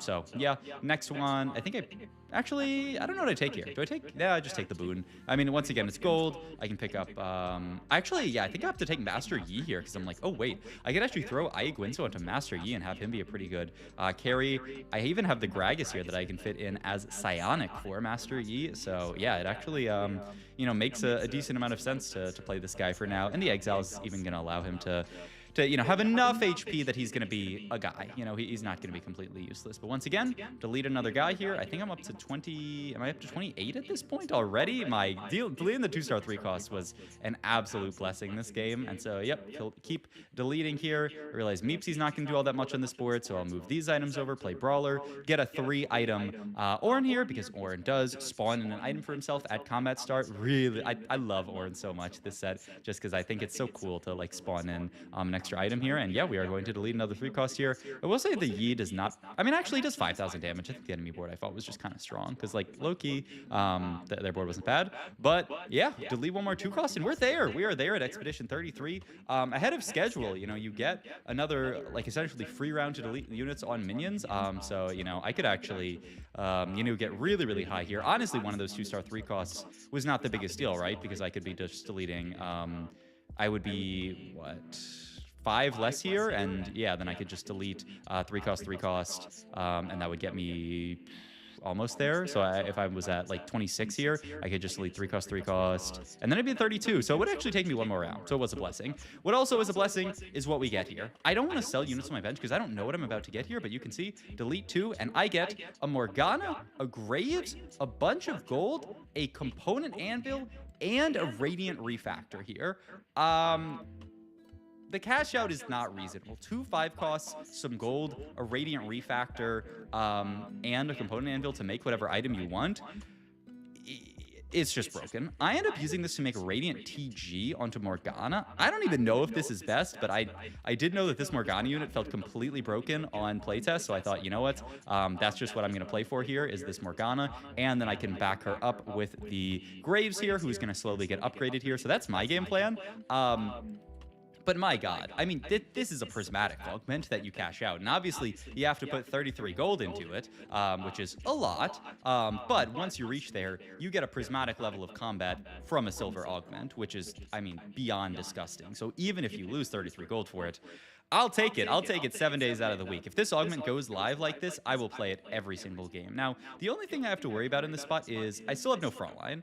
So I do want to roll down here and just find some upgrades to play around. I do find the Rammus here, who I do get to sell off the Orin play. I'm still playing 3 Bastion on this board, and a completely useless Nunu. So the board could use some work, but hey, I mean, it's playtest. Was I the most well-equipped to play this spot with a ton of experience? No, not really. But yeah, I mean, this board is still decent enough with the Rammus here. I do also pick up the Thomas Kench earlier. Graves, by the way, if you haven't played around this guy, every single, well, it's not quite every single round. You get to upgrade the dude. Also, you know what I just realized? Can you guys see? No, you guys can't see this because I actually, can I move this up here? No, I actually cut the bottom like couple of pixels off the UI. There's actually a hole in Graves' UI.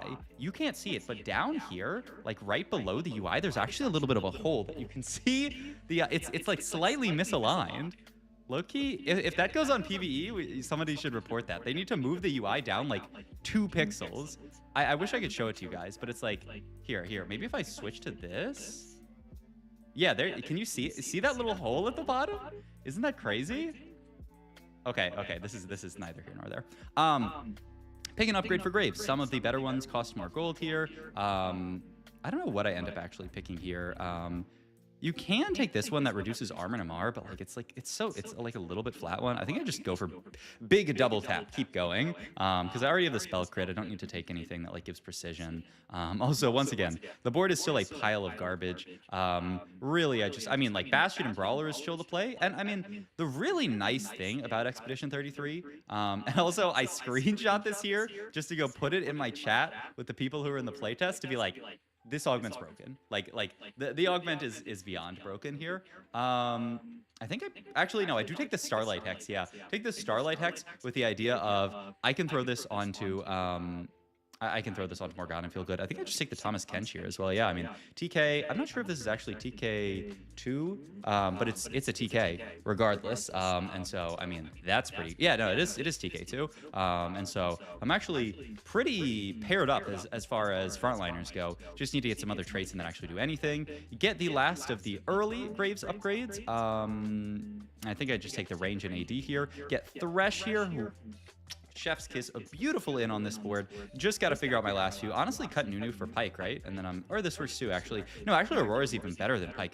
Dude, I was actually reading Aurora's ability. This unit turns your damage into true damage. She turns a certain percent of your damage. I need to go reread this once PvE dropped, but she essentially like puts a poison on a unit, and that also converts a percentage of the damage that unit takes to true damage. After a certain amount of time, it kind of like pops the true damage dot. That unit also sounds that like I definitely should be playing Aurora over Pike here. It's just I did not read Aurora that closely, and so I did not know that that's how her ability worked. But yeah, I mean that's insane, right? I could be doing like extra true damage to this like dummy or something like that with my board here. But you can see we easily 5-streak the rest of this stage. I mean, why shouldn't I? I got 2 5 costs and a Radiant item. I should be way stronger than everyone else in this lobby, and I got to take a Prismatic Combat Augment on top of that. You can see Graves and Morg doing insane damage. Do I take Aim Assist? I probably should take Aim Assistant. Yeah, I do here. I'm getting Thresh's bounty here. Need to take... I don't even know what I need to take at this point. Just like tank items, low-key. I already have Heal Cut. I do need like Armor and a Marshred, but I think I just take this for whatever reason. I don't know. Just just to take Armor Shred, to take Evan's Shroud here. I will say as well, one of the things I talked about on stream recently that I think is actually quite important this set is how you do play around the Treasure Dragon effect.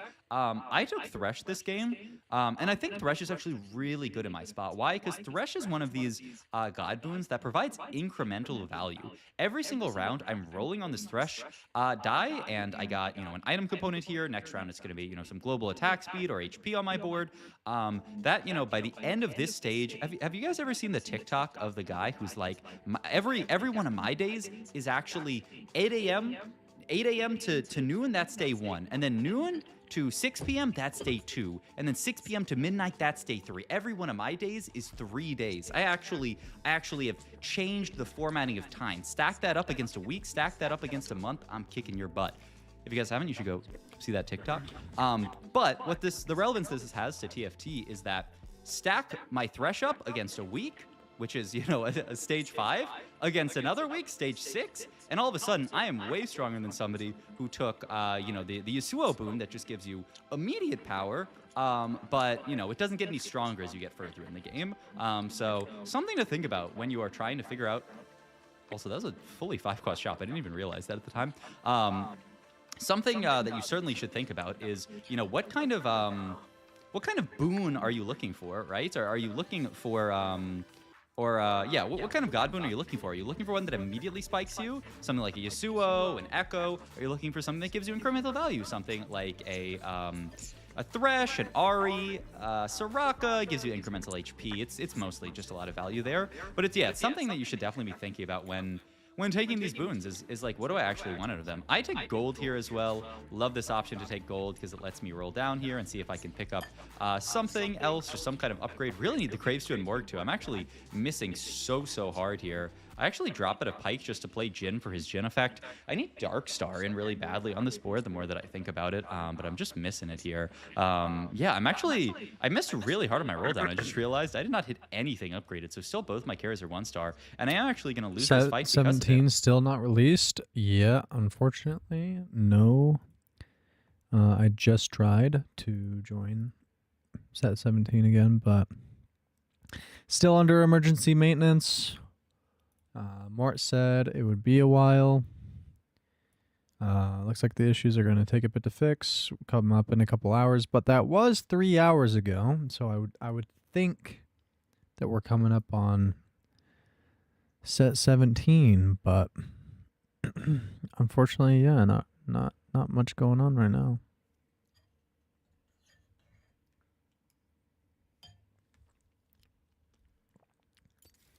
So thought it was a good time to pull up a YouTube video and go make myself some food.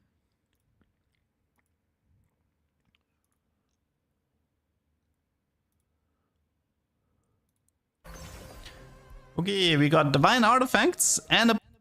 Should be fixed in an hour, but then we will enjoy the 10-hour queue time.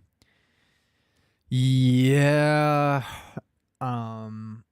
China and Europe and all that shit will be awake And so it's gonna be a nightmare.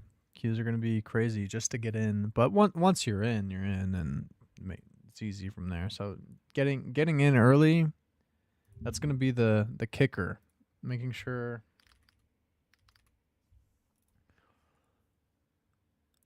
to be one of the first ones in queue is gonna be really important. I am in America, towards the west side.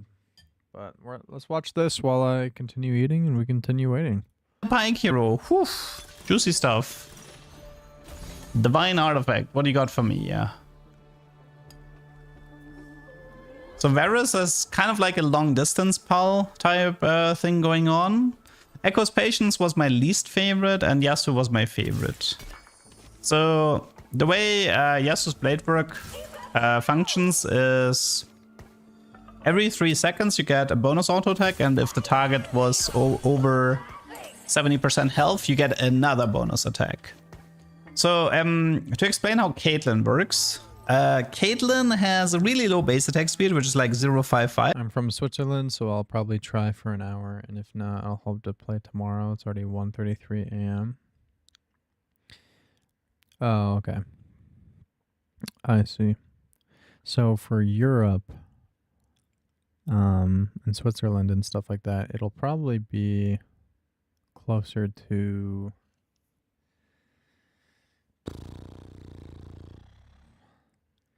like later at night for me. It's 5:30 p.m. So yeah, by the time I go to bed, it'll be Europe's turn to play. So, but China and Asia are gonna get on here in a few hours, so that's gonna be the bigger concern in terms of like player count. Because all the PvE servers are shared throughout the world. That's kind of the crazy thing. Like they're not like sectioned off. At least last time I kind of looked into it. Yeah, PvE is global. Yeah. So sad moment. Sad moment for America in general, or just for TFT? Because either way, you're right, man. Either fucking way, you're absolutely right.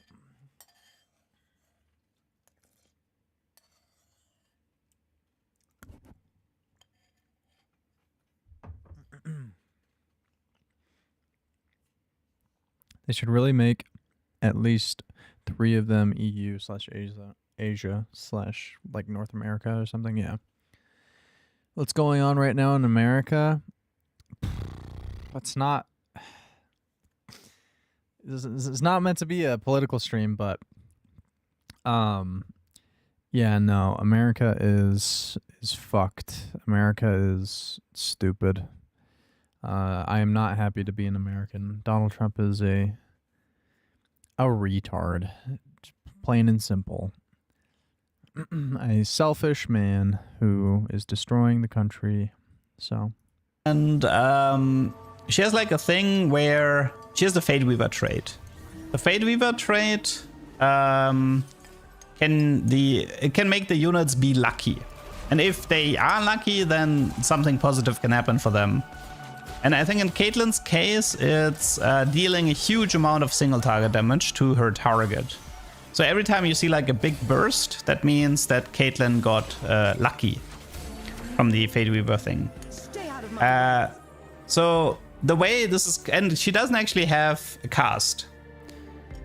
And so what I'm I see. I'm happy about Swiss political aspect. Ooh, got something in my throat.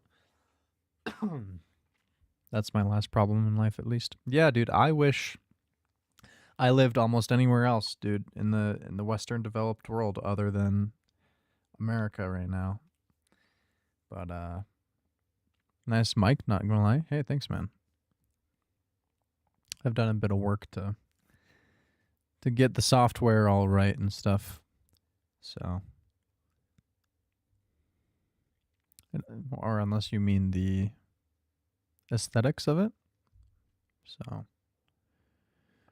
pretty sure you wouldn't want to be in France right now. I mean, honestly, I'll take France over America, though. Like, at least France is still, like a liberal democracy for the most part. So, the sound of it, hell yeah, dude. I also have like an EQ on it, so it should be catching a little bit more of the rumble and the soul of my voice. So, France has literally no democracy right now. Like, I know that they don't have I think it's a leader or whatever, but they're not prime minister. I think it's prime minister. I can't fucking remember. Anyway, but at least like the people are genuinely more democratic. All my friends in France are having no fun right now. Like, I'm sure, like, France's problem is a little bit more temporary. That's kind of my point. Is like France is they're gonna get through this. They'll be okay.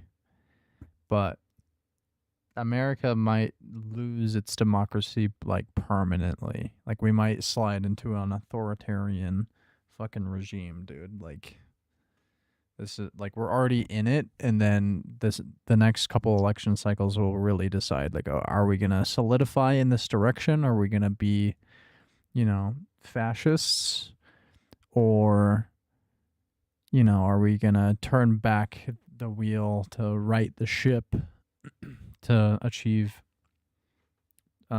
democracy and freedom and like genuine liberal principles? So we'll see. Not to say that America was perfect beforehand, but it was much better than whatever the fuck's going on right now, man. I'm doing here is like I'm going for Caitlyn's 3-star, and instead of like going for attack speed, which is really bad with her base attack speed, I'm using the Yasuo blade work to just bypass the bad base attack speed and get multiple auto attacks in, hope that they're lucky, and then just one-shot her targets.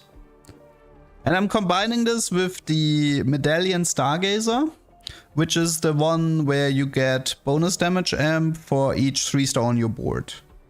So I will just be 3-starring a lot of like low tier units and have Caitlyn 3 be my main carry. It's a really cool game, probably my favorite combo that I had in the entire playtest, so definitely very happy with this one.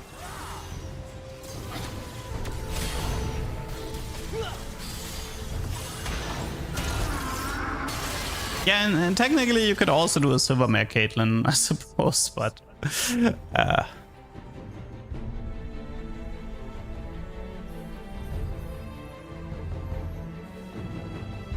comp that stood out as strong in the playtest. I mean, Xayah carry was pretty ridiculous, but a lot of people in the playtest, they just kind of like, rushed 9 and 10 and ended up with 3-star 4 or 3-star 5. And that wasn't really a comp. they just abused strong early game boards to rush impossible boards. Because of that, there was like a pretty big skill gap within the lobbies, right? Like if you literally put people who are emerald together with people who are like 1,500 points challenger, then the challengers can just run away with the game pretty easily, even in a new set.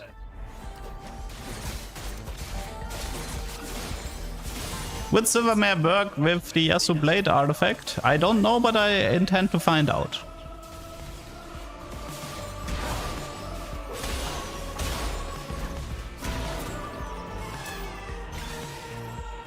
What is Kate archetype? Probably a specialist. Usually if a unit doesn't have a mana bar, it's a specialist. I mean, sometimes it's marksman, but considering marksman, you gain mana. She's probably a specialist. The Stargazer is the medallion. I will show that later, once I activate the trait. Stargazer medallion caps out at 3, and it gives you damage amp for every 3-star unit on your board. Plus a bunch of bonus stats if you stand on the hex. Yeah, this is the Bleed Talon. We had that one before. I think it's Debonair Talon had this ability. He's pretty good though, he's kind of nice. I think we had this Talon twice. Don't remember the last time we had that one though. I do remember Debonair Talon, I think had the same kit.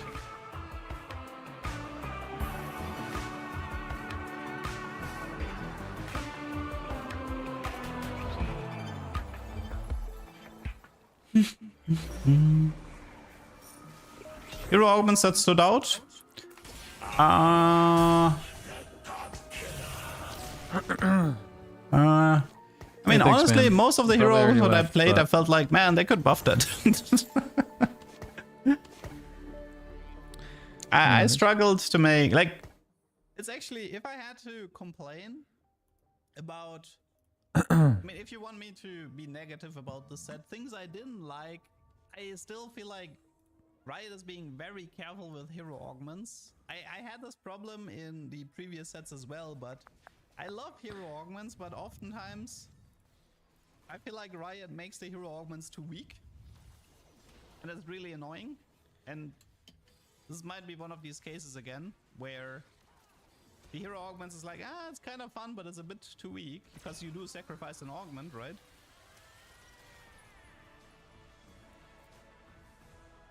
Is this set complicated? No, this set is not complicated.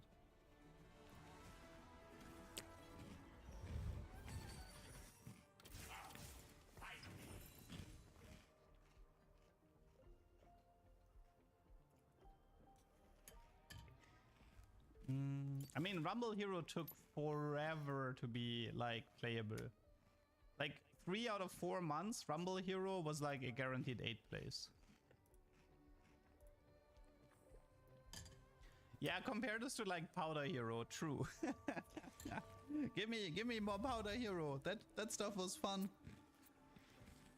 That was the good stuff.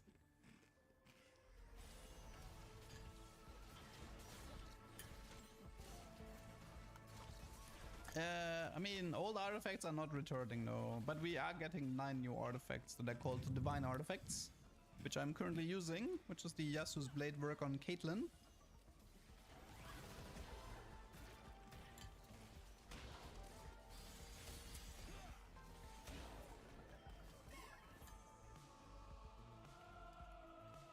What's the best tip for a newbie that doesn't know much besides gold, economy, and rule text? I mean, my one tip is always have fun with the game. This is something that most players forget. Most players are just like, they think TFT is about the endless treadmill of gaining LP. And they think their only enjoyment can come from seeing a number go up. So my tip is always, you know, have fun with the game.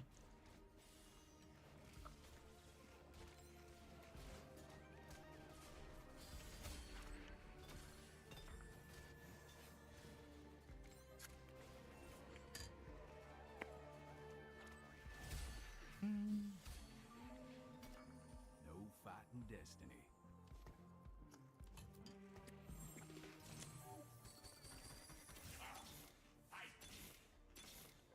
Let's finish this. What are the numbers above Twisted Fate? Okay, so the way Twisted Fate works is the following. He, when his mana bar is half, he will pull a card.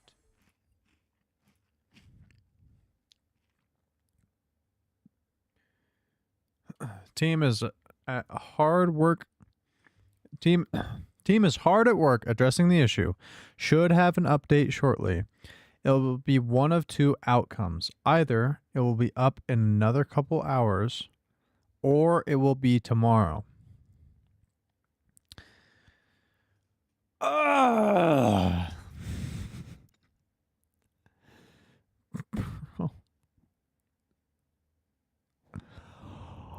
I'm gonna eat my fucking microphone.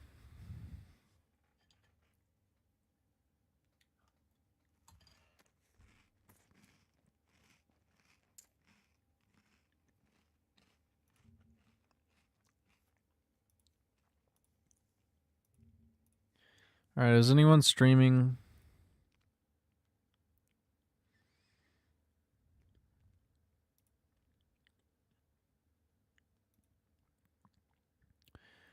Fucking Teamfight Tactics.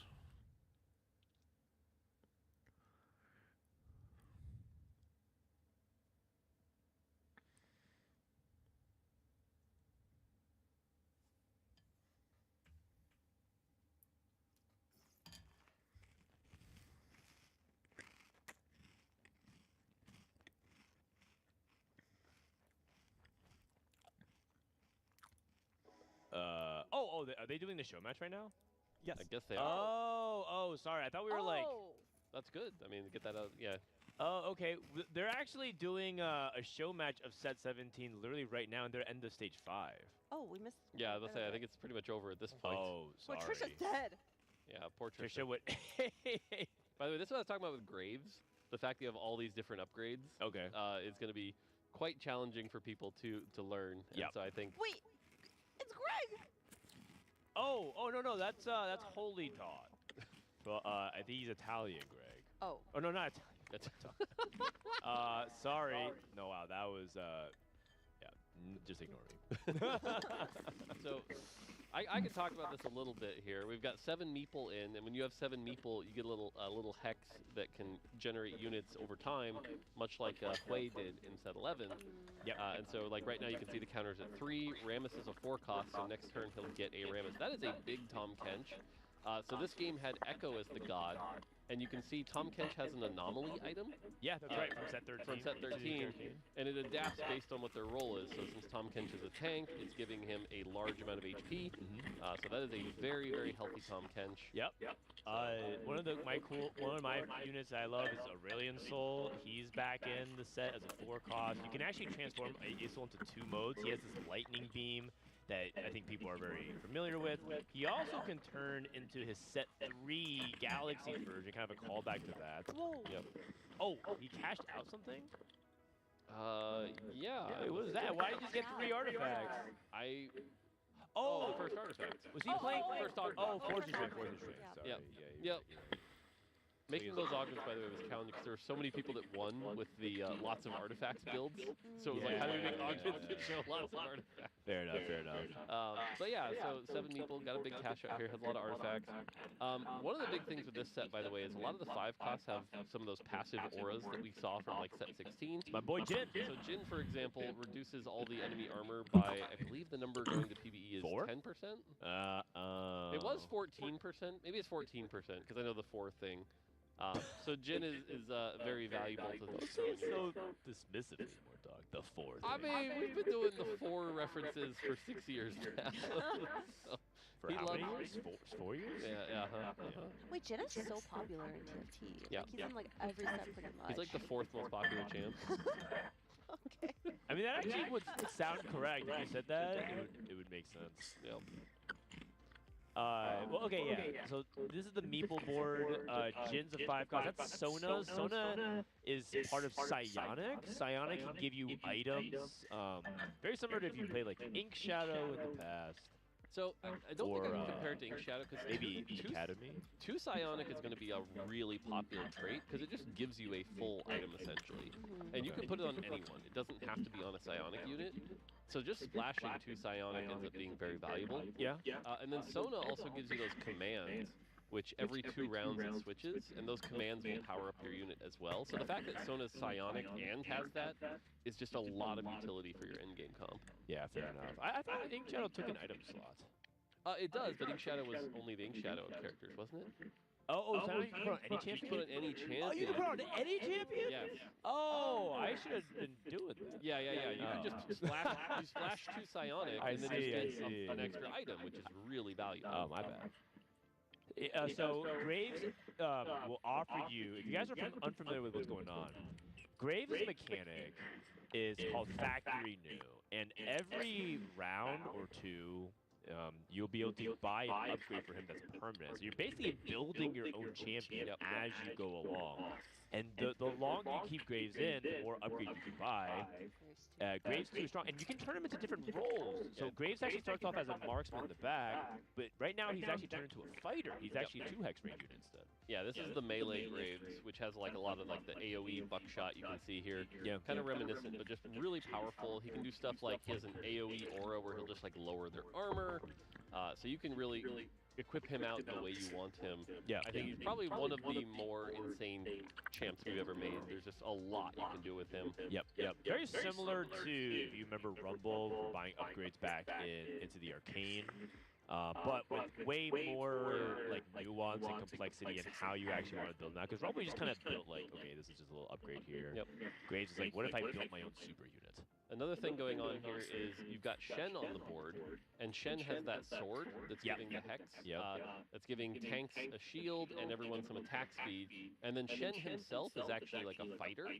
You want to give him attack speed. everyone built tanks on him. No, I call him tank, and then I like to that thing. There was like a upgrade thing. Wait, that you he's put a on him. marksman? No, He is. No, the reason he's attacks marks. Yeah, so he wants attack speed. You want Ginsu's on this guy. Oh, okay. My thing gave him a death cap, and then I read his ability, and I was like, oh wait, what? He's like AP? Yeah, I built him like BT Titan. I guess I built him wrong. BT Titans is fine, but you want the attack speed because what happens is after he casts a couple times, his damage converts to true damage. Yeah. And then he can just start like beating through things really, really quickly. I see. He also provides a slow. Now this board, by the way, has 6 Dark Star. When you have 6 Dark Star, one of your units becomes like empowered, and you can see the Jin down there. The Jin is really large, and you get these 2 black holes that provide extra front line for 6 Dark Star. Are they like dummies? Yeah, they're basically like dummies, but it gives them a lot of extra front line. The cool thing about it is, though, is the health of those is based on the health of your Dark Star units.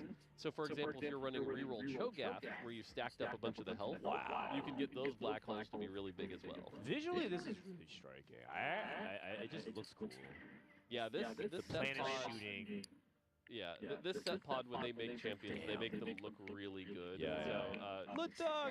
yeah. This set looks so good. Like the Yeah, visuals. the themes, the visuals of the set are really cool. I like some of the units in particular are really interesting. Yep.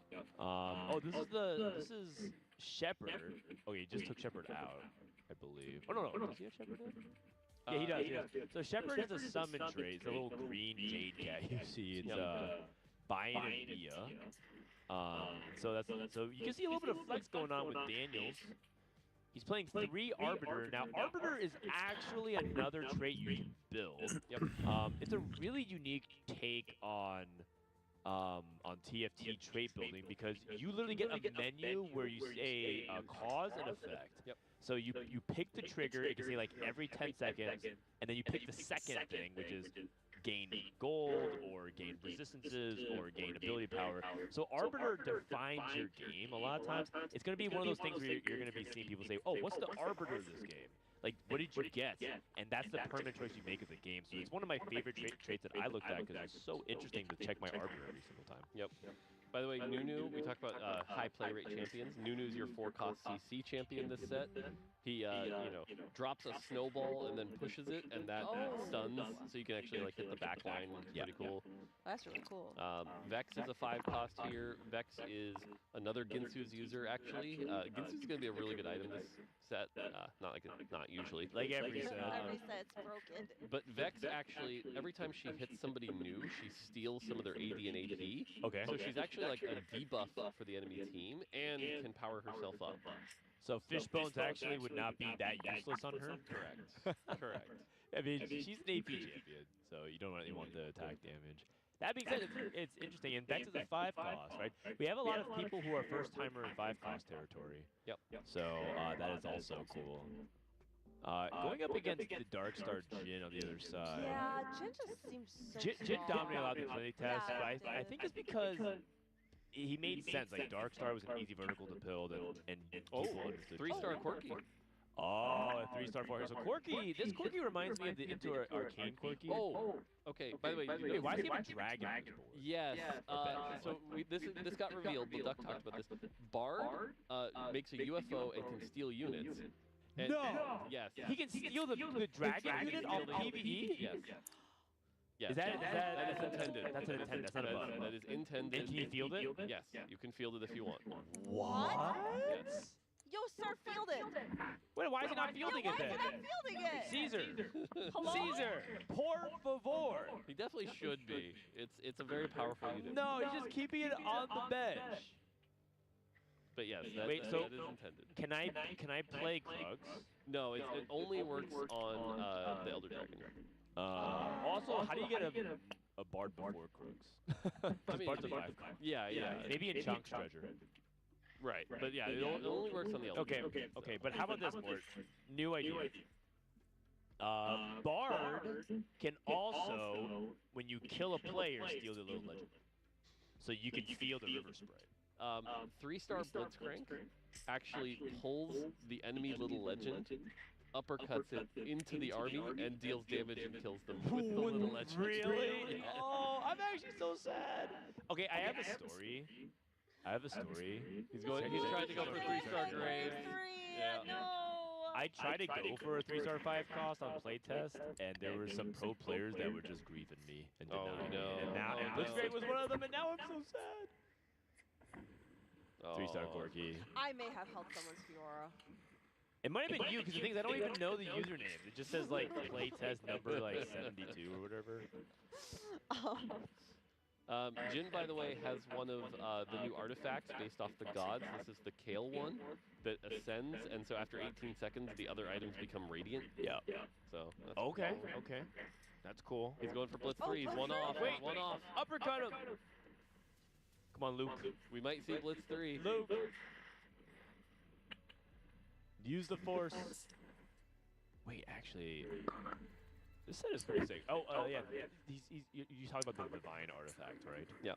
Yeah. Which one was that again? I forgot. Like I said, it's from Kale, and so he got a second one. Oh, yes, second dragon. If he had a duplicator, he could make a He could 2-star dragon. Yes. He's trying to go for Bard 3. No, but just like he's not playing the dragon. I don't think he thinks he thinks you can play it. I think he thinks it's just on his bench. It's just there for fun. Yeah, like, he's not aware that you can feel it. To be fair, I wouldn't even think. Oh, he hit Bard 3. Well, so the Oh dragon, my God! Play the dragon, man. Play the dragon. it'll go in automatically. So 3-star Bard and the dragon. What does he do with the UFOs? Hold on. Hold up. Oh!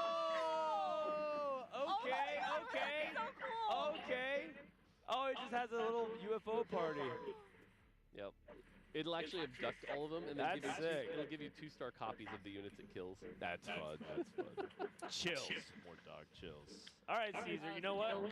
I forgive him for not feeling the dragon. He was playing for keeps there. Nice. Oh, that's a cool setup they have there. Very nice. Sorry we only caught half of that.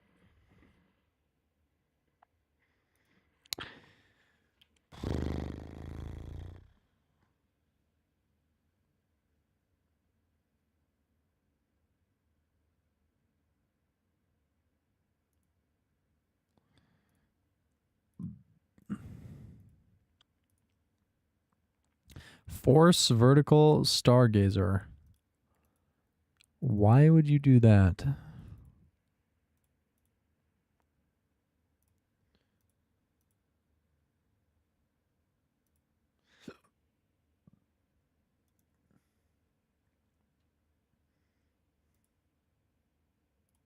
Hello there, YouTube. Spoozy coming at you. Set 17 is just around the corner. I got the privilege to travel to Spain in order to sit down with a bunch of other streamer nerds and try this set out. Thank you so much, Ryan, for setting me out. It was very generous. We had good food, good drinks, and good games. Very nice of them to do something like this. It's not that often us streamers gets to kind of socialize together. It was Yeah, fun. it's Let's jump into the game. beautiful. And as we play, I'll try and introduce you to the new concepts of this set. Starting us off, in every game, you have two gods. In this one, it's Kale and Echo. If you choose to side with Kale, she'll give you more items. And if you choose to side with Echo, he is the god of time, and he gives you a bunch of stuff. Sometimes you get spats, artifacts. He can create a scuttle puddle encounter. He gives you resources. He's a little more all over the place, TBH. Lulu pops out of an orb here, and she's part of the Stargazer trait, which I would describe as a combination of KDA and the current Ionia. It creates some hexes on the ground, but what those hexes do and how the trait works changes in every game. And in this game, for every 5 combat you have Stargazer activated, you'll get a Stargazer emblem. And the Stargazers that starts combat on the highlighted hexes gets a bunch of stats. More stats, the more Stargazers you have in. So I'm thinking in this game I'll try and go vertical Stargazer.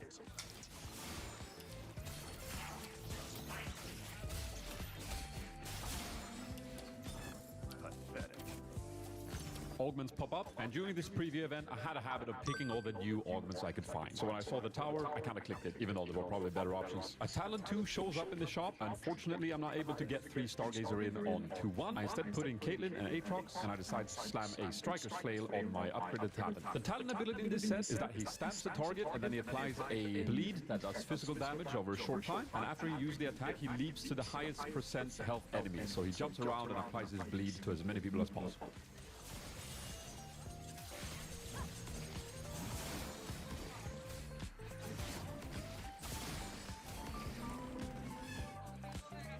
Luckily, I find TF in the shop, and now we have 3 Stargazers online, so we can start stacking up the emblems. Now you can see there are hexes on the ground, and as you level up, you'll get more hexes that you can place units in.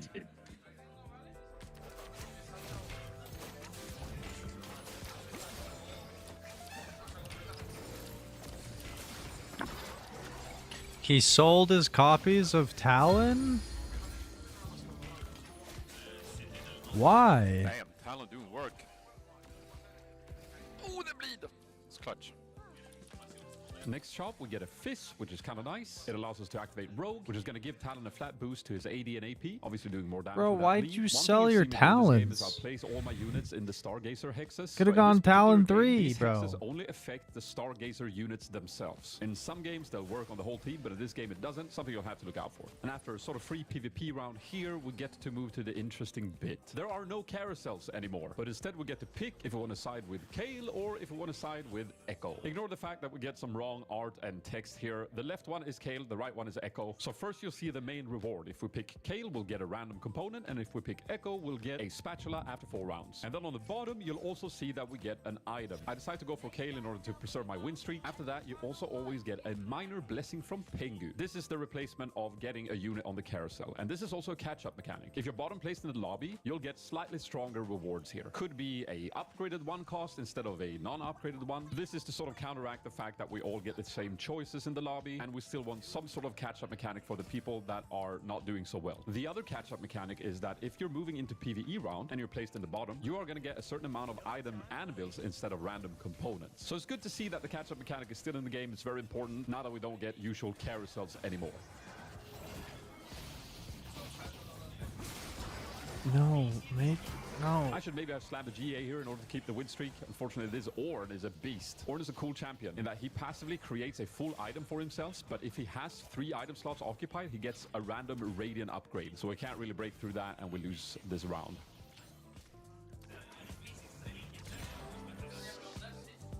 Jax shows up here, which is great. Another Stargazer on the board. Now we're also going to get a little more damage on our Stargazer units that starts in the hexes. Twisted Fate's ability is interesting in this set. He's going to pull a card from 1 to 9. The higher the number, the more damage his empowered auto attack is going to deal. However, if it does pull the 9, he also farms you a gold, which is kind of nice.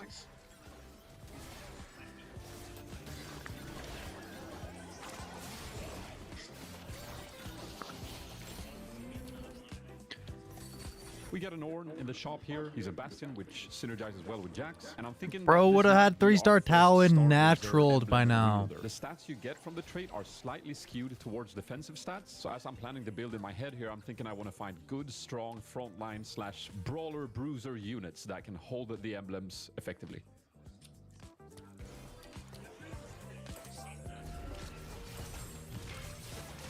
Tough fight here. My opponent has got Victor, who's a 3 cost, upgraded with 3 items. There's no way we're winning this, so I'm just allocating some items in order to save HP.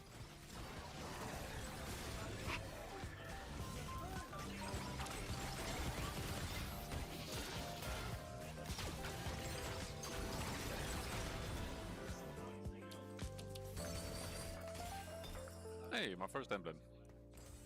Put on this guy. Augment time. Dumbify is not it. Feeling lucky feels meh.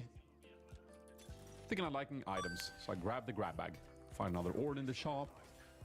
Move some items from Talon here. I'm liking JG and Guard Breaker. I should probably slam either a Chojin or a Void Staff here, but I decide not to because I think I want to build like a Nashor's Tooth considering my AP items. But it's not like the sword is doing much in this comp because I'm thinking we're going to be AP heavy. So again, probably should have slammed the other combo. You can Judas go for ability is kinda cool. Shojin. She calls down rocks from the sky, which deals magic damage to 3 nearby enemies. But every game, the secondary effect is going to be different. And in this game, the effect is that it stuns them for a little bit, and it also deals extra true damage.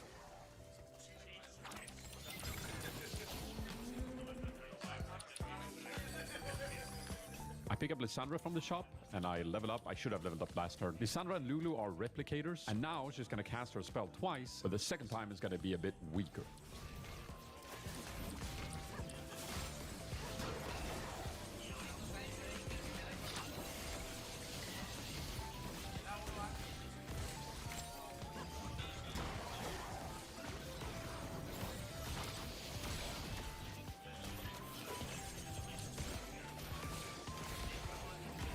50 gold, level 6 here. Move to carousel. That isn't a carousel anymore.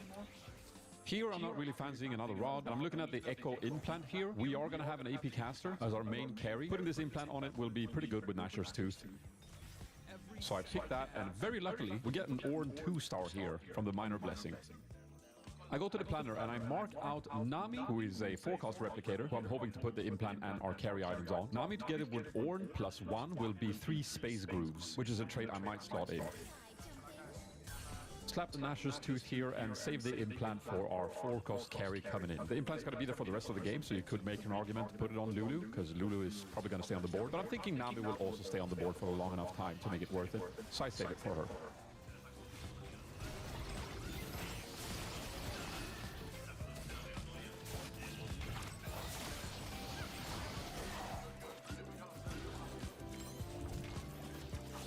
Another dub here. Lulu doing good damage.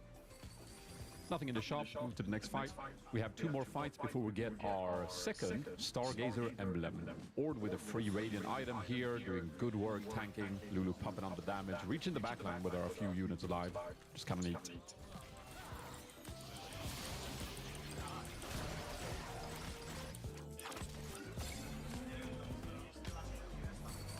Get a Jack's pair, pick that up.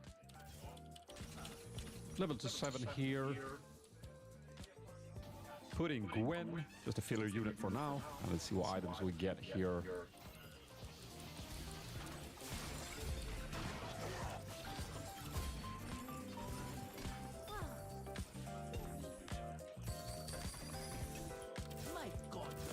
Items kinda good, TBH. I'm gonna opt to reforge the sword here, see what we get. Another rod, perfect. Slap Ionics, do another Nashor's. Slap the double Nashor's JG combo. Bro, I just want to fucking take a nap now. For the time being. Facing a strong mecha board here. Mechas are really cool. You can choose each individual mecha unit to take up 2 slots on the board and make them stronger if you want to. Lots of fun to be had with that trait. Reminds me a little bit of dragons from that dragon set. Really cool. Alright, now we farmed 2 of these. See if it's worth. Okay, we got our 2 emblems, and now we're looking at the final augments here. I'm not really loving either of these, so I end up rolling them all, and I find Duo Q. And I'm thinking getting some 5 costs and putting these emblems on them can't be half bad. I get Morgana and Shen, which I think are both solid candidates for the somewhat frontline heavy stats that you get from the emblem. I level to 8, I do my roll down here on 4-2. I find Nami, and I'm able to put that in. Unfortunately, I'm not able to slot in the 5 costs. It's gonna happen next turn. Lots going on in the new set. You know how it is. I put everything on Nami, including the augment or whatever it's called from Echo. And now I'm looking to stabilize with a solid level 8 board with Nami as the backline carry and eventually some of these legendaries to supplement it. Nami is kind of like Nami from the Disco set. She sends out a Disco ball that does a big splash AoE damage around it. Really solid AP carry. From the Disco set. Online. Does a lot of damage. From Remix Rumble, but yeah.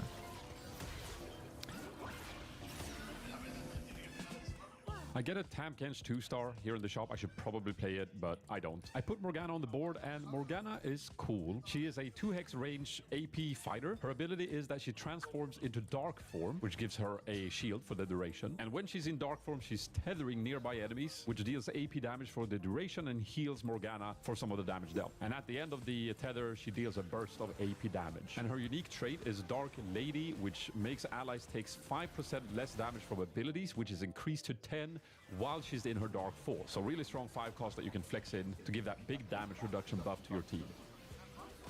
Wait, she's doing giga damage. Now we get to a defining moment of this set. When you pick your 3rd choice from one of the gods, you will get all the rewards displayed to you there, but you're also going to pick which of the gods' boon you will then get on stage 4-5. The god you pick the most is the boon you'll get. If I pick Echo here, I will get an anomaly item, which provides unique bonuses to the champion I equip it to. And if I pick Kale, I will be able to upgrade a completed item to Radiant. Now I just pick Echo here because I really like the sound of getting more gold for the rest of the game. And also when I play this, I had no idea what the boons would get me. exactly. So I couldn't plan for that. These boons are the same in every game. So once you start learning them, you will be able to make choices depending on which build and which boon would be the most beneficial to you. We find Nunu, who is our 4-cost frontline Stargazer, bringing us to 7 Stargazers, and in 3-player combats we'll get our last emblem, and that will bring us to 8, which is exactly where we want to go, because that increases all the bonuses by 20%, so that's obviously going to be very strong. We also have a Vex in the shop, who is a backline AP caster. It might be a little bit stronger than got Nami, rid of but I'm not sure Shen. if I'm going 9 yet, or if I need to roll on 8, and if so, I might still play Nami. Maybe just play all legendaries and you just put Stargazer emblems on them, and that's how you win. That sounds really smart, Spedge. That's what I'll do. Yeah, do it. It looks like my board is doing absolute servers work. are Morgana still as not a up. 7 Stargazer, doing most damage on the team as a 1-star, looking really promising. Find another Nami here in the Update. shop, so we might play Nami 2-star, but now we're just waiting for that final emblem. In the Wait. fight to come here, I'm spending some time in the planner trying to There was an decide update? which 5 Stargazers I want to have on the board, because I will have 3 Update? emblems, and I want to For real? Show me the goods. I've been waiting 5.5 hours. Yes, I did. I got it ordered because I looked up different ones to see what I should get her. And the one that I think would be really good for her is not in stock anywhere in like a store. But it'll be here Sunday, so that's good enough.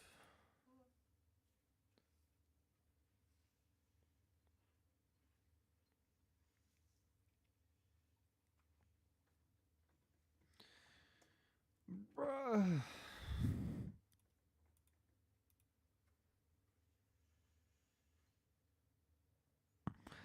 What the fuck, Rito? Let me in. Please.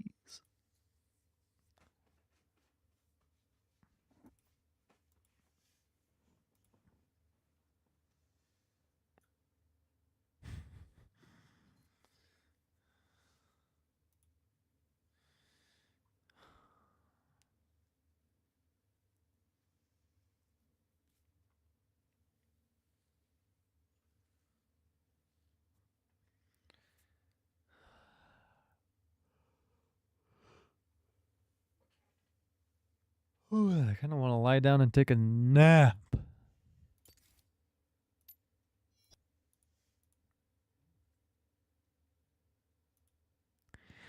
Okay, I'm going to take a break. And then I'm sure Mordog will tweet when it goes live. So, goodbye.